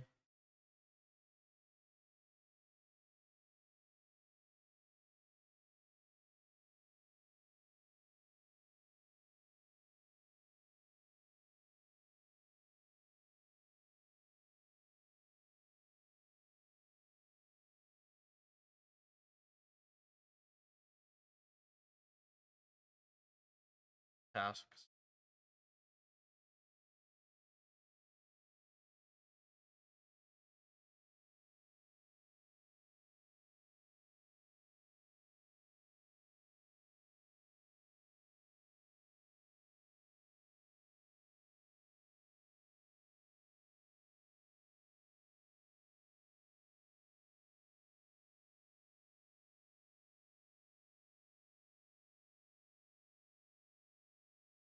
So this is 209.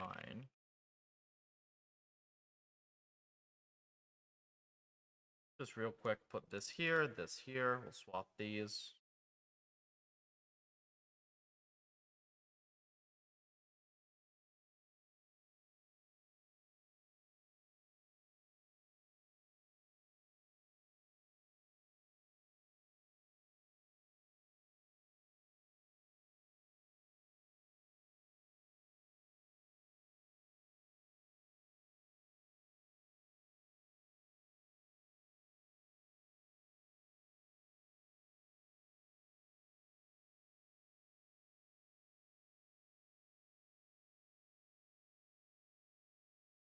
Dude, this is negative tan H.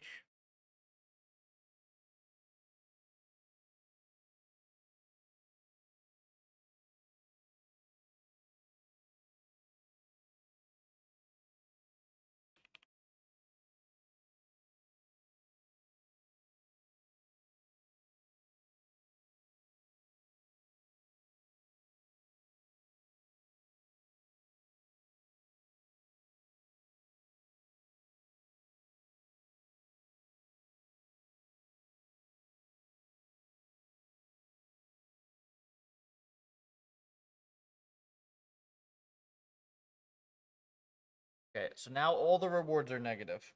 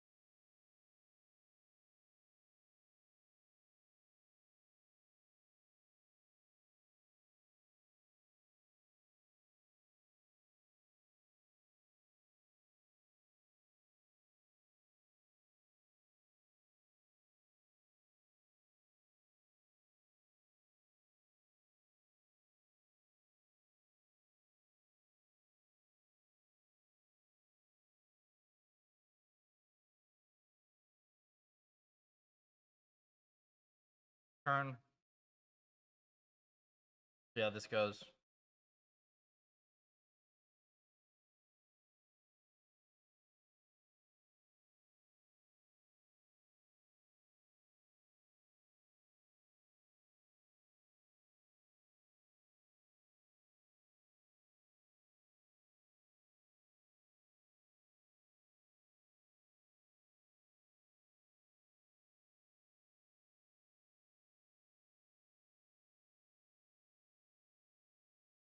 So now if this doesn't work, then I have to think way harder about the math.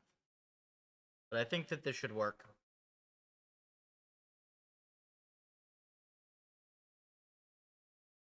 B, D, F, num Ms. So that's for Ocean M specifically, and it sets the number of copies that are run on each core.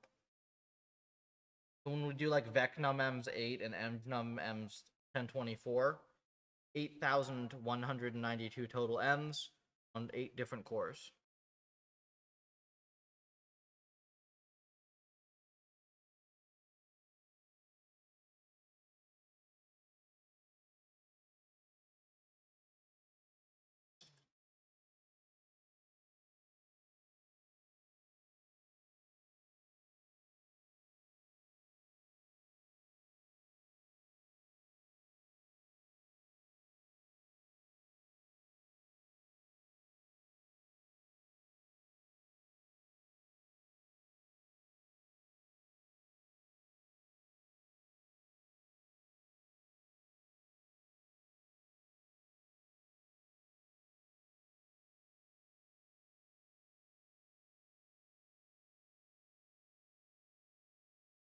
So we'll see if this still crashes.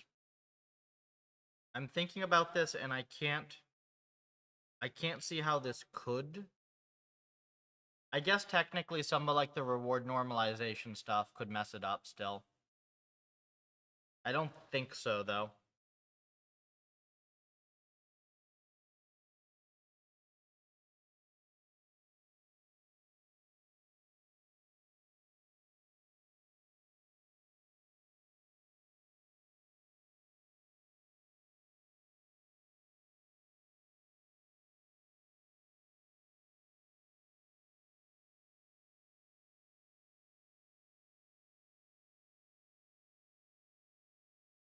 This looks good though.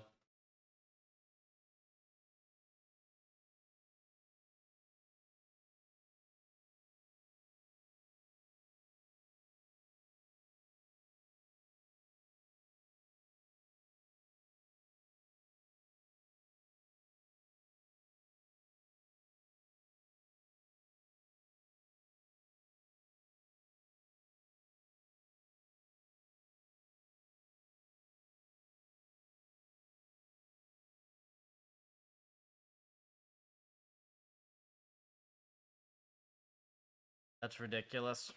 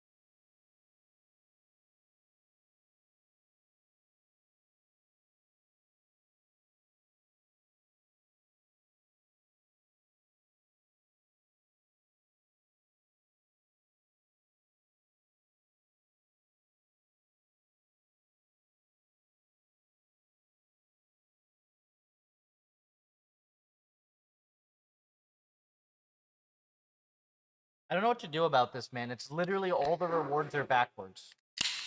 Like, the rewards are all backwards from outside of robotics.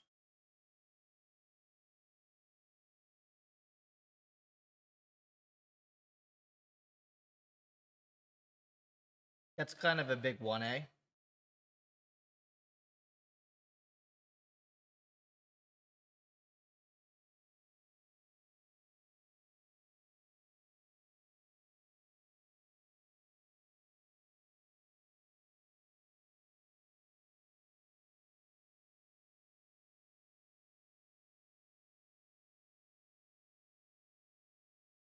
Try the other task.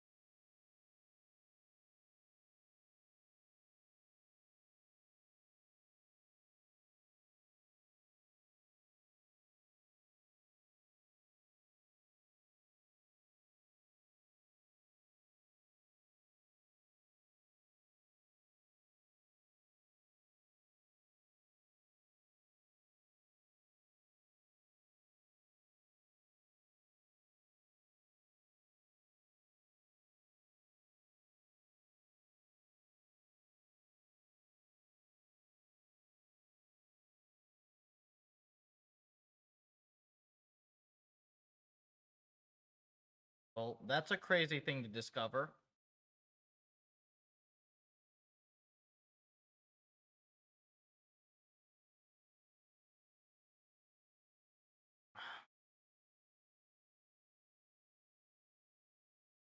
Also, hey Spencer, how's it going?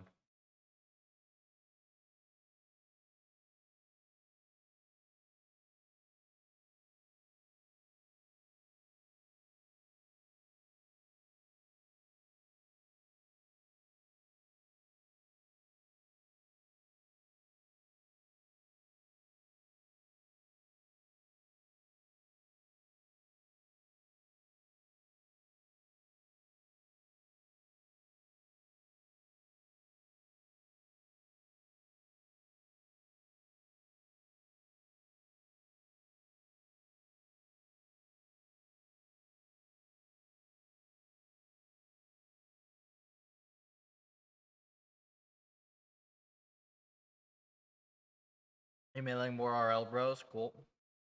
Yeah, Spencer, I just figured out that all of robotics is backwards. So that's cool.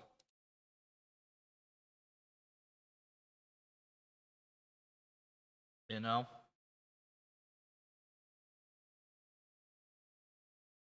Pretty much. It's not 1 over everything. You just have to delete. They do 1 minus everything. I guess it's not backwards. It's offset by a coefficient that totally screws you. You literally just need to subtract 1 from all their reward components.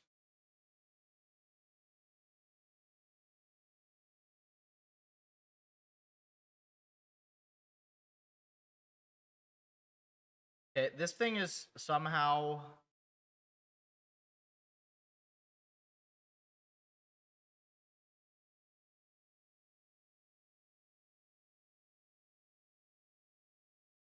I think I have to mess with this one a little more. But why, though? Because if it's... So these are dense rewards. So basically, the way they set up their M's, there's a goal state. And they have it so that you get a positive goal, a positive reward as you get closer to the goal. So as a result of that,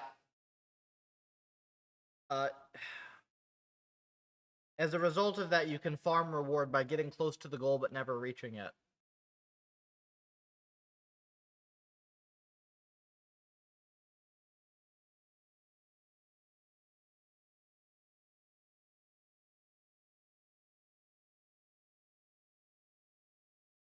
Okay, so it's still doing the same thing because apparently I missed a component.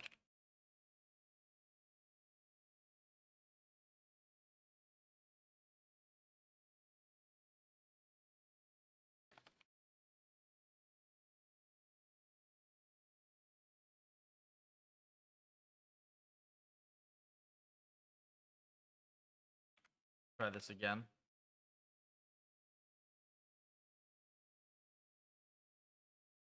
Yeah, that's not how it works, Bet.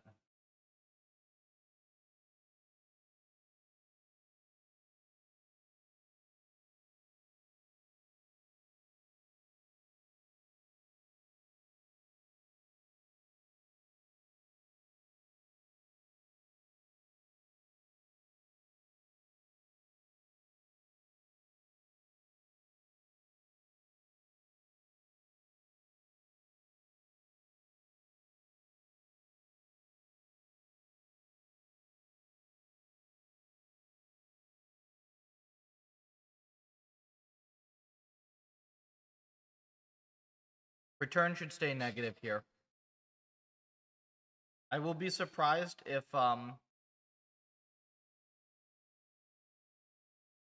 this stays negative and doesn't solve. So before I missed a component, so it could still farm.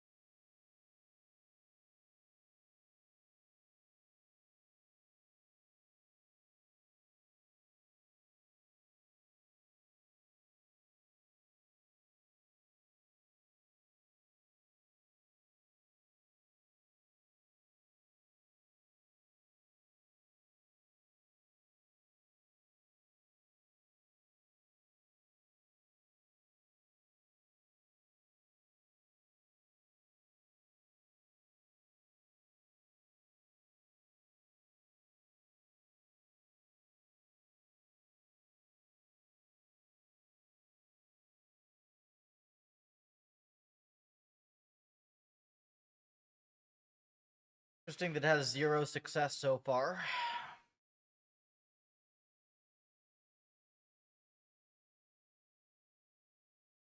There it goes.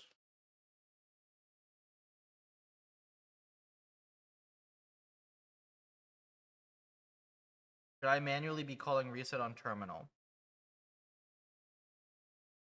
Like this is done. We do not auto reset for you. The environment is responsible for handling its own resets. This is true in all M's.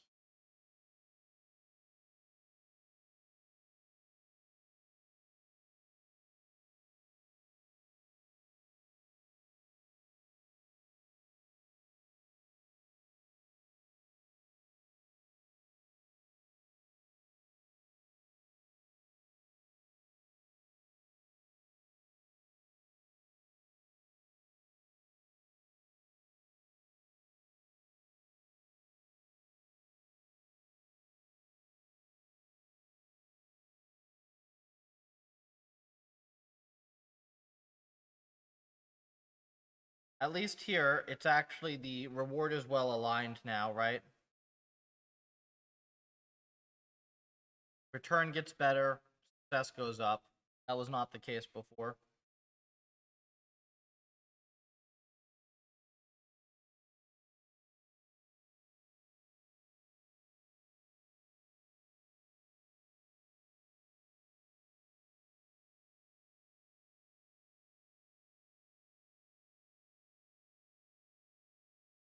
Graph look like. Oh no, it's still learning. Yeah, it's totally still learning.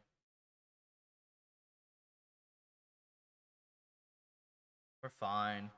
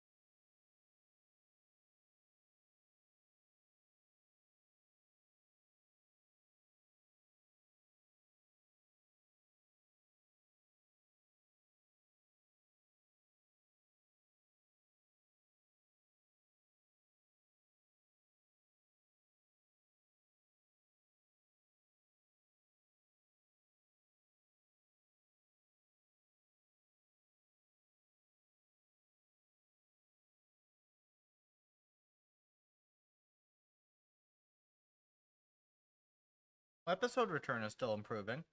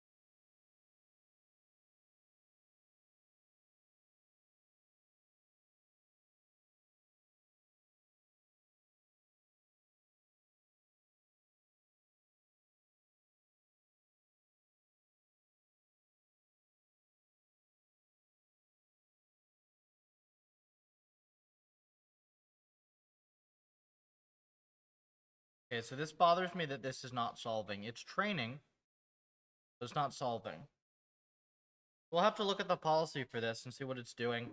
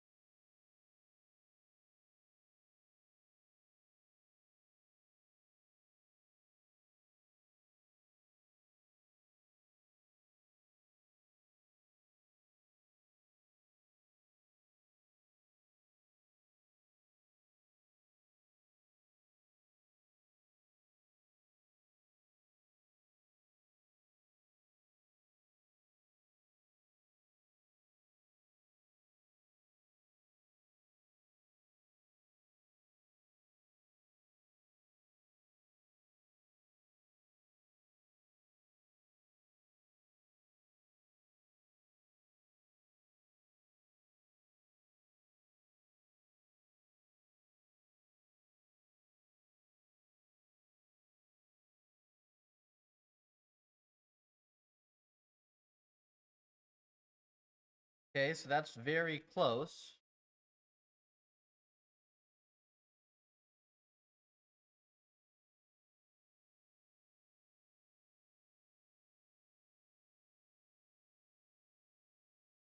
It's still farming it.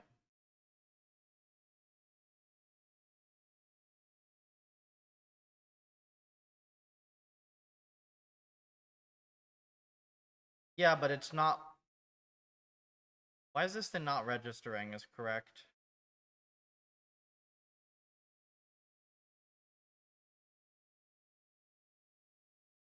I thought I'd fixed that.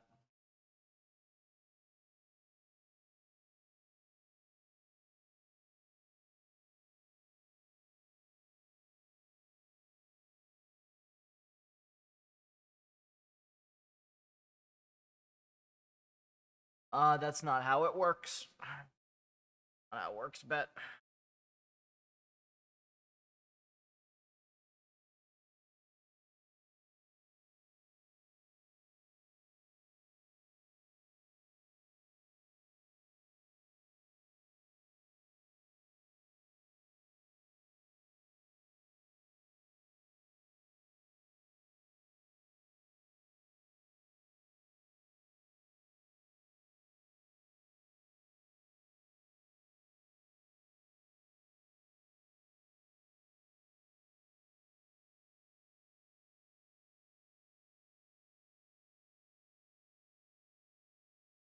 Okay.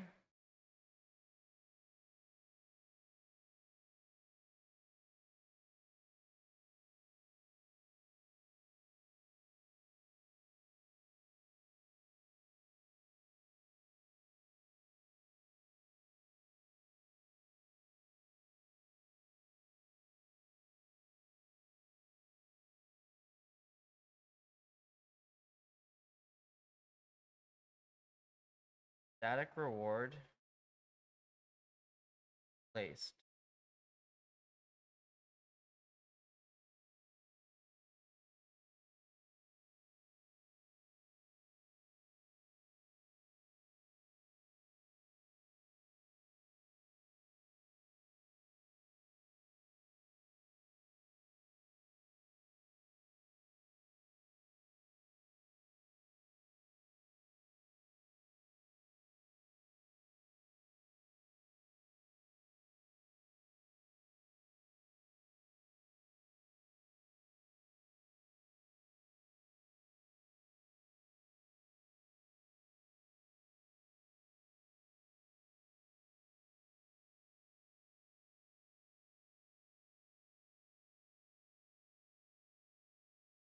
Gotta be the advantage normalization.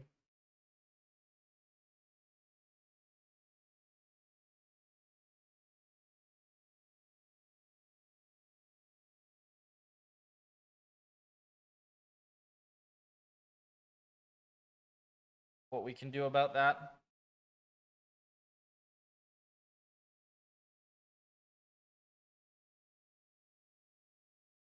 Hey. Yeah, okay. I will not use. The sync.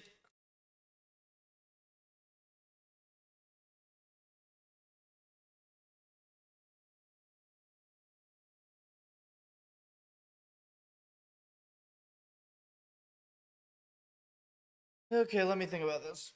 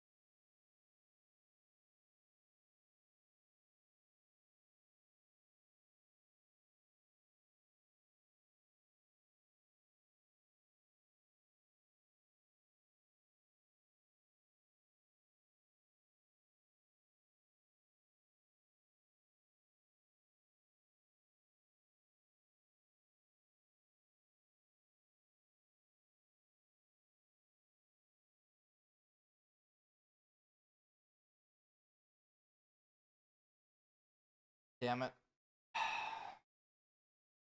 This would work without reward, without advantage normalization, I believe.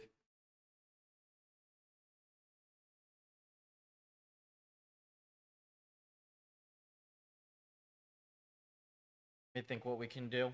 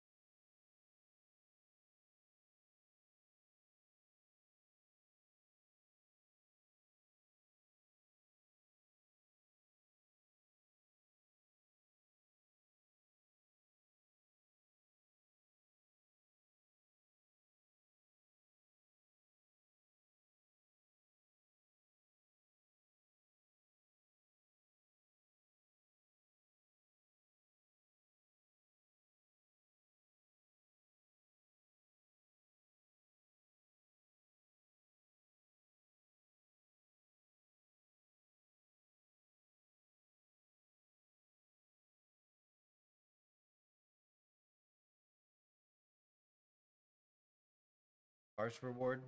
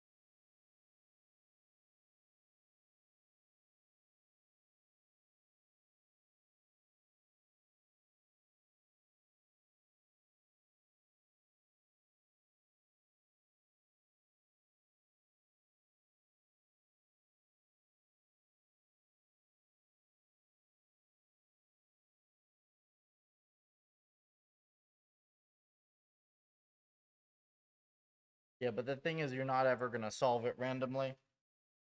Okay.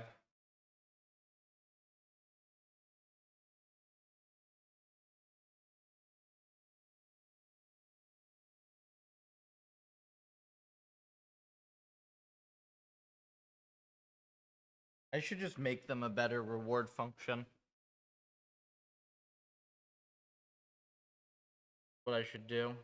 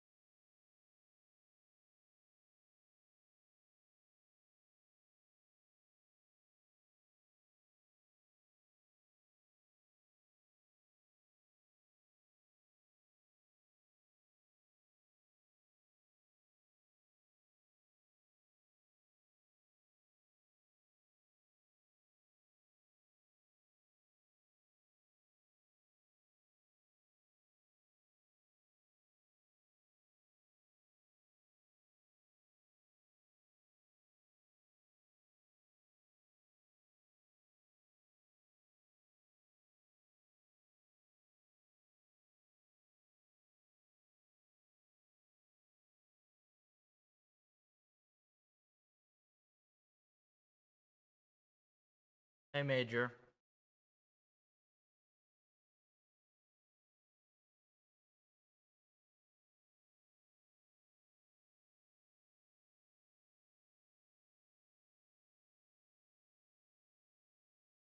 You know what I can do?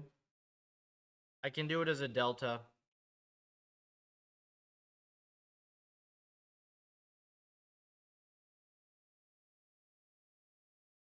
I can do this entire thing as a delta.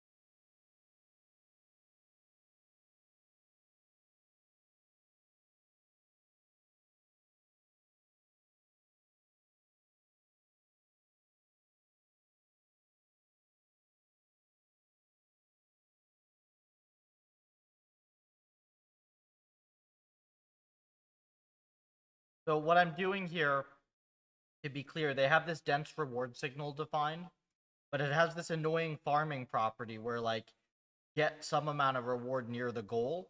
You just want to hang out around the goal. What I've done is I've reformulated the reward to be in terms of a delta from the previous. And since it's dense, this essentially just rewards you for getting closer to the goal state, but not actually for hanging out there. You only get rewarded for your actions. You don't get rewarded for just chilling in any given state. And we'll see if this makes a difference.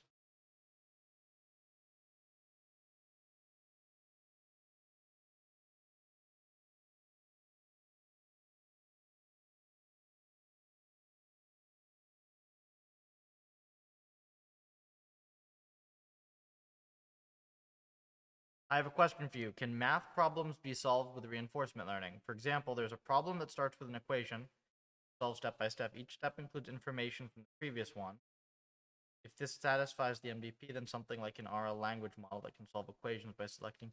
So the problem with RL language models in general is you kind of just have to light all your money on fire. Um, you kind of have to be like Google or DeepMind to do anything at reasonable scale. If I were trying to do some RL math thing, I would look to something like I would make actions like informal logic and probably have some sort of fast verifier if I wanted to get it to like write proofs or something. But then that would be tricky because you'd basically have to tokenize. You'd tokenize math in a much smaller, more constrained way that doesn't correspond to natural language, basically.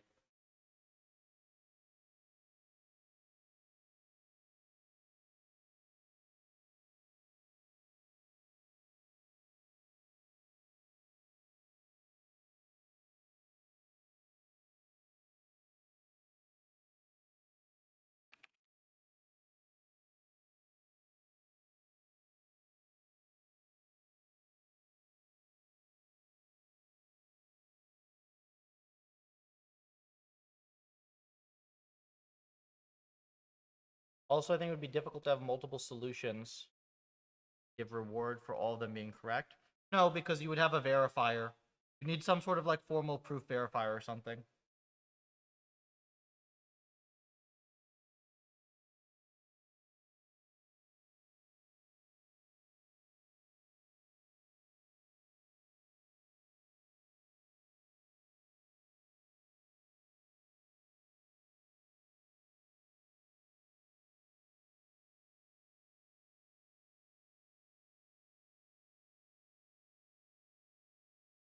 So these aren't private. This is general RL discussion.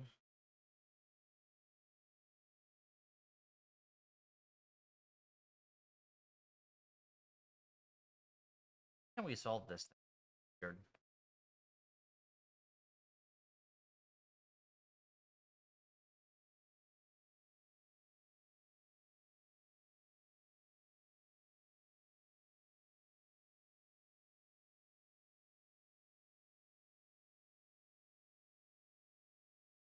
This could be hypers now, to be fair. This could just be hypers.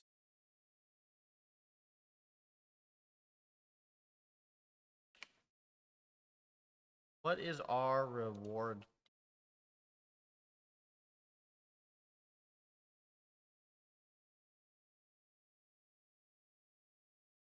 Kind of going up. Tough to say. Oh, the reward's just way too low at this point. Hang on.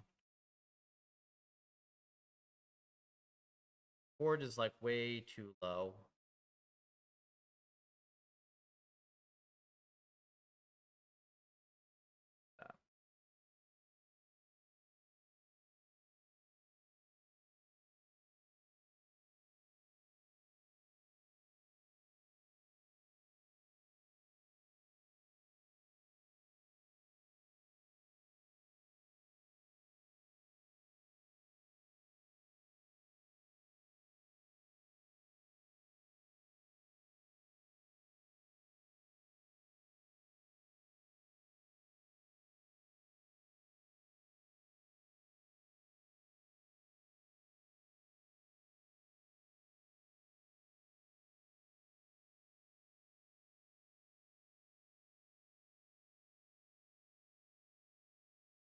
This is 100x larger scale. This should get to like 1.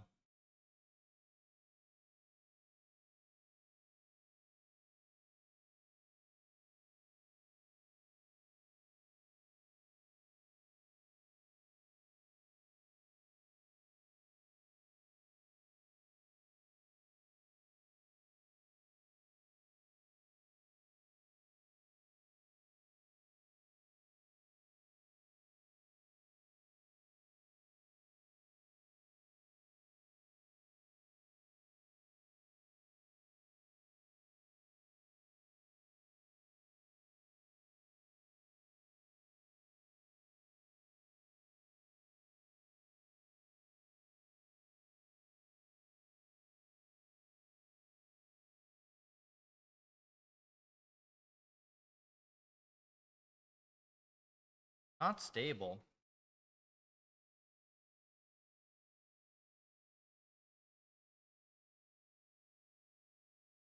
Reward's probably a bit too big here.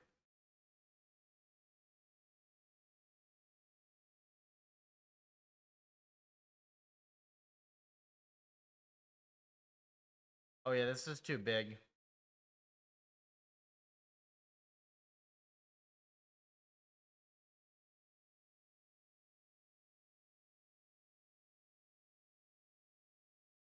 For this.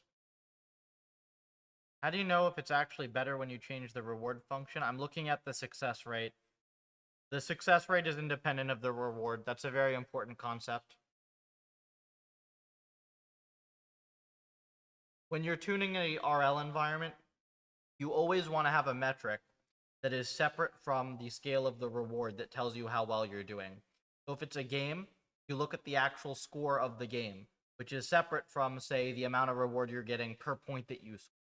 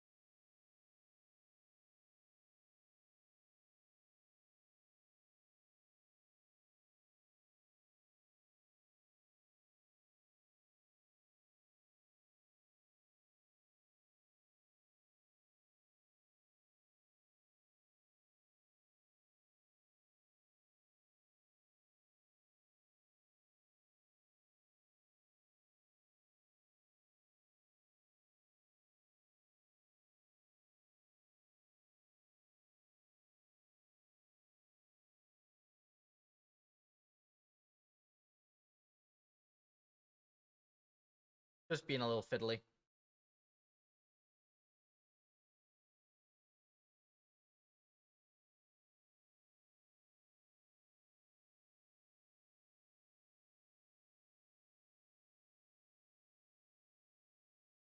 Are these things offset? But I did have them offset.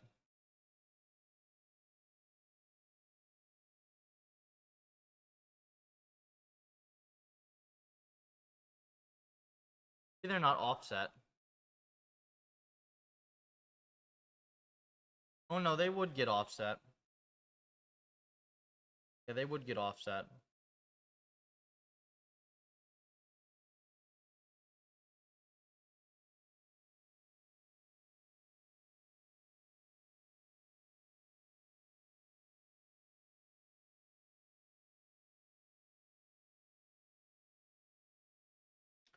Not super stable.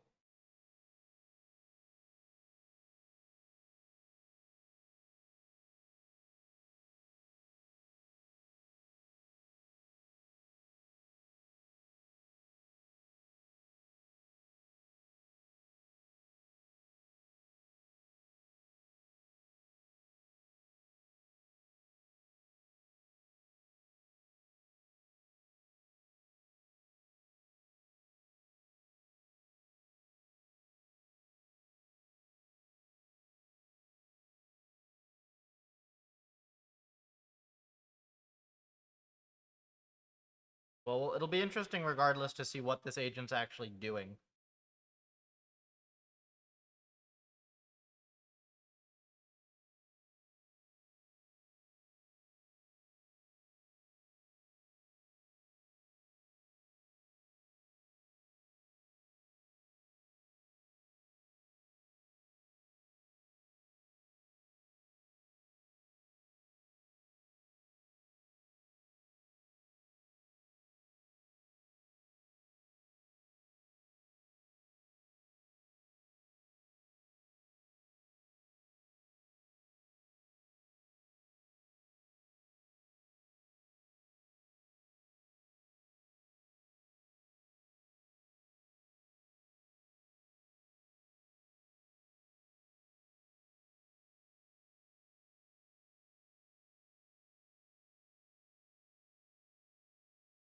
It's gotta just be idling around the solution still somehow.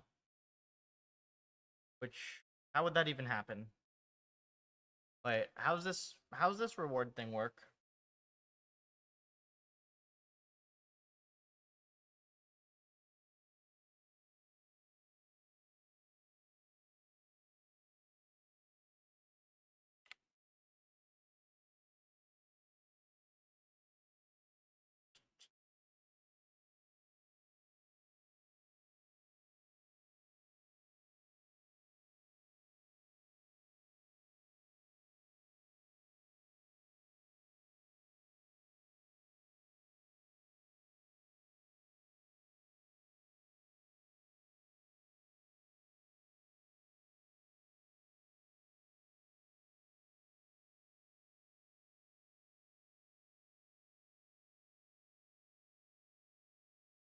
See, this is a 0 to 1 reward.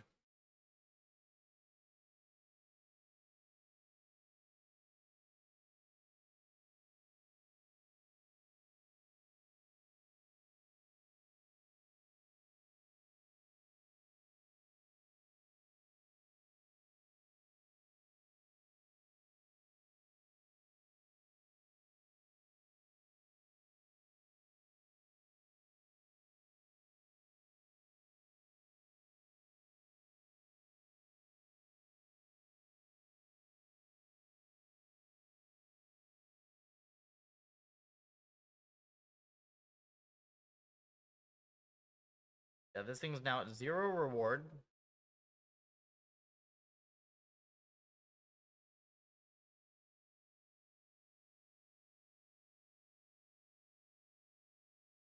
Non-zero success.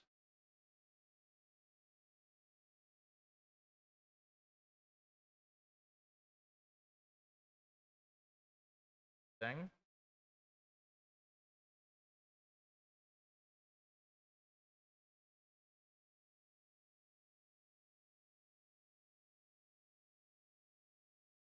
Would like to see what this is.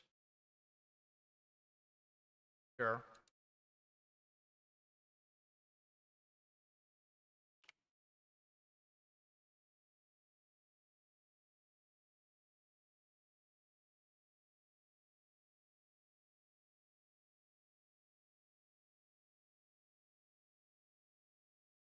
Heh.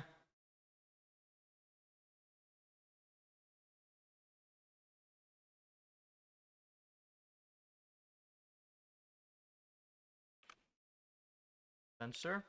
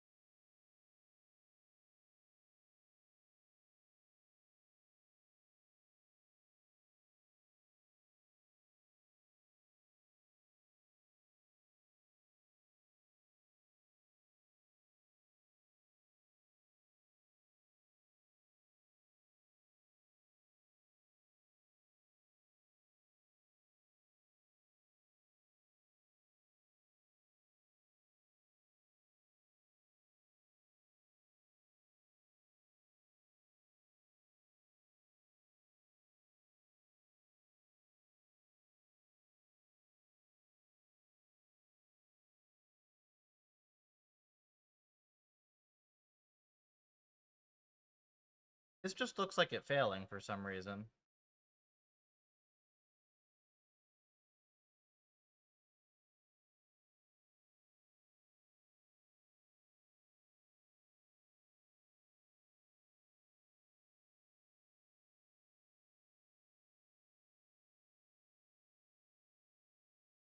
Why would it do that?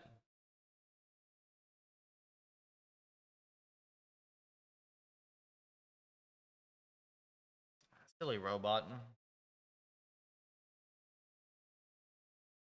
Why the heck does it do that?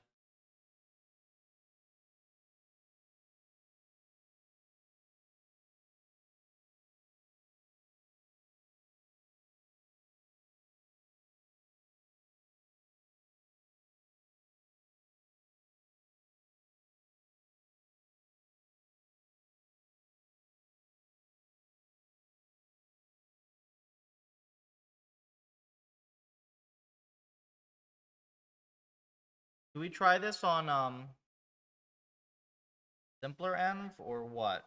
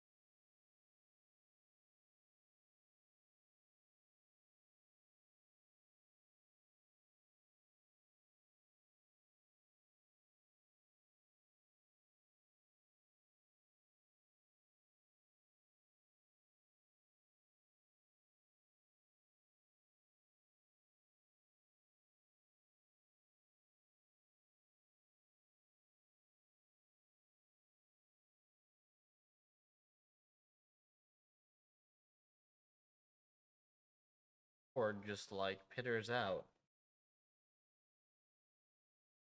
Weird.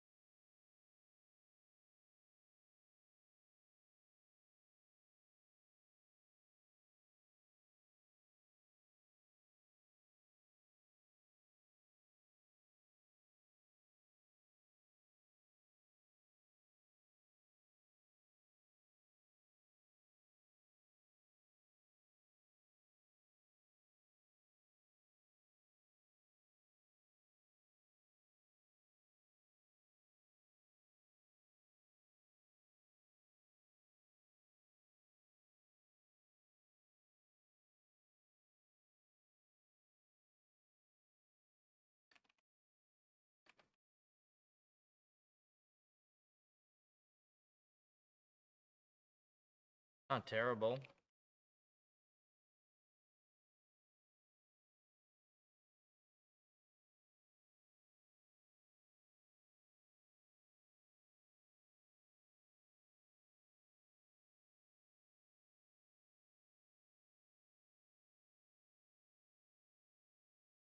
Like reasonable rewards to me.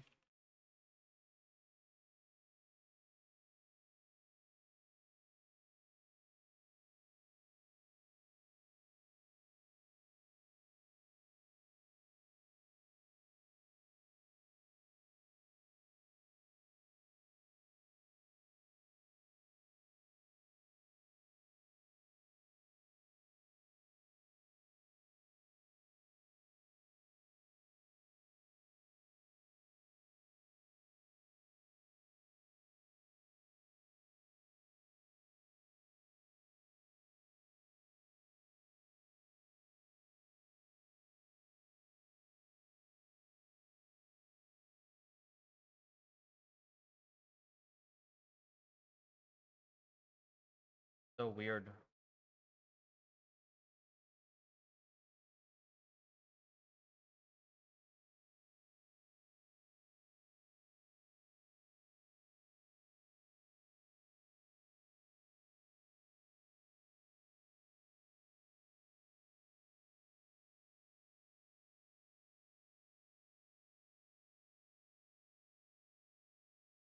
The fact that it evens out to like 0 reward as well.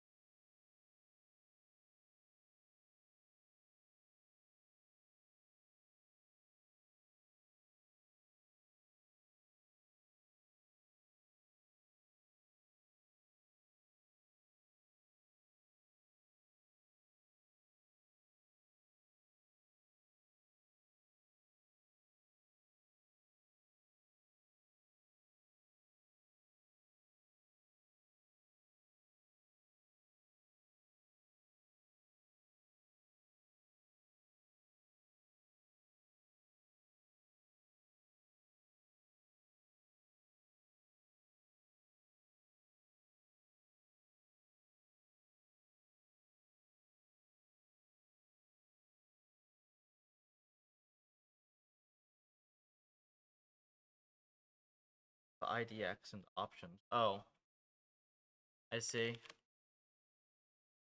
What's happening?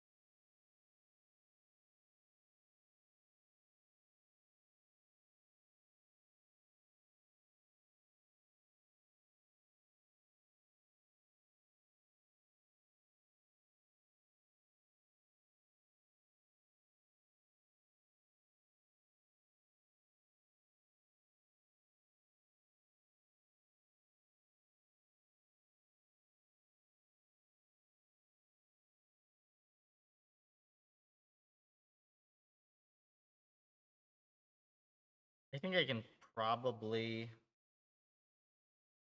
just hack it a little bit.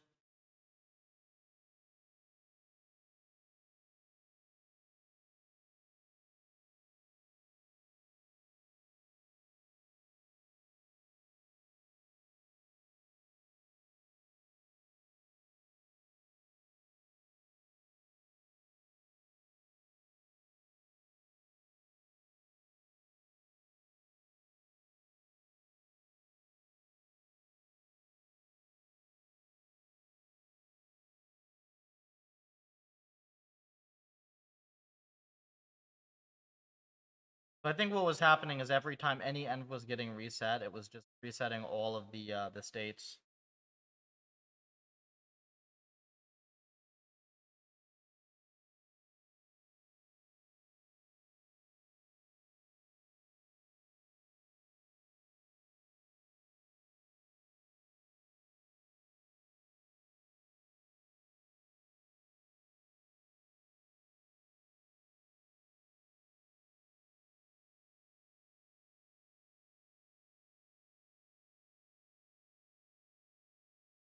Okay.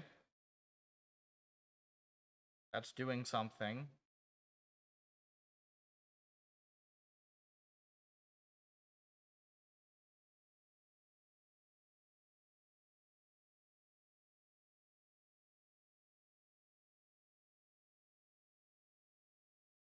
Use a restroom real quick. While this runs. We'll see how this goes.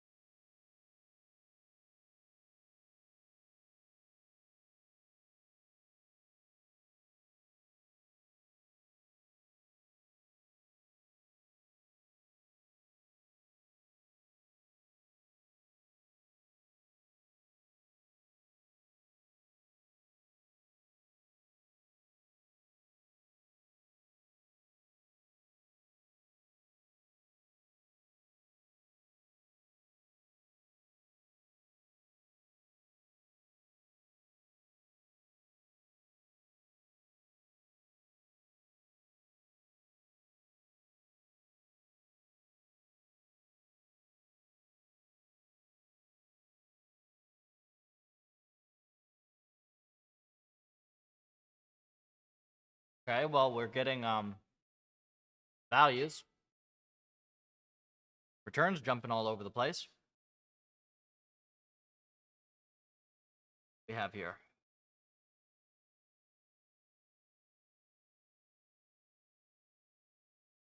Unclear if better yet.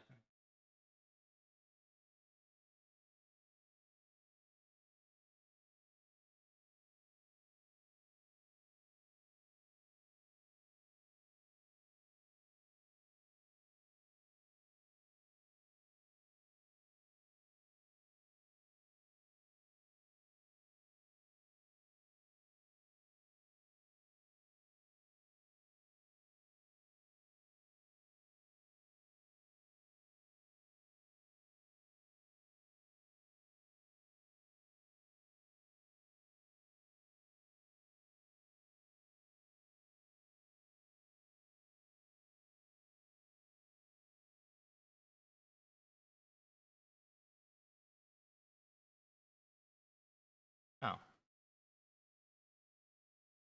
Huh.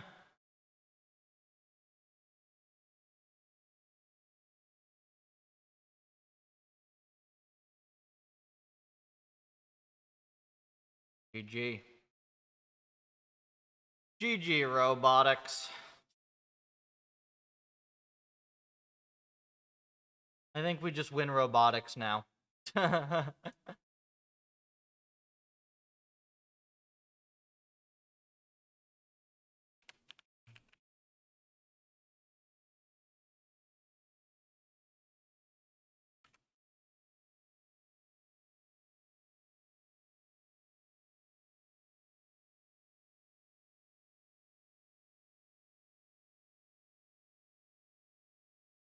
I send Stone a quick message.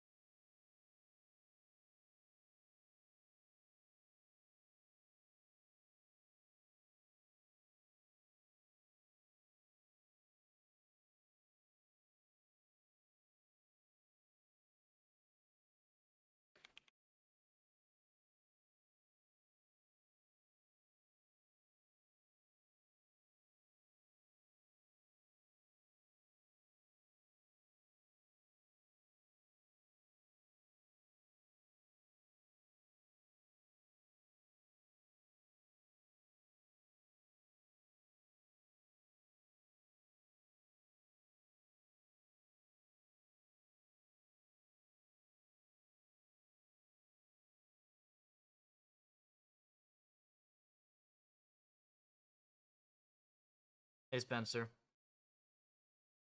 Actually, I can share this publicly. There's nothing private here.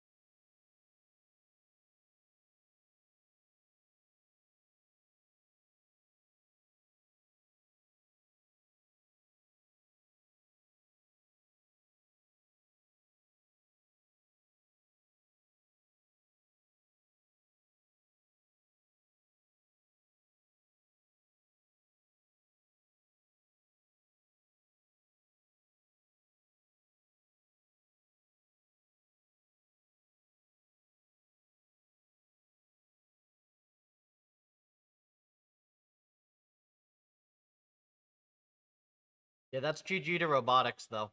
At least for the application of having Pufferlib work on these.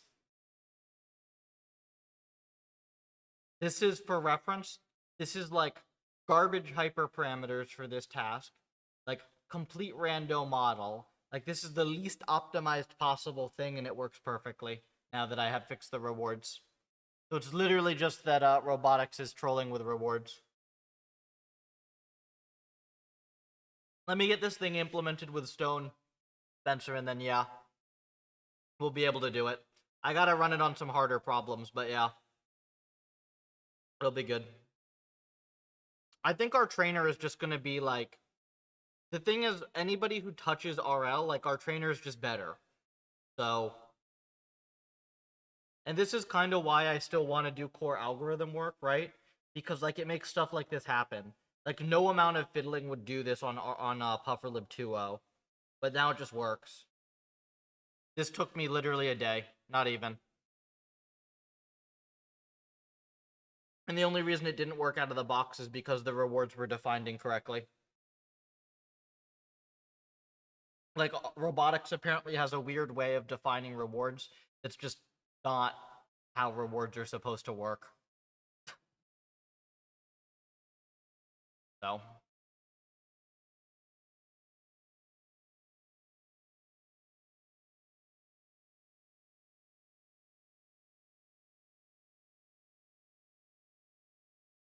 that's a GG to robotics.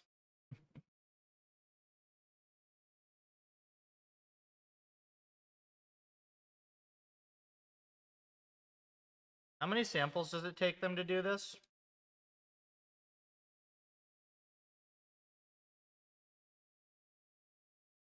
Hey Tim, I want to see like how many more samples it takes us to do it than them, because like we're not optimized at all. So if we're within a factor of like 2 or 3, that would be ridiculous. I don't know if we are. I think it's probably like,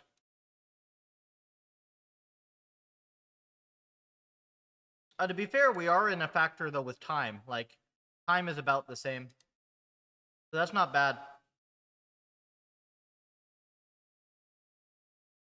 Yeah, we can shred this. We can shred this super easily.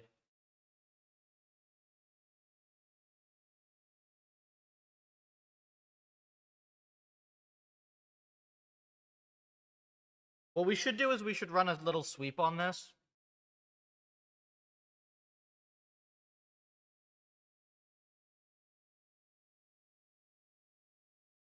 I should run like a little sweep on this task specifically.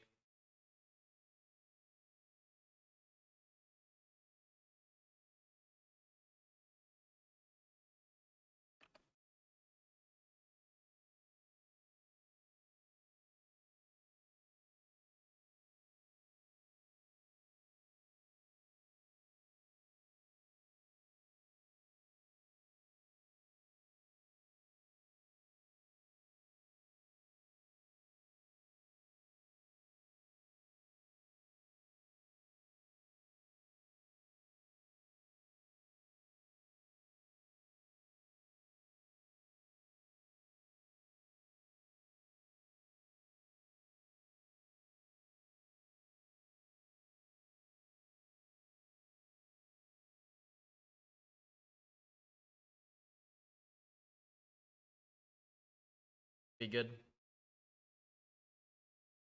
But the thing is, I do have some more time before we have to do this, so.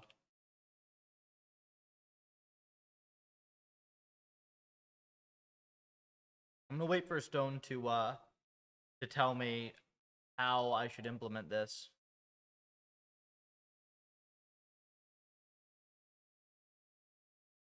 But yeah, pretty darn good robotics project progress.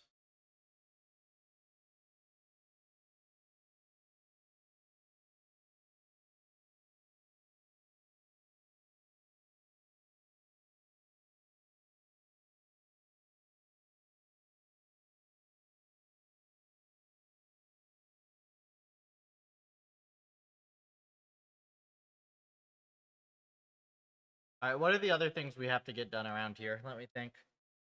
I know I want to start on the drone stuff. Or the tactical drone stuff. For most of tomorrow. So yeah, for folks interested, the end we're gonna be messing with tomorrow. I'll show the quick version of it. It's not gonna look anywhere near as cool as it'll look once you have trained agents on it. You can see like all these different ships that are kind of attempting to fly out. They're cars as well. These are random policies, so they literally don't know how to fly. But imagine like a full-scale battle with 1,000 ships, a whole bunch of different armies. Yeah, we're gonna do that as an RLM and actually make this thing work tomorrow. It kind of works at the moment, but it's not great. All right. Think what to do.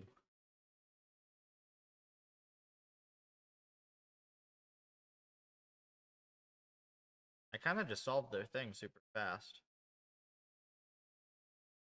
I mean, this is one of their easier M's.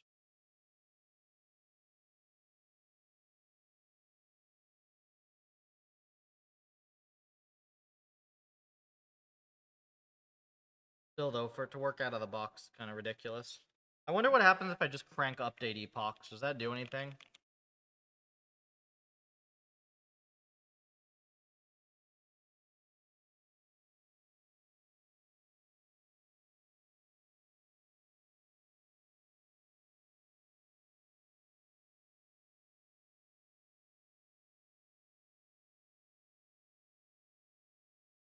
We all know what's going to happen here, right? It gets the puffer treatment, and then, like, as soon as we have the speedrun target, it just drops like a rock.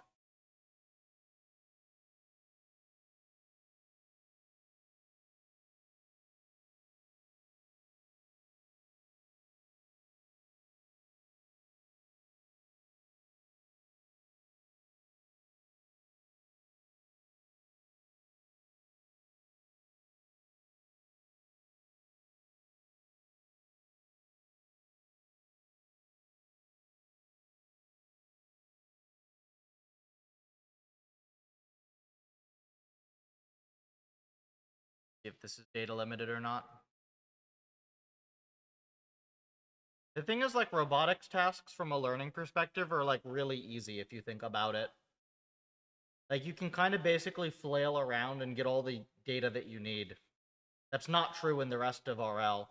Like, when people talk about, like, these really hard robotics tasks, they're really kind of just data limited. They should not be hard tasks.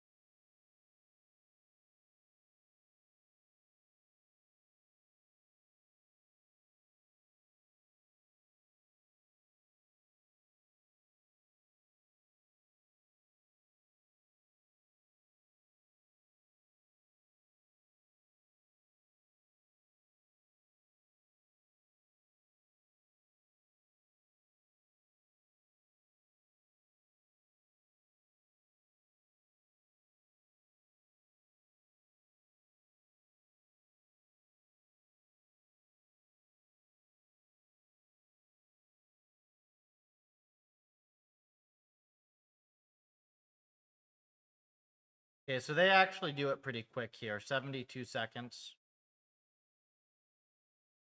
We have a little ways to go to beat that.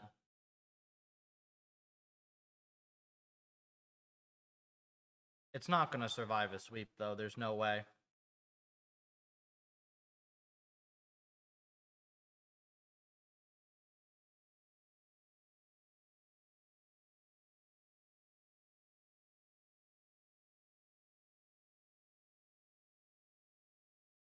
Interesting. It doesn't actually seem like the additional data helps very much.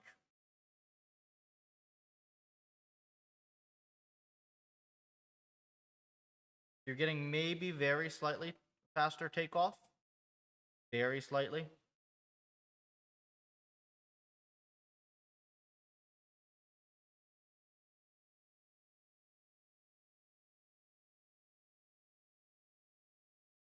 Hmm.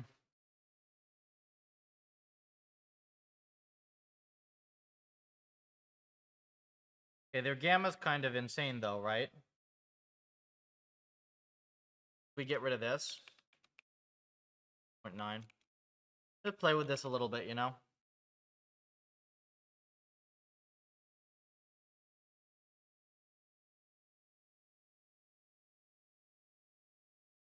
Okay, so 3 minutes, 40 seconds.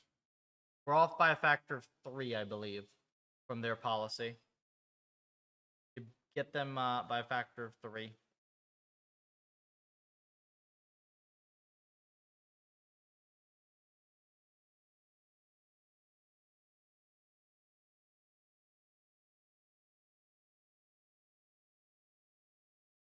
Try making policy bigger next.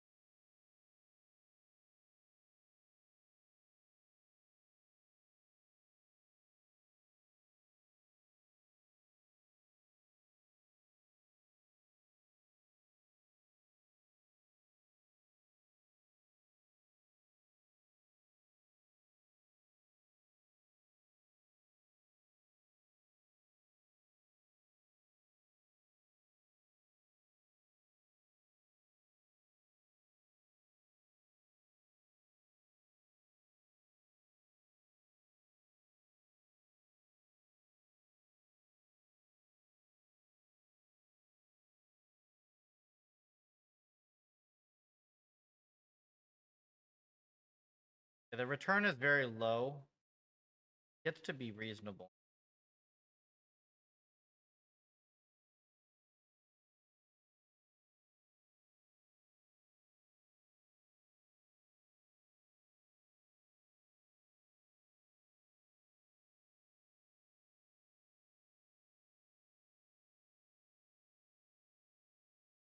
Kind of need to just figure out how to implement the other thing, because this negative shouldn't happen. This is just from bad resets, and that can mess with learning. Alright, maybe we'll do that next.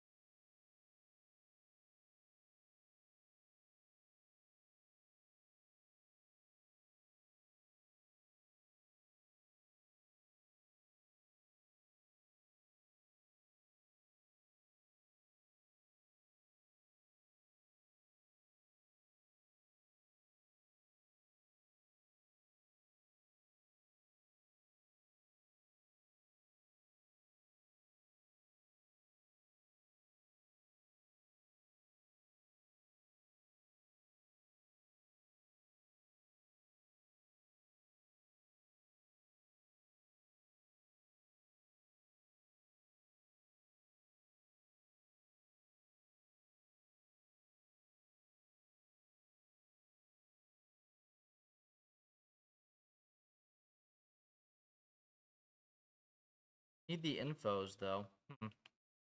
I don't really know how to do this, the way that their code is.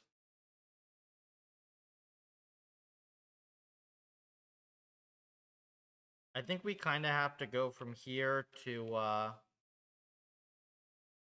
wherever they call this from, which is probably in the base env.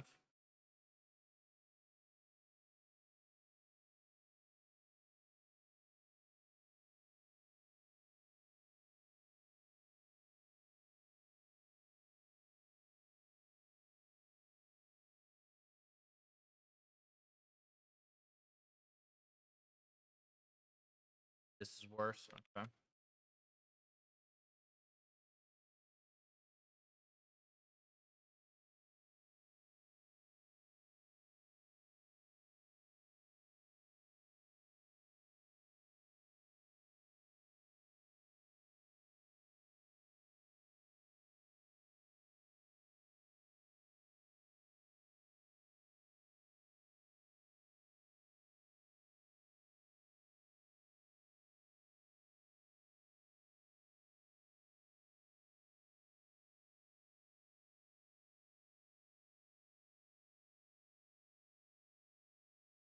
Try that.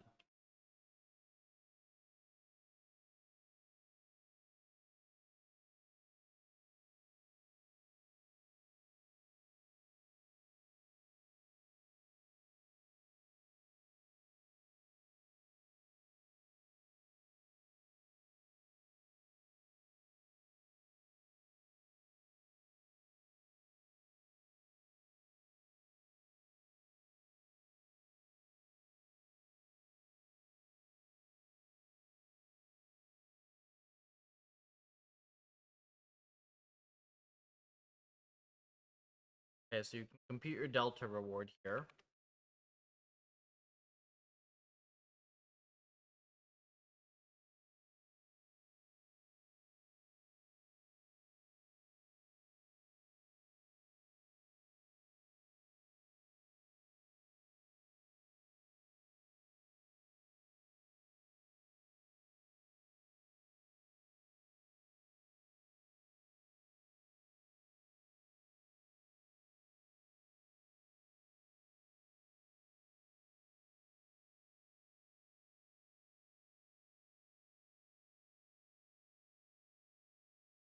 You see what their vec wrapper does?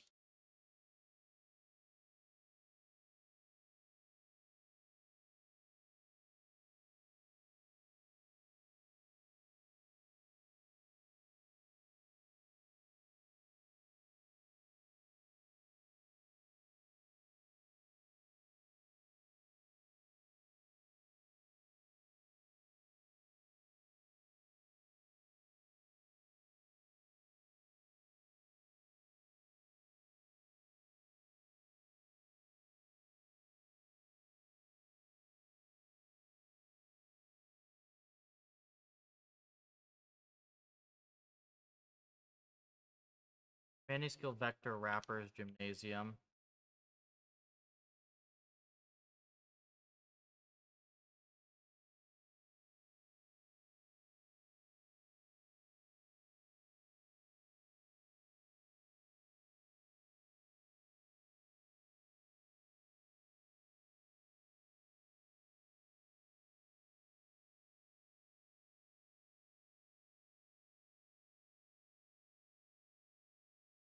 Okay, so it calls self.reset,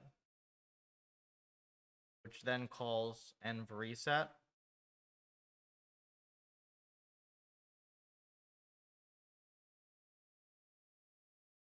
With options. Okay, and then this gets passed.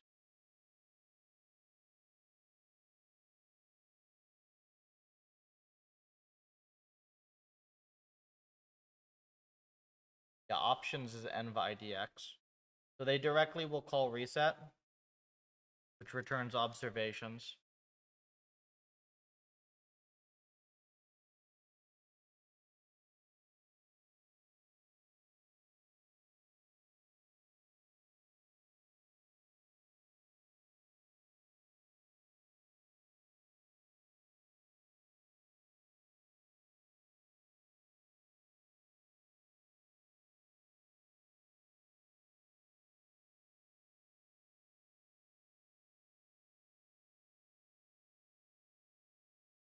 Clear that there's an action in the reward function.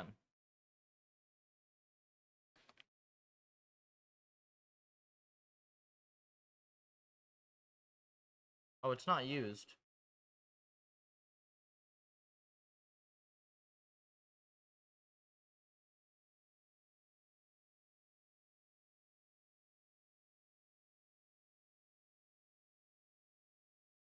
On this.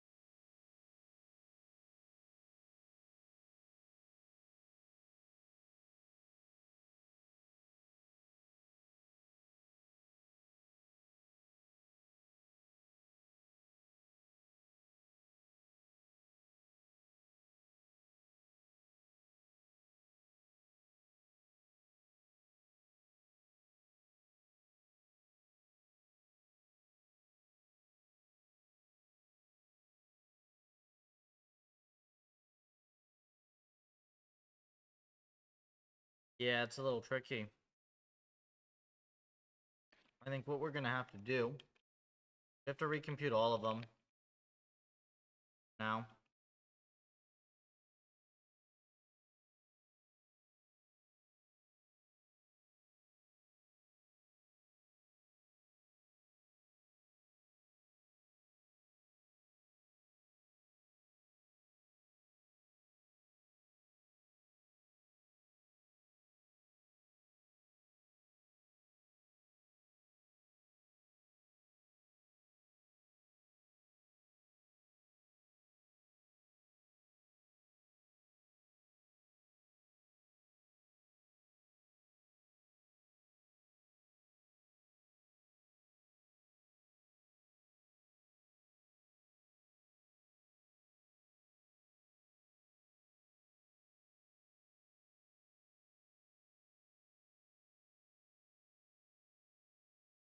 This works. Now we need to set last reward in the init.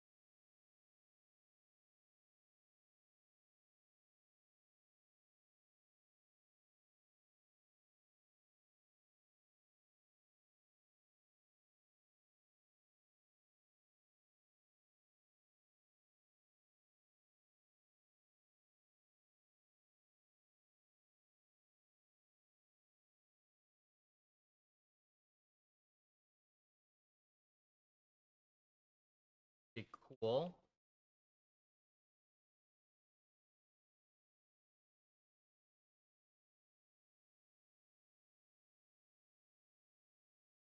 Presume there's a self num-ems.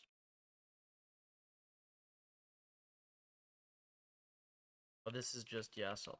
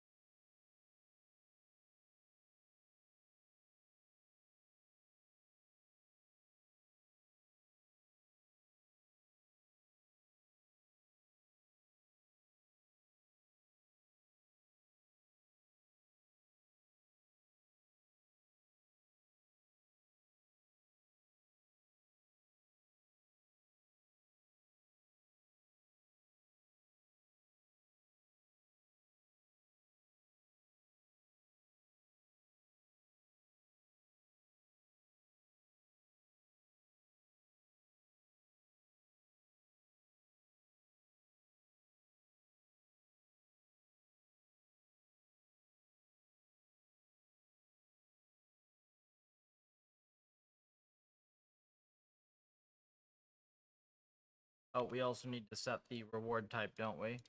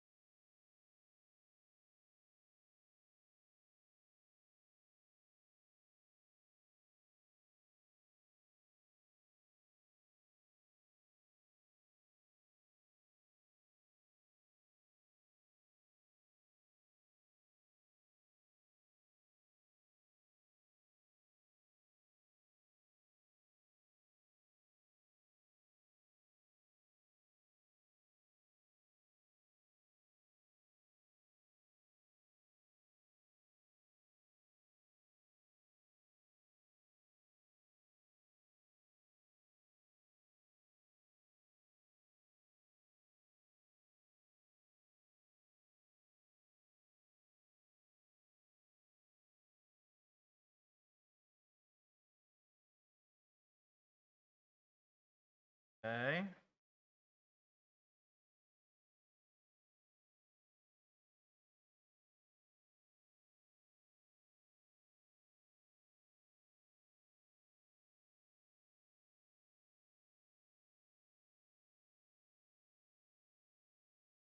Ah.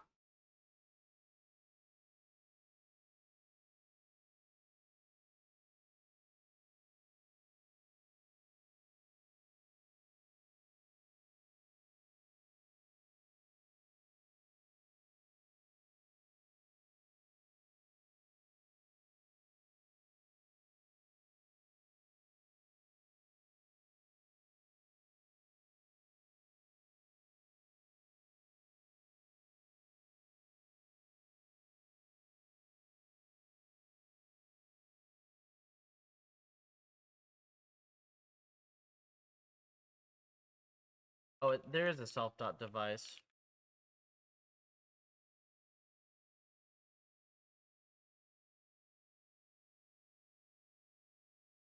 Try this.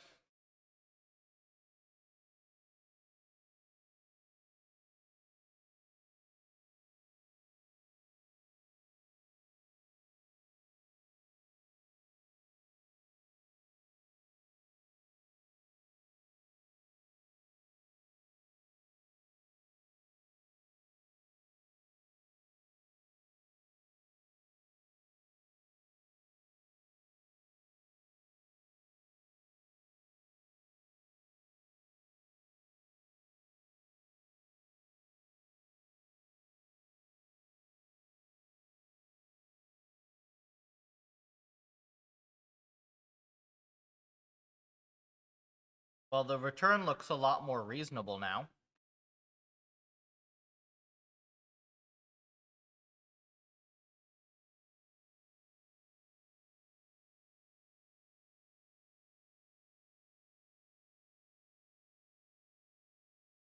See? Oh yeah, that's way better.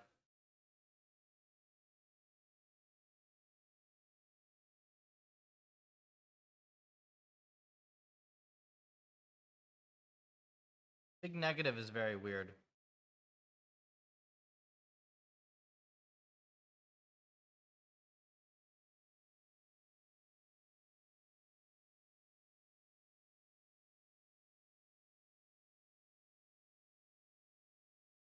So on reset,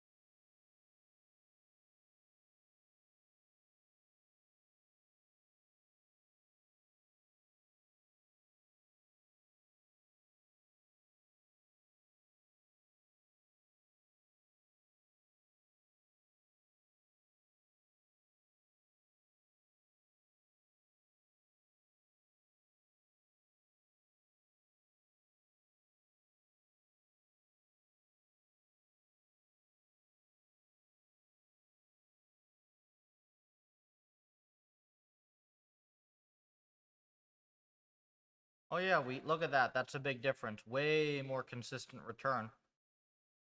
What was happening before, right, is as soon as you reset the environment, you get the full penalty. Well, pretty much to your original. You get the full penalty of like going from the goal to the start, which is pretty much your whole reward. So it was screwing up our curves. Now, as to whether or not this will do anything for training or make it worse, who knows, because reinforcement learning. But at least we have something way more reasonable. And we should have a return that should be perfectly correlated with success now.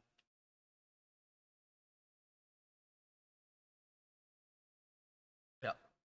So minor, tiny little hiccup here, but overall, Perfect.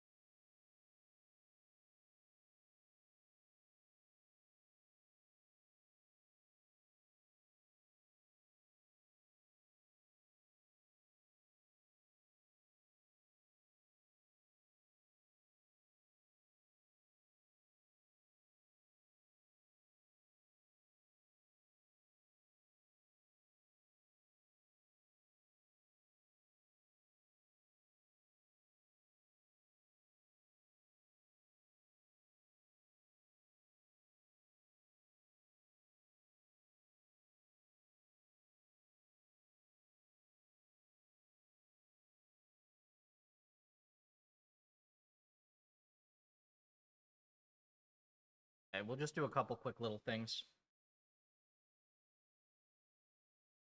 Just to see if we are like missing any major stuff. And then we'll see if we can get sweeps to just cover it.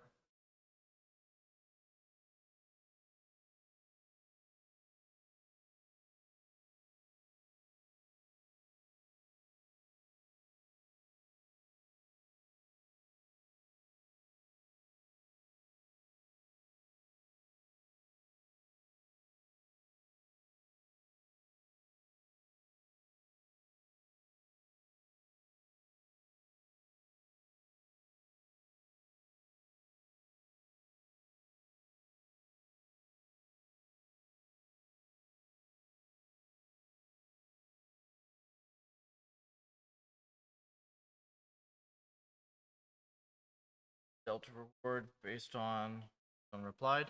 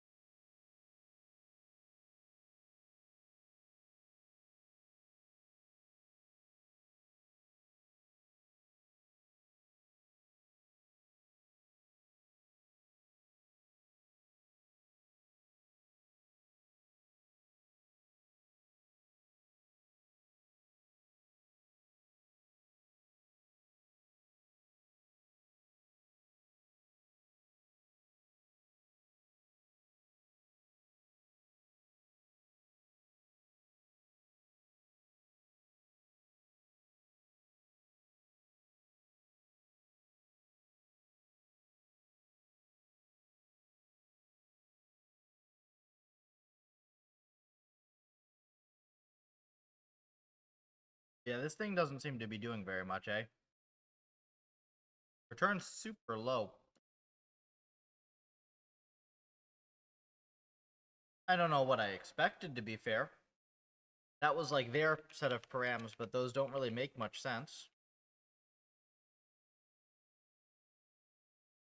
Let's go back to 32 Horizon, and let's just go to 16 for batch.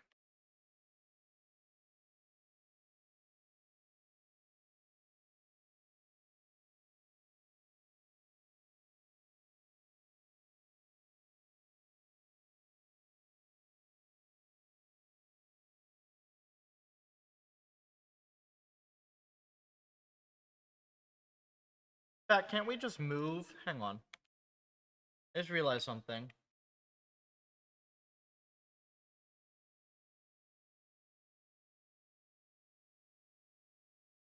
I can just do this.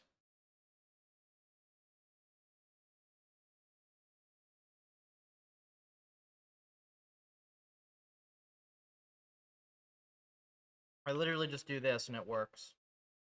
For all M's.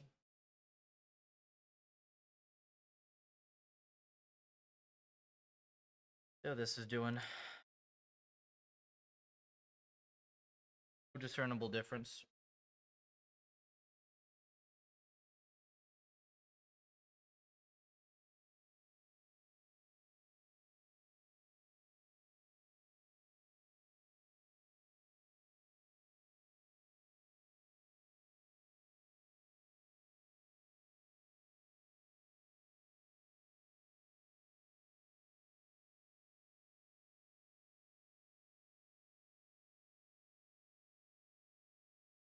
Do I believe that 60 degree of freedom or whatever robot can only run 40k SPS? This thing's gotta be able to run like a milli, right? I don't know about humanoids, but I think this thing should be able to run way faster than this. Way faster.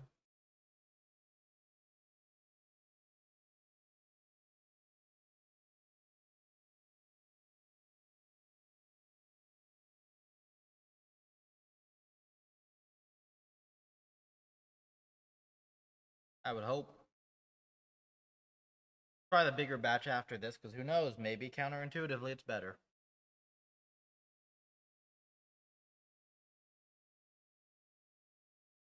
Actually, that's dependent on the M's, isn't it?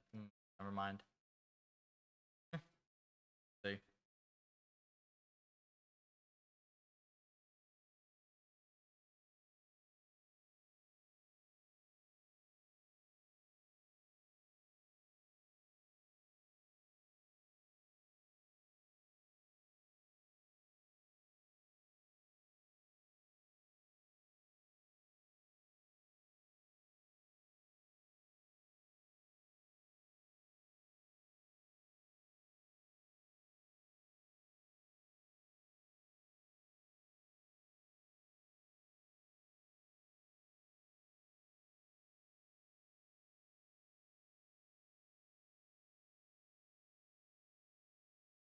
Which M's do you think would be the most aggressive in experiments for making gamma less cooked?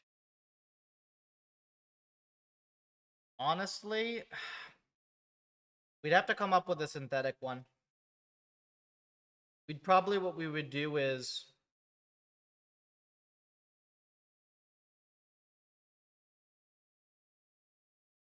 we'd like make a periodic function, I think. So imagine that the reward is like the sum of a bunch of waves, right? Like you have something where you get a reward every like every time step. Then there's something that's like you can get a reward every 10 time steps if you do the right thing, 100 time steps, 1,000 like something like that. And then the idea is that probably gamma prevents you from doing multi-scale learning as well as you'd want. It kind of depends though.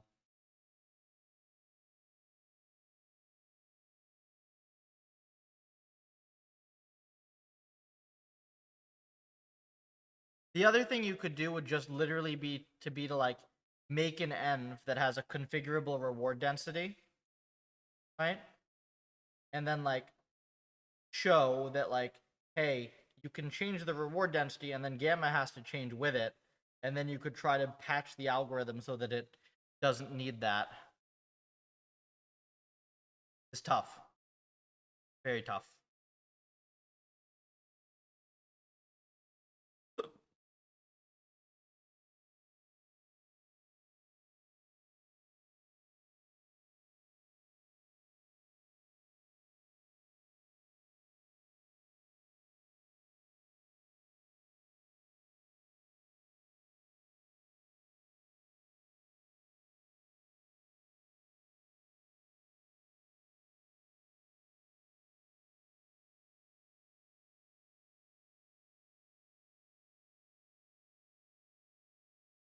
Good.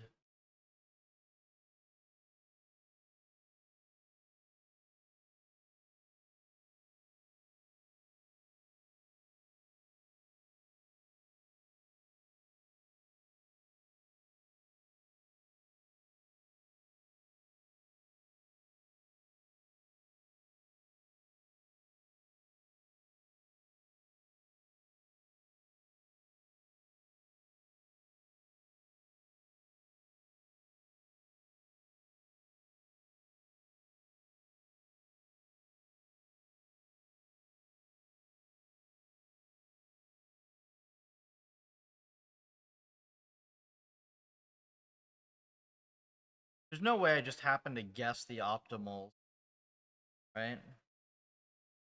Nah, there's got to be way more wiggle room in here.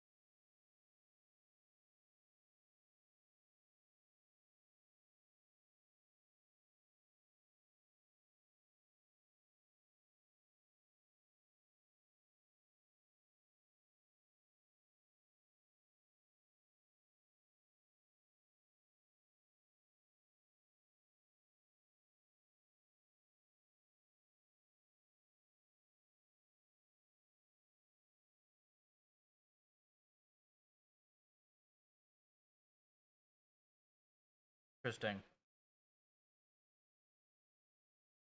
Expecting this to be in some way.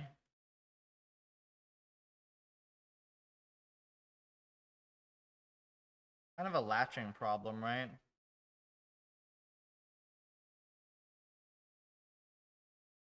C4 Horizon seems better though. About it.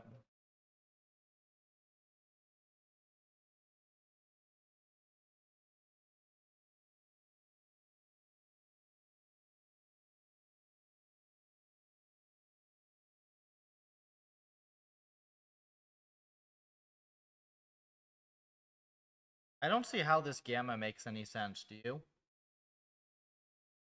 40-step problem. I guess it's because the rewards are like so... The rewards are so dense. Like every single step is basically local optimal, right? Oh, actually with the delta you don't even have to do credit assignment, right?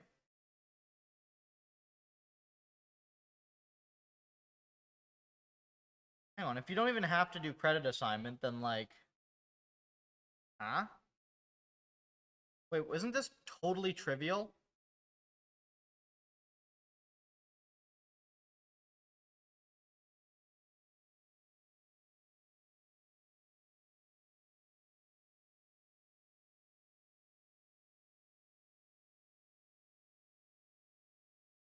Reduces to almost a bandit problem with a dense reward.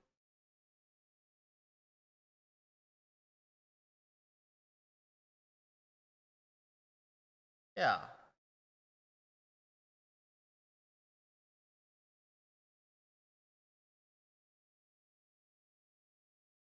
Let me go back to...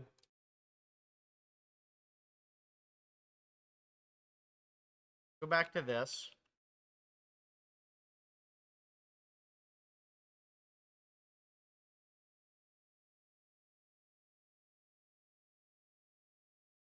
Just want to see something. I doubt that this will match my intuition, but like, this is basically a bandit problem. Do you see what I mean? Like, if you have a perfectly dense reward that's not that's perfectly informative, then it's literally a bandit problem. It should be trivial.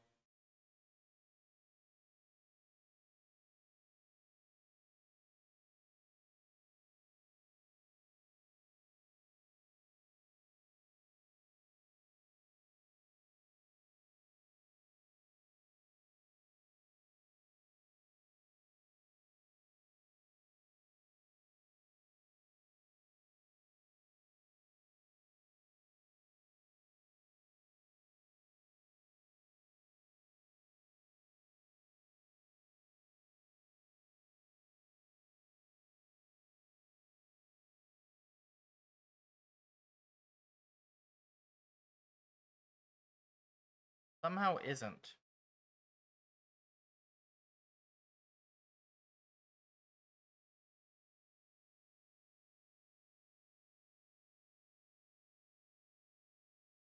Okay.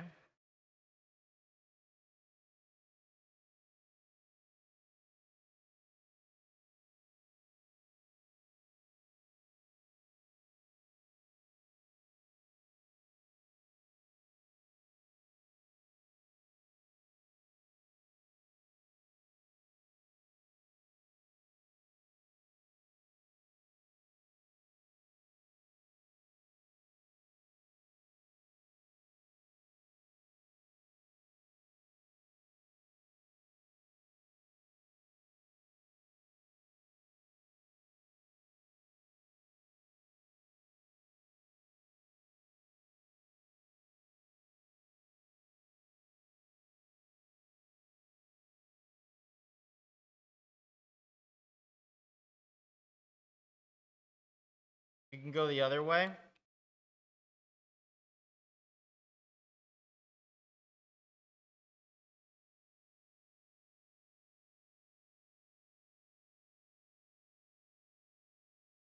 See if it's the opposite of my intuition. Why not?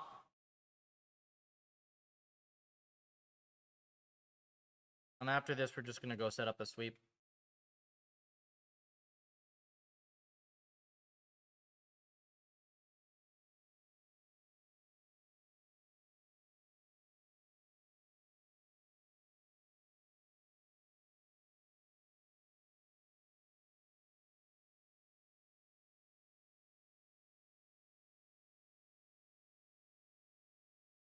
Oh, I guess I should, you know what? Instead of trying this, because this will get covered by the sweep automatically.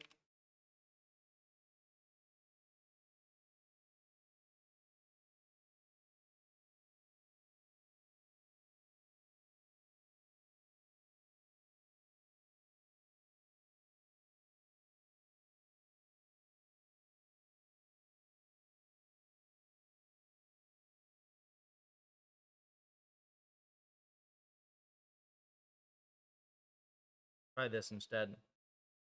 Make sure it's not policy bound. Shouldn't be, but never know.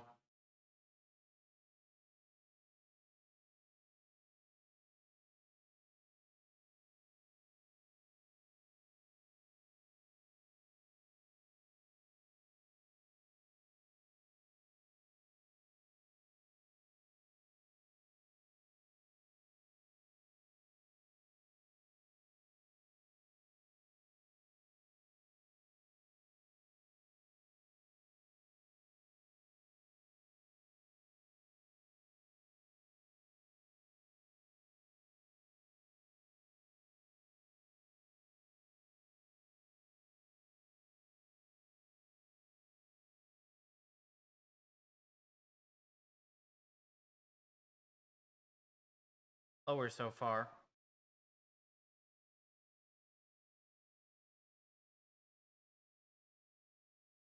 Hmm.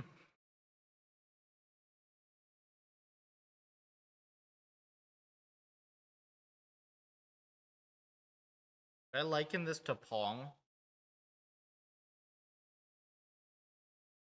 Not even, right?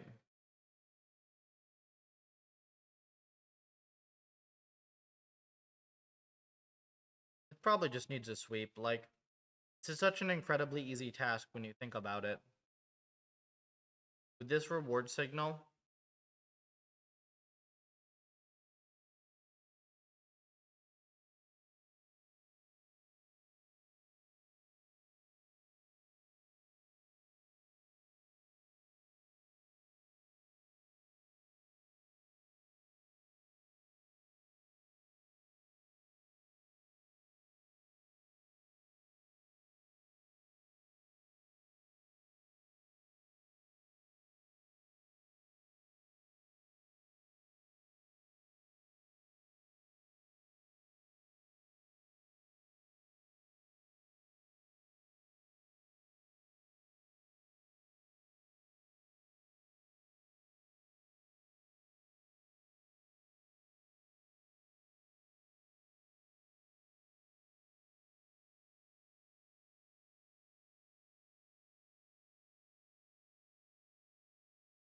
it still lowers annoying.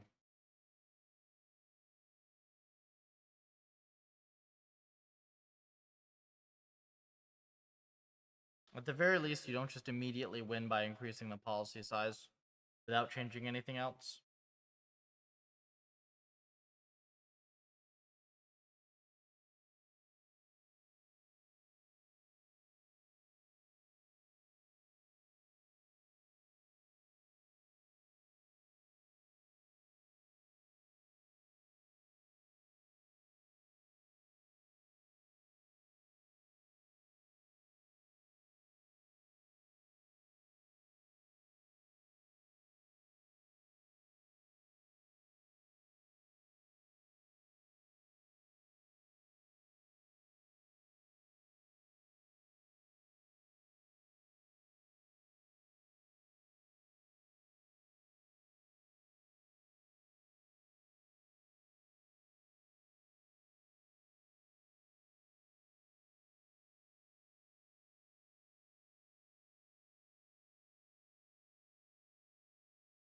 Yeah, you can see this is like so much slower. Well, we'll let the empirical thing uh we'll let the empirical thing just do whatever it's going to.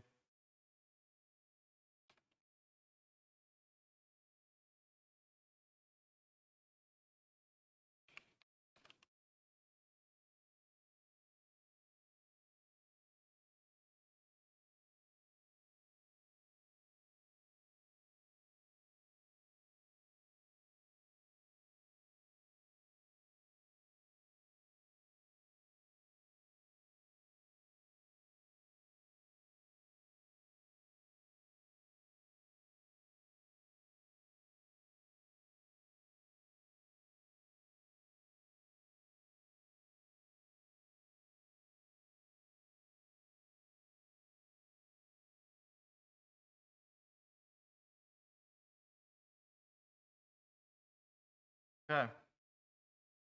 That will run. And by tomorrow we will have some ideas.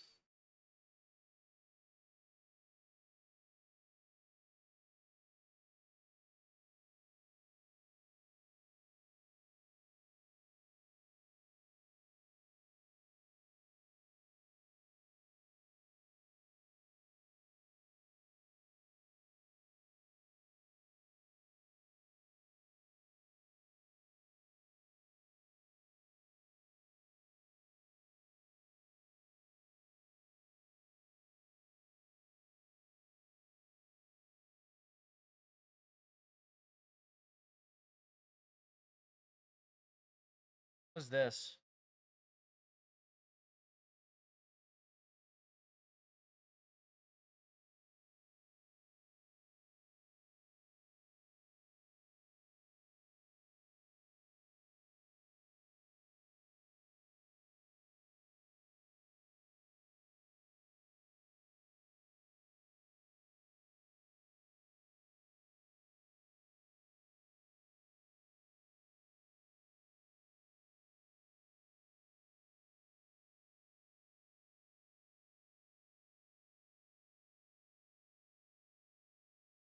Okay.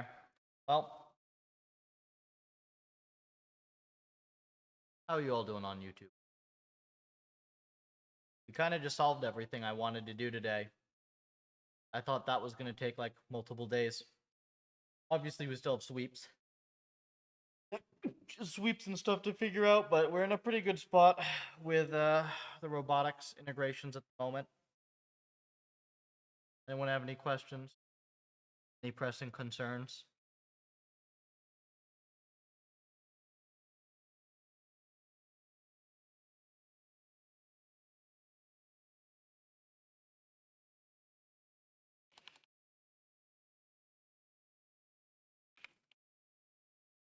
You star the puffer. Helps me out a lot. Free. It is nice. I'm pretty sure, yeah, this is... So tomorrow, I guess the plan will be that we check in on our robotics. I'll probably check on this later tonight to make sure, we're actually getting something out of the sweep. And I'll chat with Stone for a little bit on how we do... how we integrate all this. And, we'll start running more of the tasks in here. But yeah, other than that, we will work on the battle, like the large-scale battle end. And I guess we'll see how crazy I go on that. I think probably I'm just going to downscale it to like 100-something agents, 2 teams to start with, just because it'll make it quick to iterate on. And yeah, we'll go from there after that. That will be the plan. Okay. There's nothing else from any of you then for now. I think I will... I'll call it early. I got a couple emails to respond to, a couple documents to read. And then, yeah, after that, I'm going to get some dinner, get some rest, and I'll be back bright and early in the morning. So, thanks for tuning in, folks. See you tomorrow. Bye.